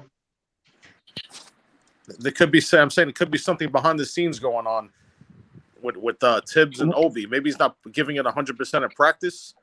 I would hope not. He doesn't like his laughing and smiling too much. Something's going back behind the scenes. I don't know what you guys think. I don't know. And you know what, Danny, on my take, I'll get into more of that, because that's kind of part of it. I want you guys to get your voice in first. All right, Kev, go ahead. You remember the question? I thought I asked it. I honestly thought I brought the question of that. Should Julius Randle's minutes be cut? Okay. I apologize. Yes. Okay, go ahead. I would say yes. And I'm looking at it from a standpoint that if we make the whether it's the play-in or the playoffs, you want to try and have him, at his best as far, minute-wise. So I would cut him, and then also give Obi enough time to, because we're always being down on Obi when he's in. So if his minutes increase, that might give him more time or more leeway to show what he can do. So, okay, I'm with that. Yeah. Okay, thanks for that. DSJ, you got the question, brother? Yeah, I got it. First off, Cornerstone Kev, I just want you to know that lady behind you is about to report you to management. So expect that phone call. Yes. When it comes down to Obi Toppin, Conference room B. You got to meet him in conference room B. But when it comes down to whether Randle should get his minutes cut, yeah, I think if we're gonna call Obi a bust, at least give him the minutes to prove that he's that. You know, right? So, give him the minutes to prove whether or not he's a bust or not. You know, and on top of that, give Randle the opportunity to get the rest in order to maximize his ability to play, especially when again we're gonna have those again if the objective is playoffs, you want your players as rested as much as possible. So That's the word I was looking for. Rested. Yeah. that's the opportunity. But to Danny's point in regards to why Tibbs doesn't play Randle and Obi, well, he addressed that in the presser. His biggest thing is that he values rim protection, and Tibbs isn't comfortable playing them because he doesn't feel that he gets that from either one of them. So that's why you don't see that kind of rotation often. But and I would rebuttal to Tibbs is that, but there are times that you've had a rim protector there going out and guarding 5s and 4s and pick pops when you could easily just put Obi in there because there's no rim protection to be had at that point, right? Yeah, that's a fact. And again, too, also, I want you to remember in preseason, I know it's preseason, but still, it's evidence. Obi did come over on a lot of weak side and defend the rim pretty well, whether it was getting an actual block or just stopping the actual scoring from taking place. Right. So there is evidence of it working. I just maybe Tibbs just isn't comfortable with not getting the actual stat line of a block in regards to that. So that's again just more about Tibbs's philosophy than actual gameplay. But the best philosophy is to be adaptable. True indeed. Sometimes you have to adapt to what's going on and still be within the confines of your philosophy. It's called compromising. So, Chuck, you got the question, brother? So, no, I don't think Randle's minutes need to be cut for Obi Toppin. Let's no. I do think that because of our lack of center presence, that they should be running more small ball in spurts. Yeah. And when you run small ball, your perimeter guys have to be defenders because open protection. So you're gonna have quickly playing his best D at point, or you're gonna have to give McBride some time with that unit, McBride, Grimes, and RJ, or something like that, where you can stop the ball at the point of attack and preserve Obi Toppin and Randle at the center and power forward position. Two, I heard a few people say that Obi Toppin needs time to prove that he's not a bust. We don't extend that type of patience and courtesy to anyone else. And I think that's because we like Obi Toppin, we like seeing the dunks, and we like his energy. But outside of those two things, what else does he bring to the offense and the defense when he's on the floor? I think to D's point, when you have a coach with a certain philosophy, sometimes you have to compromise.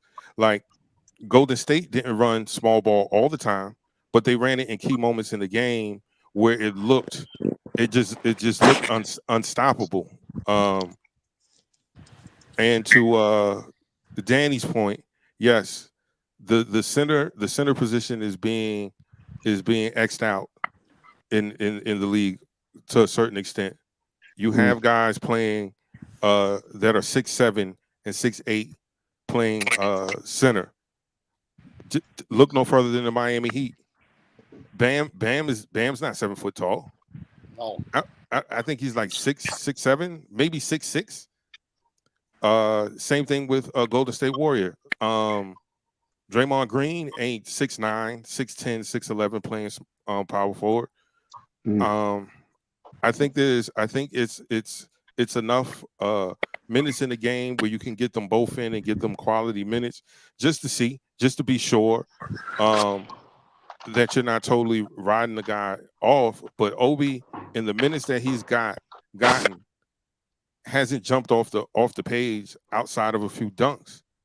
Nothing jumps off the, like, when you're given an opportunity, you got to seize the moment, whether it's 6 minutes, whether it's 8 minutes. Like, damn, he did that in 6 minutes. Damn, he did that in 8 minutes. Yo, he needs to get more minutes. I ain't seeing that. Sorry, gentlemen, just not seeing that. I don't think you should cut. I don't think you should cut his minutes. I just want to say one thing, and then I'm gonna let y'all rock. I just want to, Chuck. I think I looked it up. Bam, 6'9". Oh, he's 6'9". He's 6'9". Yeah, he's 6'9", but he has a 7'1" wingspan. Yeah, and broad shoulders. So same thing like Kevon Looney, both 6'9", over 7 foot wingspan. Okay, Chuck, thanks for that. Okay, Harwell, you remember the question, right? Yeah, I do. Yeah. Well, I don't think it should. I mean, I don't think it should just be called Randle's minutes or be Randle's minutes. I think it should be. It depends on more of the situation, more like, because it seems like, people want to fight to give Obi more minutes, and I understand what y'all saying. It's hard for me to critique him, because I don't. I want to be hard on him, but I know the situation, and I know if he had more opportunity, I wouldn't hear some of the stuff. Maybe that's just my own opinion that I hear sometimes. But as far as him getting more minutes, when I say it should be like more situational, because I heard y'all mention when teams go small and different things that's going on. Chuck just mentioned Bam's height. That's around Obi's height. So if I think it's more or less what he earns, so the coach realizes that he got to make moves to put him in that situation. Because if you don't show a coach that is worth you being on the floor, he's not going to go to that lineup. And a lot of times, that's the problem that we see. We feel like they should be playing more small ball. So he has to turn up the energy a little bit more. But it's hard to do that when you're dealing with these type of situations where you can't say he would be doing that or having his head down the way we see him have his head for no reason. You can't be taking out the game for a mistake. That's the hardest way to play basketball. So, he's not dealing with it properly. So we're going to see less from him. So if he starts to fade away, we can't waste time on that. Hopefully he doesn't. You know what I mean? But like I say, it's more situational for me. When you do stuff like that, it don't got to be random minutes. He could find minutes many ways. I think some other players he give minutes to, like Taj or a lot of players he give minutes to where he could find more minutes for Obi. And it just don't have to be random. That's all. And that's like a double question too, because do Randle minutes need to be cut and do Obi, like, you know what I'm saying? It's crazy because Obi definitely need more opportunity. But that's my take on it. All right, cool. Thank you, Harwell. D'Angelo. Yeah. Listen, I think his minutes should be cut, but Tibbs is not going to do that because he's just not. He's stuck in his own way. He's just going to do it the way he believes. He's going to give him his minutes. We don't need Randle to score 30, 40 points. We don't need him to do that. We need it. He's got to, find like be around the rim, be a bull underneath the rim, going to the basket, and do that. Rebound, do things like that. It's not always about cutting minutes. I agree with Harwell and everybody else that's been talking about this. But yeah, I do think his minutes should be cut. Toppin should get some more playing time, but Toppin's not showing me a lot. I'm a little down on him too. What's going on? I love that award, Frizzy. Beautiful. But yeah, I don't think I do think they should be cut. But Thibodeau is not gonna do that. He's gonna stick to his own guns. He's gonna play him a lot of minutes. And it should be like what Hardwell said, situational basketball. what's good, when minutes and proper substitutions, things like that. Every game is different. And certain times certain minutes should be cut. It doesn't just have to be Randle. Could be anybody, but especially if they don't have their game, not playing a good game, and it's stinking up the joint on the court, So, right. That's just my opinion. Yeah. So you don't feel that he would even cut it? Got you. No, not Thibodeau. I don't see it. Not with Randle and him. No. Okay, cool. Thanks, D'Angelo. Sam, what you got, brother? Hey, honestly, hey Sam, can I play your intro before you go? Oh, before yeah, you go get ahead. started? All right.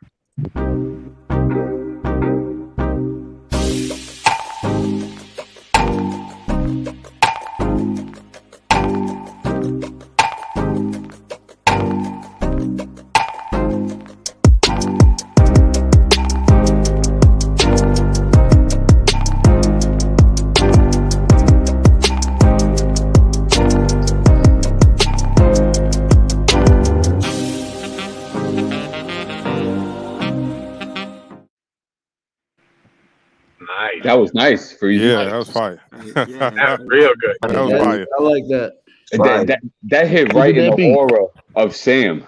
Yeah, too. that fits what I stand for. But I was just gonna say that you could say that he needs to take minutes from Randle, but in my opinion, the minutes aren't really the issue with Randle. It's more so the team and specific guys that I see that he could piecemeal, the minutes from.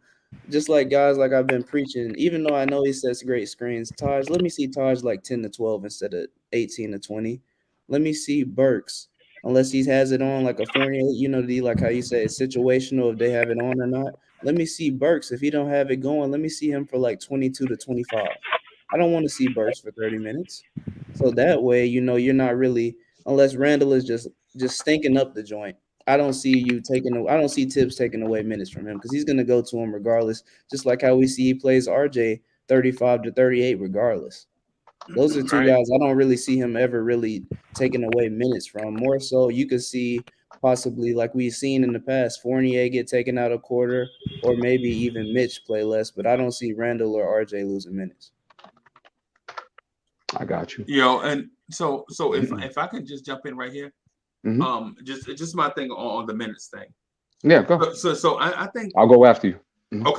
Okay. So the minutes thing, I think you can take minutes away from Randle and not have it look like it's a punishment, right? Because I think with every franchise player except Randle, you see them do stuff like the mysterious hamstring injury, or the or Chuck Allen, what's the phrase? They load management. Or you see a load management day, or a couple of load management days. I think where Tibbs can shave minutes is like what around Sam said, but I think he has to do it with a caveat. Like, hey, Obi, we up by 15. It's 8 minutes left to go in the fourth quarter. If this lead get down to 10 and we got to work Randle, you're not getting in this situation no more, right? Like we up by 20, and the thing is we can't let it get to 12. That's the thing. You got to tell Obi, like, listen, we're gonna give you. So we up by 20, and y'all seen it. Y'all seen us be up by 20, and Tibbs still playing RJ and Julius and Kemba. And you're like, Tibbs, you up by 20 with 7 minutes to go.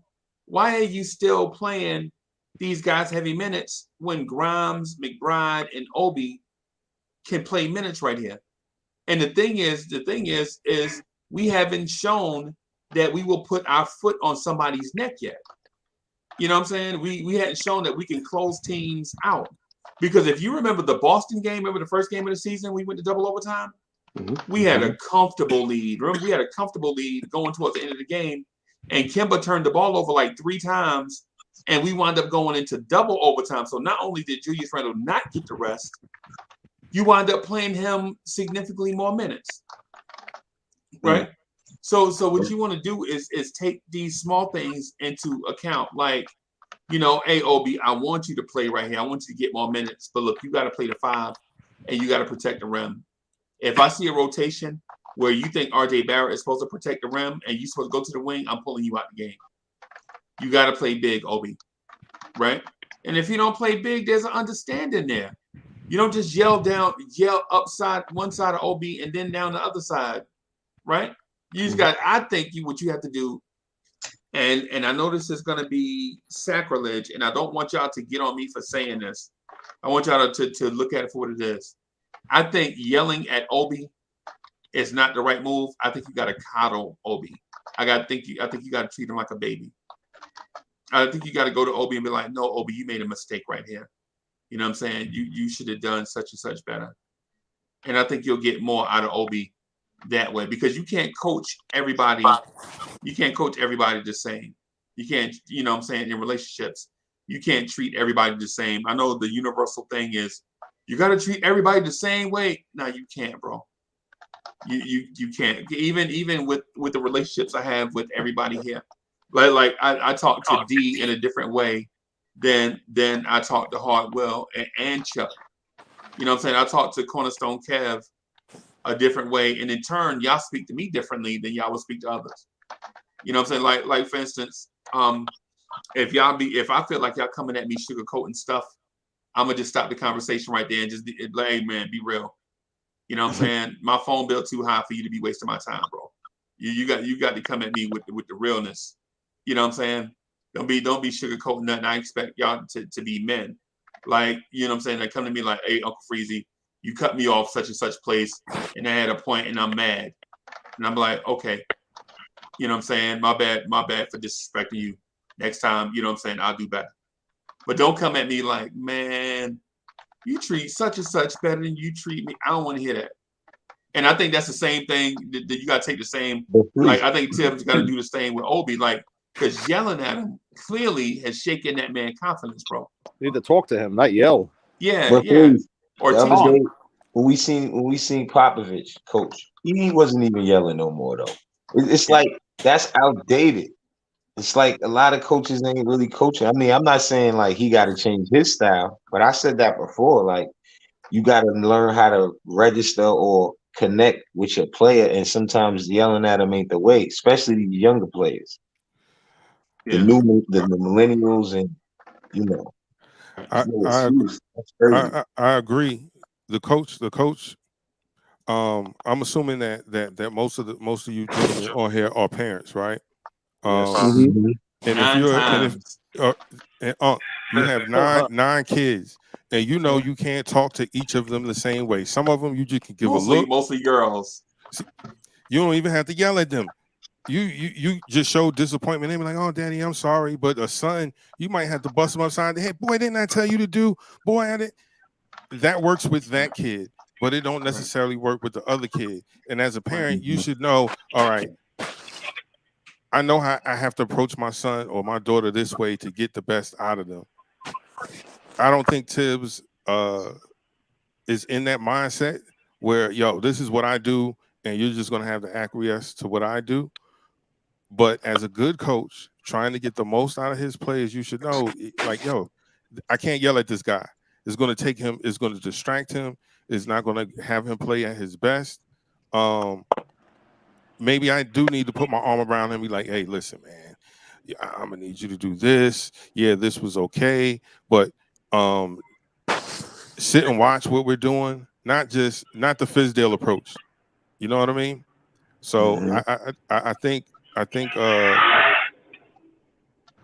that's where some of the assistant coaches have to come in.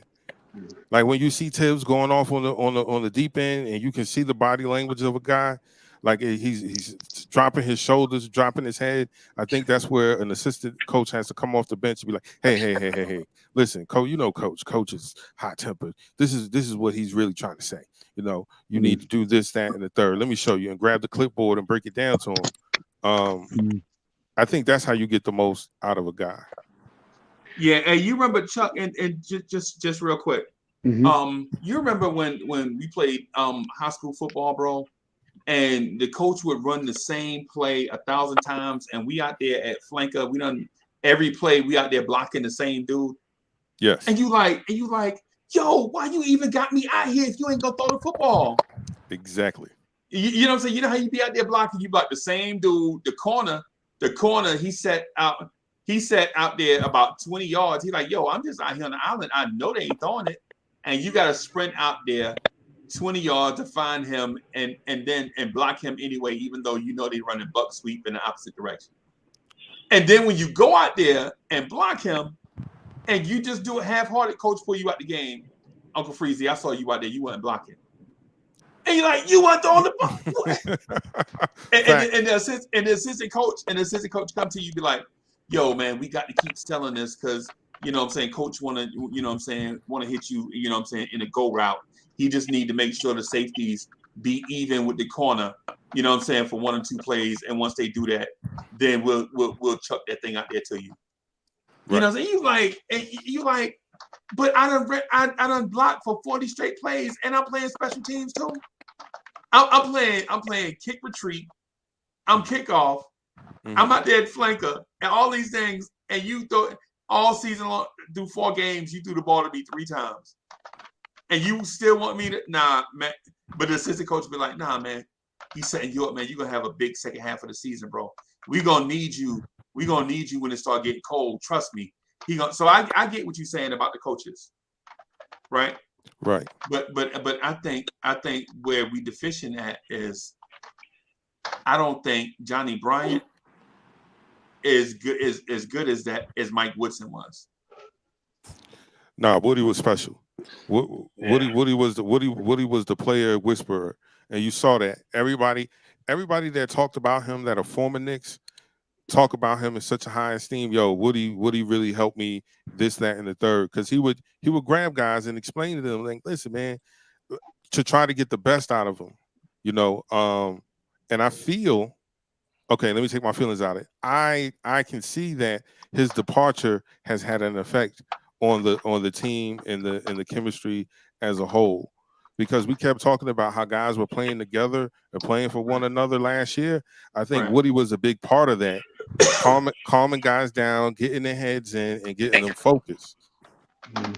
And now that you don't have that guy, I agree. I don't think Johnny Bryant has that cachet to do so. Right. I was going to say about Obi, about the question is that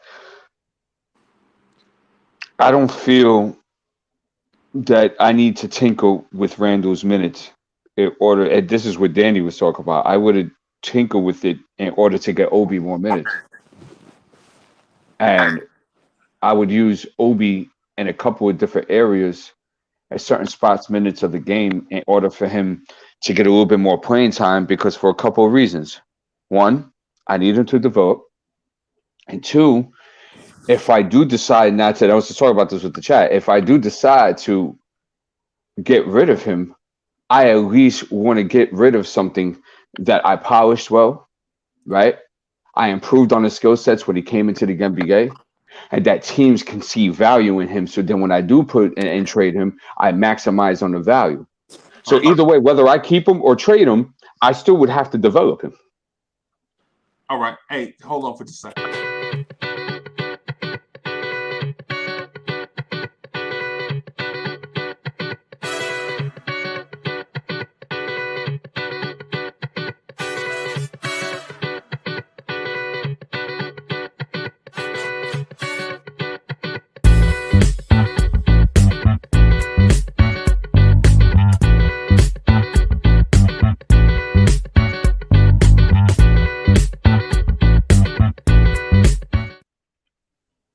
That's hot. That's fire. That old school style. Frank, what's good?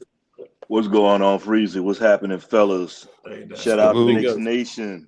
Hey, hit the like button. Get that. I'm gonna get that in right now. If you hadn't hit it and you up in here, hit the like button. Share this joker. You know, let's get it. What's up, Soul Finger? How you, bro? Oh man, it's another lovely day on the west side. I want to be there. Yeah, we about to hit our little heat wave for the winter. We're gonna be in about 78 out here, man. Oh man. Oh man. Yeah, we stuck at about 18 here.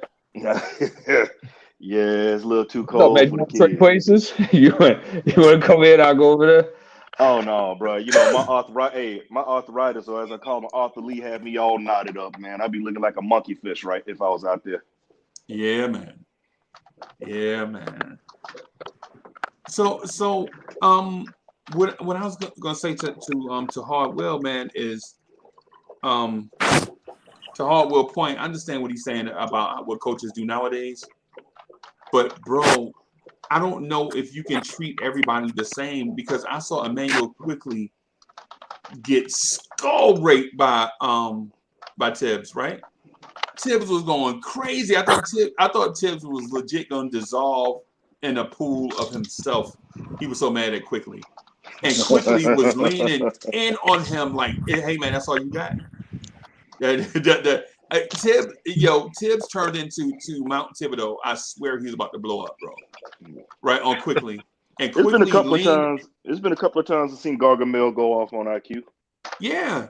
And Quickly, and I'm not saying that Obi is Quickly and they should be treated the same. What I'm saying is the interaction between the both should be different. Like Obi ain't that. If Tibbs go off like that on Obi gonna have 3 straight games of 9 minutes, and he can't get over that mental hurdle that Tibbs wants something more out of him than It's what as he's his able to favorite. provide. No, I think it's more of Quickly get more of an opportunity. It's not about the yelling, because he's gonna yell at Quickly too. But Quickly, that don't distract him, because he's still getting his minutes. Right. So Okay. I think if Obi was getting his minutes, he would deal with that too. But it's different from yelling at somebody and taking them out for making one mistake. That kind of like drains you as a player. Right. You know what I'm saying? So, I mean, when we look at his body language, it looks strange to us, holding his head down in certain things, right? So we say, where did it come from? That's where it came from. That doesn't lift your players up. And I'm glad you said that, because I said that before. With kids being handled different, they grew up on computers and technology, can't be foaming at the mouth, spitting at them, yelling. Can't be doing that.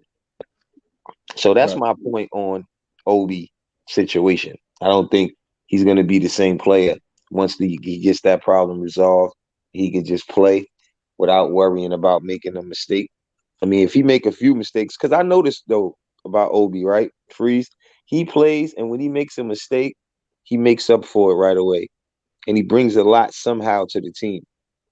We're not saying he's impactful the way you may want him or everybody expect him to be. When you really break it down, though, he improved and he bring a lot. Even when we on those comebacks with the second unit, he's on the floor. You said it. You said anybody on the floor is helping that team come back, and he be on that floor. So he's doing a lot. It's just not looked at the right way.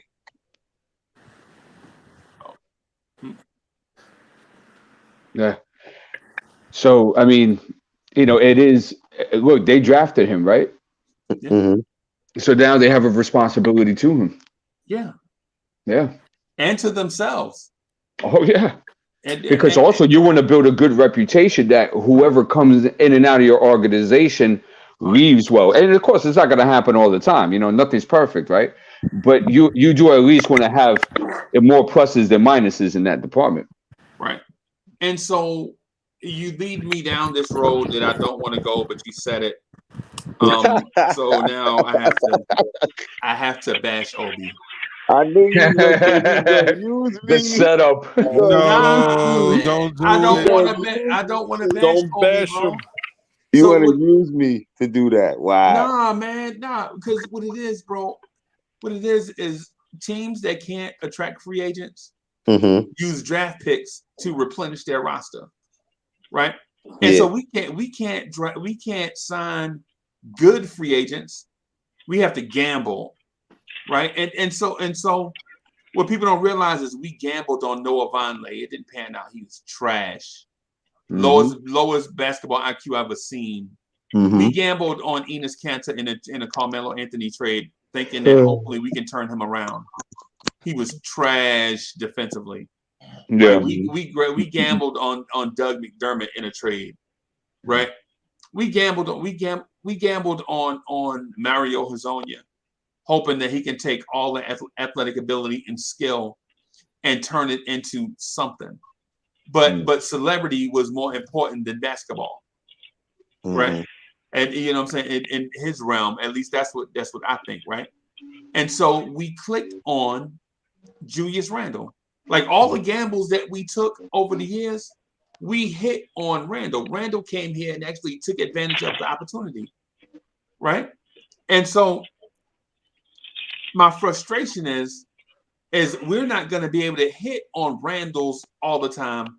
We have to hit on draft picks, right? And all the draft picks that we got, you know who they are. Omar Jusadin or whatever his name is. Y'all don't even remember who that is. But he was a second round pick that we took in the Clean Anthony early draft. Y'all remember him? No. Y'all don't remember him, right? Why you have to go down this road? That means that's what they always do. It's a history. It's a history of madness. Right. So that's what I'm saying. So it's even deeper than that, Freezer. Yeah. So when I say that Obi Toppin frustrates me because he's a top 10 pick that's not panning out, it don't even have nothing to do with Obi Toppin the person. It has to do with the Jerian Grant, the Frank Ntilikina, the Kevin Knox, the Obi Toppin. That's what I'm saying. That's my frustration. Like we talked about Oklahoma City 3 hours ago. It's not the fact that OKC is doing better than us when it comes to first round draft picks. It's the fact that we're frustrated that on draft night we draft a guy and we're happy that we got him, but in our hearts, all of us are singing that song. It's another sad love song. I hope he's not a bust. You know what I'm saying? Because y'all remember the Frederick Weisses.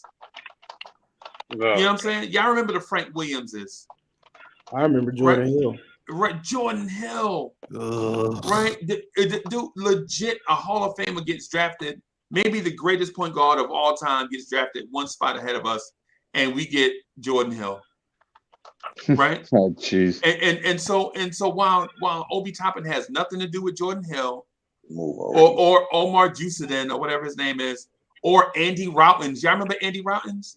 Yes. You beat me to it. Yeah, Andy Routins. Yeah. So while Obi Toppin has nothing to do with he them, and Landry Fields came in together. Yeah. And so Obi has nothing to do with them, but my frustration is we gotta hit on these draft picks because we can't get prime free agents to come here and save our franchise. And on top of that, we can't find a coach, or couldn't until Tibbs. We couldn't find a coach to bring his system here, to put a system in place that'll get us victories despite having a lack of talent on our roster. That's why I'm frustrated with Obi, because Obi is a top 10 pick with all the physical tools, and he was supposed to be smart. And we get him, and he don't do nothing. So it's not an Obi thing; it's a first round draft pick thing. And it's more to that, Freeze. You know why? Because why did they draft him then if they knew they wasn't going to play him? Like, you don't handle that pick and that player the way. If he's playing behind Randle, that don't make sense. And this was said already before. At least if they would have moved him, if you knew you wasn't going to use him properly, or even develop him to play him. If you want him to play better, he got to have more minutes. Right, but there's two sides to that, Hardwell, and one of it is that if Obi sees how he's being utilized in the NBA, that is different from college, right? He has to do a better job of adapting to that. Right. That's one. So you don't agree it's easier to do it when you have more of an opportunity? That's my point of saying that any rookie in that class that go to a team that played and they just played and they got a chance to learn without having to sit behind a player, most of the time that's what happened. Even, all the players that we like, they had a chance to play through their mistakes more. And Obi just sitting behind Randle. I understand. Name the players before him that came out. Go ahead, D, make your point. No, and I understand, and I agree with that to a certain extent. Like, but Obi still has to, like, if I knew what it was, right, and I'm Obi, right, and I played a whole season last season, and especially I was playing behind the most improved player that made second All NBA team. I knew damn well this summer I had to come out guns blazing. I had to make the coaching staff think, holy crap, Obi, what a jump you made. We got to find a way to fit you on a night-to-night basis. Yep. Now we got to think, okay, now how can you play with Julius Randle? Now it's up to the coaches. I don't think Obi did a good job of giving himself that opportunity in order to come out, and give the coaching staff something to think about. But at the same time, though, the coaching staff didn't do him no damn favors and not utilizing him and how he was utilized 4 years in college. Right. You see? Two totally different games. If you watch him in Dame and if you watch him now. He's doing two totally different things. So it's a balance, right? Obi has to adapt that better, and the coaching staff has to better utilize exactly why you picked him 8th to even begin with. But look what you just said, though. They didn't even use from what they seen him did in college. So that goes to show that they didn't even care about that because they had other plans. That proves that. And we see what's going on because of that, all of that stuff combined. You know what I mean? At the same time, you also got to think about this. You could judge me, but then you got to be careful how, because I'm doing it in small increments and small windows, not only about minutes, right? It's about if I make one mistake this game, I'm out. So you got to factor all of that in too. You can't just say, oh, he's getting opportunity. At this point, you got to call it what we see. He played good in that other game and didn't even get nothing but 9 minutes after that. And there was no reason why. So we going by off of what we see. Certain things, you got to keep it real. Like, I don't feel like, he shouldn't be earning more. Now, is he doing everything that he's supposed to be doing as aggressive wise on defense? Like I said the other day, how Grimes play aggressive on defense. And I don't see Obi like he's a little too smiley, and like until now he's not, because he's hurt. But at the end of the day, my point is this: you gotta assess it right when it comes to how a coach handles you and he handles somebody else, or you sitting behind somebody being that number pick, like you mentioned, right? Most players get an opportunity to play if they're not gonna draft you. If they're gonna draft you in that position, right? They have a plan to use you right. So let me tell you this, Harwood, and I always say this: the average lifespan for an NBA player is 4 years, right? And I hold the mentality with the coaching staff like I would the refs. I'm not holding the refs to decide my game. I don't want to go down that route because it could be 50-50. It's the same thing with the coaching staff. I'm not putting that power into the hands of the coaching staff and the development staff to order to dictate and determine what's going to happen to me. I'm going to put it inside my hands to make sure it determines to dictate what's going to happen to me. And now I'm going to put it on their hands, on their court to make the decision now. You see, because now if they make the wrong decision, now all the other 29 execs is going to make the same decision, are they? So, it goes down like that. So he does hold a responsibility, and the coaching staff and the development staff does as well. I just want to say this, man, and this is so petty, but just think about what I see as a Knicks fan, right? Julius Randle leaves New Orleans, right, and gets a fair deal for what he produces, right? Yeah. Right, but he knows he wants to get a long-term big deal with the Knicks, right? So he steps his game up, right? Obi Toppin is a top 8 pick playing behind an all-star, and he comes back, he like, yo, you know what I'm gonna do? You know what I'm gonna work on? Instead of doing a windmill dunk on a breakaway, I'm gonna do it between my leg dunk. That's what Obi Toppin looked like to me, right? You were like, yo, why don't you work on your game, son? You doing a between, bro. No lie to you, bro. What would impress me about Obi is if he came out and had a 10 rebound, 5 block game. I would stay off his back for a month. You know what I'm saying? Because that means that shows hustle and determination, right? But when you got crowd support, building so that you can get more minutes instead of you diving for loose balls, taking charges, hard fouling somebody, dunking on an all-star, And look, so I'll give you an example. We gave Porzingis a pass for his lack of rebounding, right? Because he was too skinny and light to play down there, but he would get putback dunks on superstars, which showed you that he was willing to at least go down there even if he was overmatched. Mm-hmm. With Obi, you like, yo, but Obi was open on the break. Why didn't you pass it to him? Well, it's because they all-star got the rebound. Come on, Obi. Get your in the man, bang, bro. You play a position that starts with the word power. Come on, man. And I know this is petty. I know that's petty, man. I know that's He's saying petty. he's soft then. Yeah, he said he's super soft. What I'm saying is, no skill. D'Angelo, so I'm gonna assume you've been a fan since at least the 90s, right? I'm just assuming this, right? Yeah. How many dudes have you seen come to New York, much height, get on the floor, right? Produce nothing, get big checks, and then leave? Oh yeah, Jared Jeffries. Yeah. Man, why you gotta rip that scab off like that, D? Jerome James. I love when these. Hey, you got that list. You got that graphic with that list of all the people who've come through. I've been taught by Gandalf very well. Yeah. So my point is, I hear you saying.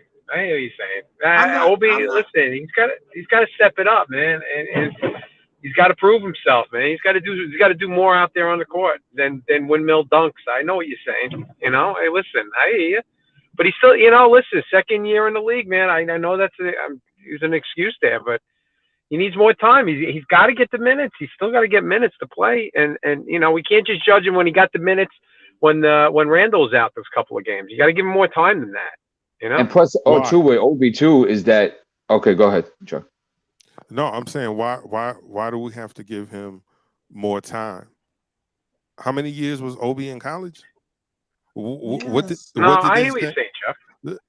So I don't understand. I agree with D that the coaching staff has to know how to use their players, utilize, know where he's effective and put him in good positions where he's effective.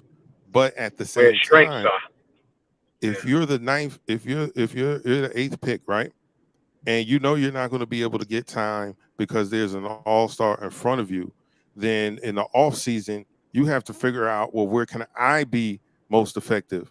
Okay, I got to learn how to box out better so I can rebound better. I got to learn how to crash the boards and dive for loose balls. I have to be able to slide my feet better. I have to do other things that makes me an asset. Like, when you're studying for a test, it doesn't make sense to keep studying the things that you already know. Right. It's I got to learn this because I don't know this. I don't remember this. So that when you take the test, you're a little more well-rounded, and you're just not getting your floor. Right. Yeah. And he's got to build up more attributes and things like that. Yeah. Both of you right on that, because the thing is in the off season, you're seeing what needs to be done. Okay, I'm not good at rebounding. I need to work on my footwork and look at my film and see where I'm positioned, go in and get the rebound. I need to get stronger. Okay, my shot. I need to work on my shot. So you need to be in the gym with shot machine, shooting, thousands upon thousands. 800 jump shots a day, bud. And the thing is, and you shooting threes and you can't hit an elephant in the backside with an ironing board. It's once every 30 shots you hit a three. You got to work on that. All the things that make you elevate your game and get you to the next level. You got to work on your defense. All that. You got to do that in the off season. And if I was Obi too, I'm sorry, go ahead. No, I was just saying he's gotten better in some aspects, but he still needs a lot of work. If I was Obi, what I would have done, I would have made myself a defensive monster this offseason. Because that ball would have been right in Tim's lap. Like, you got to play me now, son. You're right. You got to force his hand. You can put me out there with Randle, and we could contain bigs, and we could control the rebounding game. and possessions, and now I can get out there and fly and stuff like that. I'm doing what you want. Now let me do what I want. Right. Basically, got to wow Tibbs on certain things. Yeah. I mean, the 9 minutes a game, you're not going to be able to get much. That's not even a sample size, man. You can take there's more time to take a sip of coffee and to drag on a cigarette. But still, he's got to on the depending on the cigarette. Depending on the cigarette. Well, you talking about them Benson 100. Hedges longs? Yeah. The Benson the Hedges, Virginia Slims. The Virginia Slims, yeah. But the thing is, he has to put in that hard work in the off season if he wants to make it to the next level. Because I don't care, it's great that he electrifies the crowd when he comes in, but when it comes down to crunch time and things get tight, you're not able to run down the court and get that dunk. How can you affect change in the game? How can you help get the turnover? How you can make the stop the next team from scoring? Can you get that rebound? It's those type things that he needs to improve on to make his worth elevate. And D, you know what? One thing I want to say is just to piggyback off what you're saying. Yeah, you're saying he needs to be really good at one thing. I don't know what one thing there is right now that Obi's really good at besides dunking. He runs the floor very well. But you know what I mean? Like when it comes to offense, you're not really good at shooting the ball. You're not really good on defense. Yeah, you're not really good on defense. So just be really good at something. Like you said, D, therefore Tibbs has to have you out there. He can't afford to play you only 9 minutes a game. So Obi just really needs to work on his craft and be really good at something. How about screen setting? How about the easiest thing to learn? Screen setting. Right? In certain plays, you have to be between 7 to 12 feet away from the ball handler to give the ball handler enough time to make a decision to accept or reject a screen and to maneuver around the screen. Right? How about do that? I mean, Steven Adams is making a living in the league by setting screens and grabbing defensive rebounds. Right? If you just set solid screens, man, come on. That's basic thing number one. You ain't even got to have skill to do that. Right. You just gotta be determined. Right. Hey, so D, I got about 7 more minutes, man. Okay. But before I want to wrap up, is there something you wanna you, Hardwell, everybody else wanna interject before we get out of here? No, I mean, we covered a lot of ground today. We covered a lot of topics. We talked about a lot of different players and, in different scenarios with that. So I think we're good, brother. Okay, unless Will has something to say. Let me add this to the joint, right? So first, let me do kudos. I want to say congrats and thank yous to a few people. So D, man, the last 2 weeks have been awesome having a co-moderator in the joint. Man. Yeah, that's dope.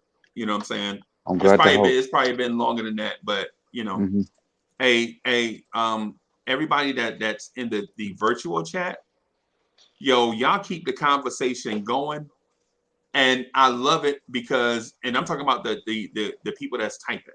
You know what I'm saying? Y'all keep the conversation going, and it's not no fake drummed up chat.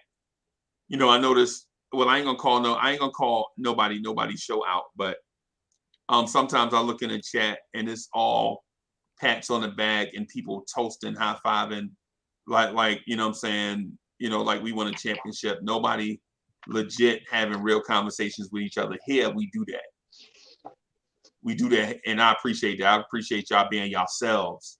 Oh yeah. You know what I'm saying? Come in the chat to be yourself. You're not you know what I'm saying, put something positive in the chat to hope somebody put your comment on the screen. I appreciate y'all for doing that. That's why we love rocking with y'all, man. Well, Freezy, you also give yourself a pat on the back on that because you make it real easy for us to do so as well. Facts. Word. Well, hey, listen, man, y'all, man, I'm one way. I'm trying to develop into a better person. What I'm saying with y'all is, listen, man, I want everybody to come up here to be themselves, and if I feel like you being fake, I'm gonna boot your ass out of here. Them. That's just about as plain as I can make it. Come up here and be yourself, and if we don't agree one day, or if we don't agree for a week, that don't mean I dislike you or like you any less. It just means that the topic du jour is just something we disagree on. You know what I'm saying? Right. Uncle Freezy, one thing that I want to say Disagreeing helps figure things out. Go ahead, Chuck. My bad. No problem. You got a great eye for talent. You pick the right people for the right spots.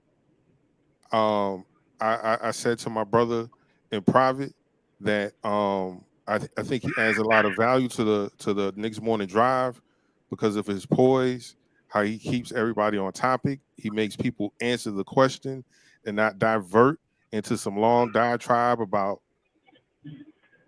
nothing. No offense to anybody. He is the best moderator, co-moderator that has been on Knicks Morning Drive, and it's been absolute like mind pleasure to actually hear these thoughts, and he provokes great conversation and thoughts out of a lot of people that's in the virtual chat, and we're having a lot better conversations, and it's not just the same old rigmarole like sometimes with other shows. And again, to the typing chat, you guys are wild. You guys are absolutely wild, but I appreciate your takes. That's my 2 cents. Right, no doubt. D is great. Hardwill is great. Chuck is great. Thank you for that, Chuck. Hey, don't forget Sam. Word, D. Yeah. Word. Shout out. Yeah. We got to give Chief medical staff. Hey, I'm just a young buck listening to the old guys. That's it. Yeah, don't forget Sam, man, because they paved the way for me and D'Angelo and Soulfinger and everybody else to just jump in, say our stuff. We get fact checked. We keep the thing moving. So you know, it is what it is. I just wanted to say thank yous and give kudos out to everybody that participate, because what happens is we get lumped into, in Knicks Universe, we get lumped into a thing with everybody else that do it. But we are totally different than everybody else, and it's intentional, right? I don't want D'Angelo to be somebody else. Be yourself, dog, and he gonna be that. Appreciate that. In case you hadn't noticed, he gonna be himself regardless. Right. You know what I'm saying? He don't need That's what we nobody to want. coach him up. He gonna be himself. You know what I'm saying? So because we disagree with the Randle thumbs down thing, and I think we still disagree. But but disagree.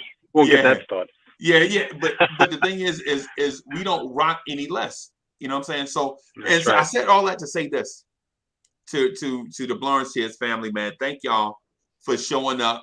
You know what I'm saying? Listening to what it is that we have to say, contributed in the video chat. I mean, both the virtual chat and the video chat, man. Y'all do a great job of keeping this thing going. We want to grow the family. And listen, we don't want to grow the family because of our arrogance. We want to grow the channel because there are millions of people out there that are looking for stuff just like this, and they can't find us. And they can't find us because they don't know where we are.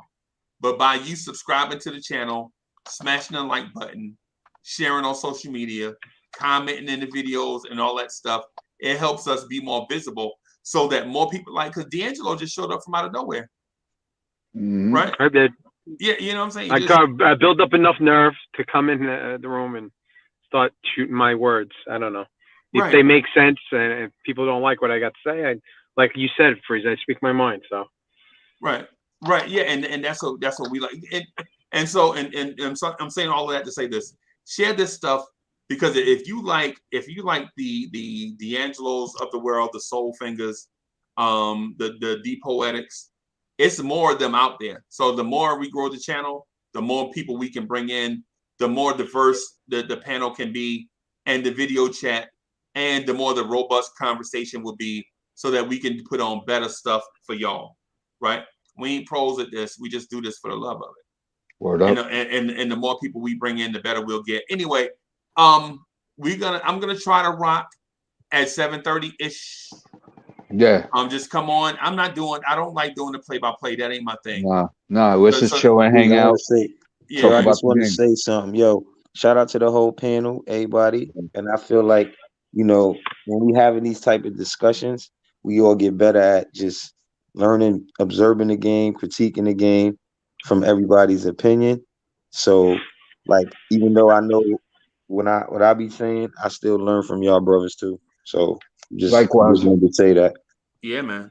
Likewise, man. And we're all here to learn and build with each other. Exactly. Yeah, That's my whole point. Yo, I didn't mean for that to, and I didn't mean for that to get super soft either. I ain't trying to do all these virtual hugs and all that mess. It's not a hug, Breezy. I'm letting my brothers know. I'm letting my brothers know, you know what I mean, that it's solid. That's all. Yeah. No doubt, man. I just wanted to make sure everybody knew how we rock and how this thing grow, man. 7:30-ish, something like that, maybe 7:20. Maybe it depends on when the game starts. You know, they say whatever time, and then they still be doing the national anthem and all that stuff. So, but I'm gonna go get something to eat. I'm gonna take about a 22-minute nap and jump up and do some more post-production and pre-production, and I will holler at y'all in a little bit. Okay, Freezy, thank you for having us, brother. Take care of yourself. Be easy now. All right, Salute everybody. Take care. Later, y'all.